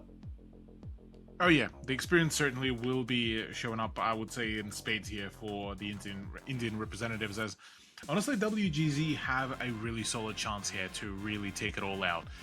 Considering the fact as well that they have made a few changes to the roster, and I mean overall I have to say they still managed to really bring in a pretty good, pretty dominant playstyle for themselves. So honestly, in terms of consistency, they've shown a whole lot more progress. Otherwise, on the side of Ace Skirmisher, it's a roster that, look, they also have a potential for that, but it's been a bit of a all over the place. If Lot B, if Bibimbap do get shut down and isolated frequently, especially in the earlier games, the momentum gets drained so rapidly that there's not really much of an opportunity for them to make a return. So if I ever had to be a gambling man, look, I'd be betting my Twitch points on WGZ here. Oh, boo. Cass is influencing the vote. But right now, it's time for a quick break. On the other side, our final match of the top 16. Who will go on to join top 8? Is it Ace Skirmishers or WGZ? Find out after this. Well, with all to do here, nothing remaining but a single 3 versus 3. WGZ out of India, Ace Skirmishers out of Korea. One team Hyper has more recent experience, that of course being WGZ playing through Cycle 2. For Ace Skirmishers, it has not been since Cycle 1 that they got to play into the top 8. And both teams definitely have what it takes. That is undeniable at this point, but in a 3 versus 3, a make or break one at that, mistakes tend to be the difference factor here. That's what makes or breaks this game for them. Yeah, mistakes can be the most critical part of it all. I don't think I need to explain that any further. We're all adults. We all know what a mistake is. We all know how to deal with it. The question is how do you capitalize on a mistake and an opportunity that opens up? And that's what both teams are going to look for. Ace Skirmishers, well, they skirmish. They really like to have that a brutality mentality, and I love that. However, WGZ, I would probably say surprisingly is the more strategical out of the two. Oh, Cthulhu, I don't know what this guy's talking about. I can't believe I'm being targeted on broadcast. We all know what a mistake is. All right, buddy, calm down. There's no need to be firing shots across the desk. I mean, Cthulhu coming into it banal again. We've seen this map already played out. Look, it is hard to call it one way or the other, but what we do know for sure is that WGZ have been putting in the work to improve. Ace Skirmish is coming onto the scene. You'd feel like that departure entitles maybe WGZ to be able to the ones to take the spot, but who's to say that they're entitled to anything? Well, that's exactly that. We will get to see, though, who gets to claim the rightful spot, the 8th spot out of the top 8 as well with this final matchup. Return to Bernal for a 3v3 feels like a bit of a throwback, considering we got to see quite a fair bit of the Bernal back in the top 8 as well of Cycle 1. So seeing it back to I guess call it in some capacity back to basics, at least within the context of this year. I'm curious to see how that will really pan out. WGZ did manage to have a pretty solid overall understanding of what needs to be done on this map back during the regular cash out, so I wouldn't put it past that. Maybe this will be the very much a similar outcome here. It's not as big of a deal if you don't win the vault fights, but I tell you what, having map control will definitely help you. Where that vault ends up at the end of the fight is critical, as BB will be the first to drop in just like that before I could even get my words out. Ace Skirmishers, quick and efficient, and Worst Gen are not gonna like that start. Oh, they're gonna have to refight again. Yeah, like you said, though, the initial box fights are not as important, but yeah, as long as WGZ at least are going to be quick enough on just ensuring that they at least set themselves up to receive the next pushes, maybe there we'll be able to see a little bit more of a return to form from them. So I have to wait and see. What a read from Worst Gen. Yeah. Sorry, I didn't mean to cut you off there, but that is a read. They've got it on the dot to move towards A. That's great map knowledge 101, and this may turn out to be a bit of a skirmish before the box gets put in. Yeah, exactly that. They certainly will be needing to ensure at least that they have the right setup, and this would be the needed part really, because otherwise they would be in a whole world of trouble. Sonar grenade as well to come on through to try to get themselves up and running, but Hyper, this might just be the full send. Could be the full send. Shooter able to get the first onto I Love You. How about a second as Flyx will get that. And all three gone. Ace Skirmishers opens things up well.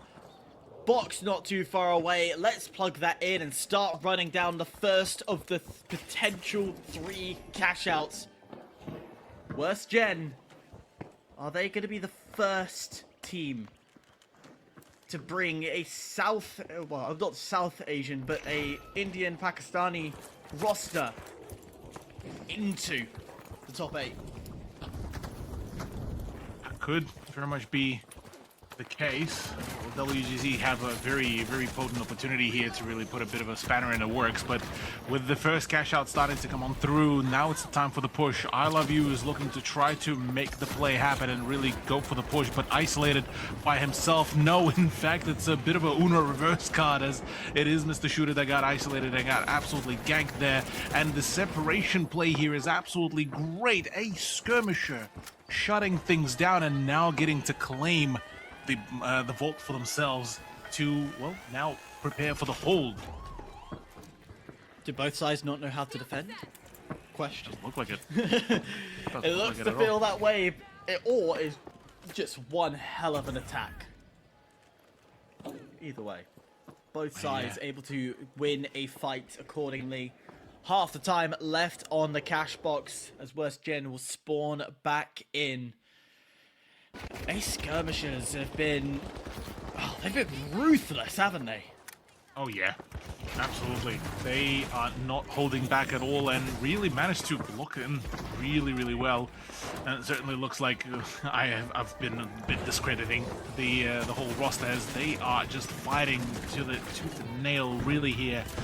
Considering that it's just been an absolute shutdown. Finally, for once, it is the player advantage for WGZ, but I say that right off the rip of preventing any sort of steal to happen, and for a little bit longer the stall will work just the right amount. And despite the fact that Mr. Shooter is able to even just get some sort of contention going there, but at this stage it's not enough. $25,000 deposited as the first point scored, and the insult and injury as well.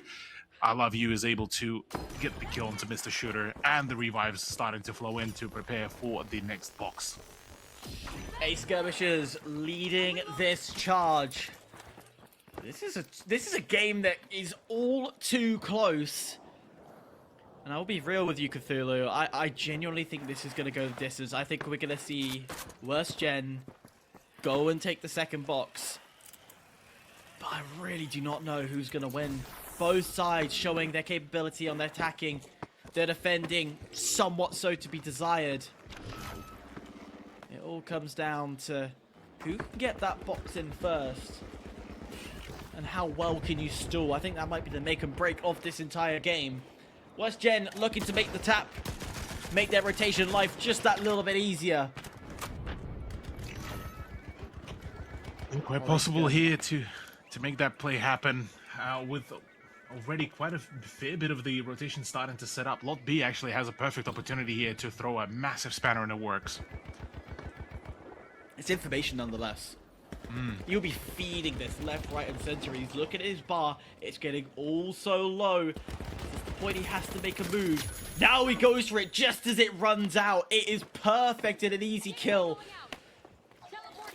But if you're a Skirmishers, do you really want to push this? Do you want to go and attack this, or do you want to find a way of getting another player out the open? And now it's the reverse roll. It's exotic. You've been here before. And now extra information as well as the sonar goes through. And what that does is forces a Skirmishers off the point. Exactly that, though. Plenty of information to come around for the gank, and not enough of a shutdown. Where is the rest of the Ace Skirmisher roster as well? WGZ able to steal that frag away basically scot-free, and it's all down to Lot B to try to just get away, grab the box, and make a run for it, really. And at this stage, yeah, honestly, this wouldn't be a bad idea, considering that majority of, well, all of his teammates are all gone and all and out. And it's all down to Lot B to try to at least stay alive, to just allow for his teammates to really be able to reel it in. And, oh, by the looks of it, the coins are now starting to come on through. Not going towards C, instead push back in, go for B. It would have been a very long wrap to get over to the cathedral, but hey, I don't mind a long rotation. More fights will come through, yet we're nowhere near, or anywhere near close enough for the damage to come, for the cash out to start.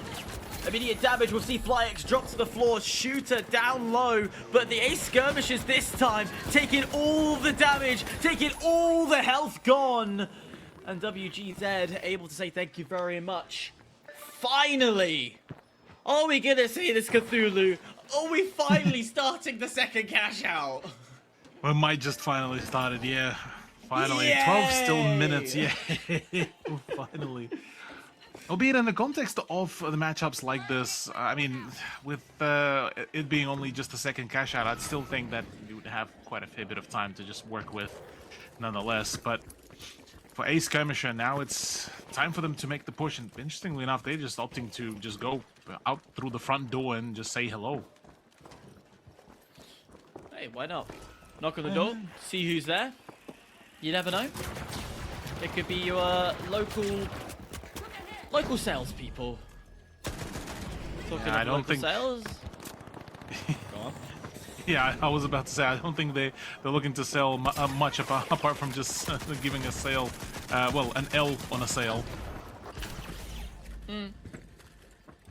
Could be a free real estate. Nonetheless, ALTAC gets a bit of damage down, but it isn't going to be all too much, and it's going to be as helpful as he wanted. There we go, though. BB able to being dropped down. Only 2 left on the Ace Skirmishers side. Halfway through the time, though. If you're Ace Skirmishers, you might want to be looking at retreating. Allow that coin to go through all the soft res. It's around the corner. I love you. Somehow stays. How he stays alive is a question mark within itself. The winch lands perfectly. The Lewis gun trying to do the best it can, but it ain't no shack. Oh, man. While that keeps going, WGZ still somehow staying in this fight. Yeah, the H Infuser is going absolutely crazy there, plus the heal emitter as well. So I Love You does get a massive buff up to his performance, and another swing to come on through. The winch is there to try to steal it all out. Is there enough? Is there an attempt? The gas should still be able to chunk away. Yes, it is! Stole it! It is in fact stolen, just like that. A Skirmisher. Just wrap it all up. That's it. That's it. I mean, look, that's one way to do it, gentlemen. Just do it. Get it done. Nice, quick, sweet. Slam the door shut in their opponents' faces. And welcome to the top 8 Ace Skirmishers. Unfortunately for WGZ, they will have to wait until Cycle 4. Oh my god, I genuinely thought there was more time. I literally looked at the clock and I realized, hang on a minute, this is the last few seconds of a steal. And in doing so, Ace Skirmishers does it. Second appearance into the top 8 they go. First was on Cycle 1, second time on to Cycle 3. It was scrap points last time, but wow. Panda, Yeah. what? And that's why they call it the greatest game show on the planet here on the finals, Cthulhu. It was dicey, but for the most part, it never really felt like there was a distinct winner or loser. Both teams showing they can contest. They had some good gunfights on both sides of that coin. Unfortunately, sometimes it's just those little things that fall one way or the other. This time, it just falls Ace Skirmisher's way. Yeah, no, Ace Skirmisher did manage to really set themselves up pretty well, and I do have to say that the set of battles on the stairs that we got to see around close to the end of the match, I think this is where like the puzzle pieces started crumbling really, because we got to see, you know, WGZ starting to get a little bit nervous. They couldn't really finish off their gunfights. They kept on disengaging at the unfortunate times, and it's just, yeah, a lot of very hasty decisions that ended up costing them those last few very key positions. And that position, that spot exactly there, the health meter plus the H infuser. Look at this. I Love You stayed on literally the slither of HP, and then the mesh shield as well, even through the gas, even through the positioning, the perfect body blocking, and the steal is just all of it just chef's the kiss. absolute cojones on Banal to stand there and have the faith in your utility around you, get the revive off and then turn and burn. And unfortunately, yeah, for the side of WGZ6 out, it goes from big sniff to big whiff, and the team fails to qualify through Heat 8. But I mean, you look at it, there you go. Our 8 teams qualified for top 8 going into next weekend. 4 Angry Men, 777RS, DRG, KingZero, HIBOO, PSAD, and Mame, and of course a Skirmisher winning through there in Heat 8. And you will be taken through that, of course, by Hyper and Proto next weekend. And for Hyper, I have to say, I mean, do you have any clear thoughts going into next weekend about what we can expect? Honestly, like, I know I've talked about that top 5 being secure, it's being safe, and it's not going to get broken. I think there's 2 teams in this lineup that could cause an upset, and we could see a shake-up on who is sitting at number 1 for sure, and that's PSAD and Mame. Those 2, shake and bake, baby, shake and bake. They are absolutely going to cause something amazing. But again, you could also then consider 4 Angry Men being a big upset. Take into account they're running only with, I think it was 25 points compared to KingZero at 175. So all it takes is 1 win, and they jump themselves from the fringes of a closed qualifier appearance to a guaranteed.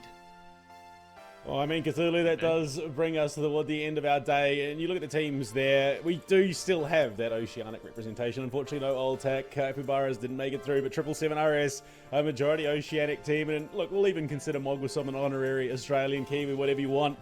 So we're still getting that sub-region representation. But, I mean, PSAD has to be the big story today, right? This tie roster coming through, stepping out onto a bigger stage than necessarily they would have thought they would have got to, but coming in through first seed, it has been somewhat of a Cinderella story for them. Absolutely, yeah. This is a big opportunity for them. I believe this is their, in fact, first time of an appearance for the top 8 as well, which is going to be absolutely huge. Yeah, look, with their playstyle, the way how they've played it all out, it was honestly a genuine pleasure to watch them play. And I would even argue that, yeah, look, despite the fact that obviously, you know, the top 5 sort of invited teams all qualified, and you know, it's sort of an expected turnaround. For PSAD, honestly, they've put up a phenomenal fight, and even going into the cash outs, even going into the 3v3s, they really kept their play, their end of the bargain really well. And yeah, I'd be very much looking out to see how far they can take it. I would argue to say that probably Mame, not as much of an impressive turnaround. I definitely felt like back at around cycle 1 they had a little bit more, I guess, influence on the field. But nowadays, look, for them it's going to be a story of just, you know, staying afloat and above the water, I'd say. Yeah, I mean, that's it. That is only sort of the first step in this challenge, in what is a long road towards the Grand Major, of course, Hyper. That is the ultimate destination that these teams are gunning for. And boy, am I excited to see how Asia Pacific represents on the international stage. Yeah, of course, only 3 slots for the Asian Pacific, 7 for Americas, 6 for Europe. It doesn't feel fair, especially how great the APAC community has grown, but 3 people is just enough that it's needed to go and create an upset. Like we saw from the last TGM how, well, take what happened to Nightmare. They were in the lower brackets for the majority of the run. They were a team that not everybody was looking at to say that they were going to win. And what did they do? Upsy and come through. You had TSM, who literally, and I kid you not, 400 hours between them. On top of that, their plane was delayed twice. They landed with only 3 hours of sleep on day 1, and they still made it to day 2, taking down the big European team of Alliance. So with those storylines in line, you can only imagine what APAC can do, what upsets they can bring coming into the 26 major.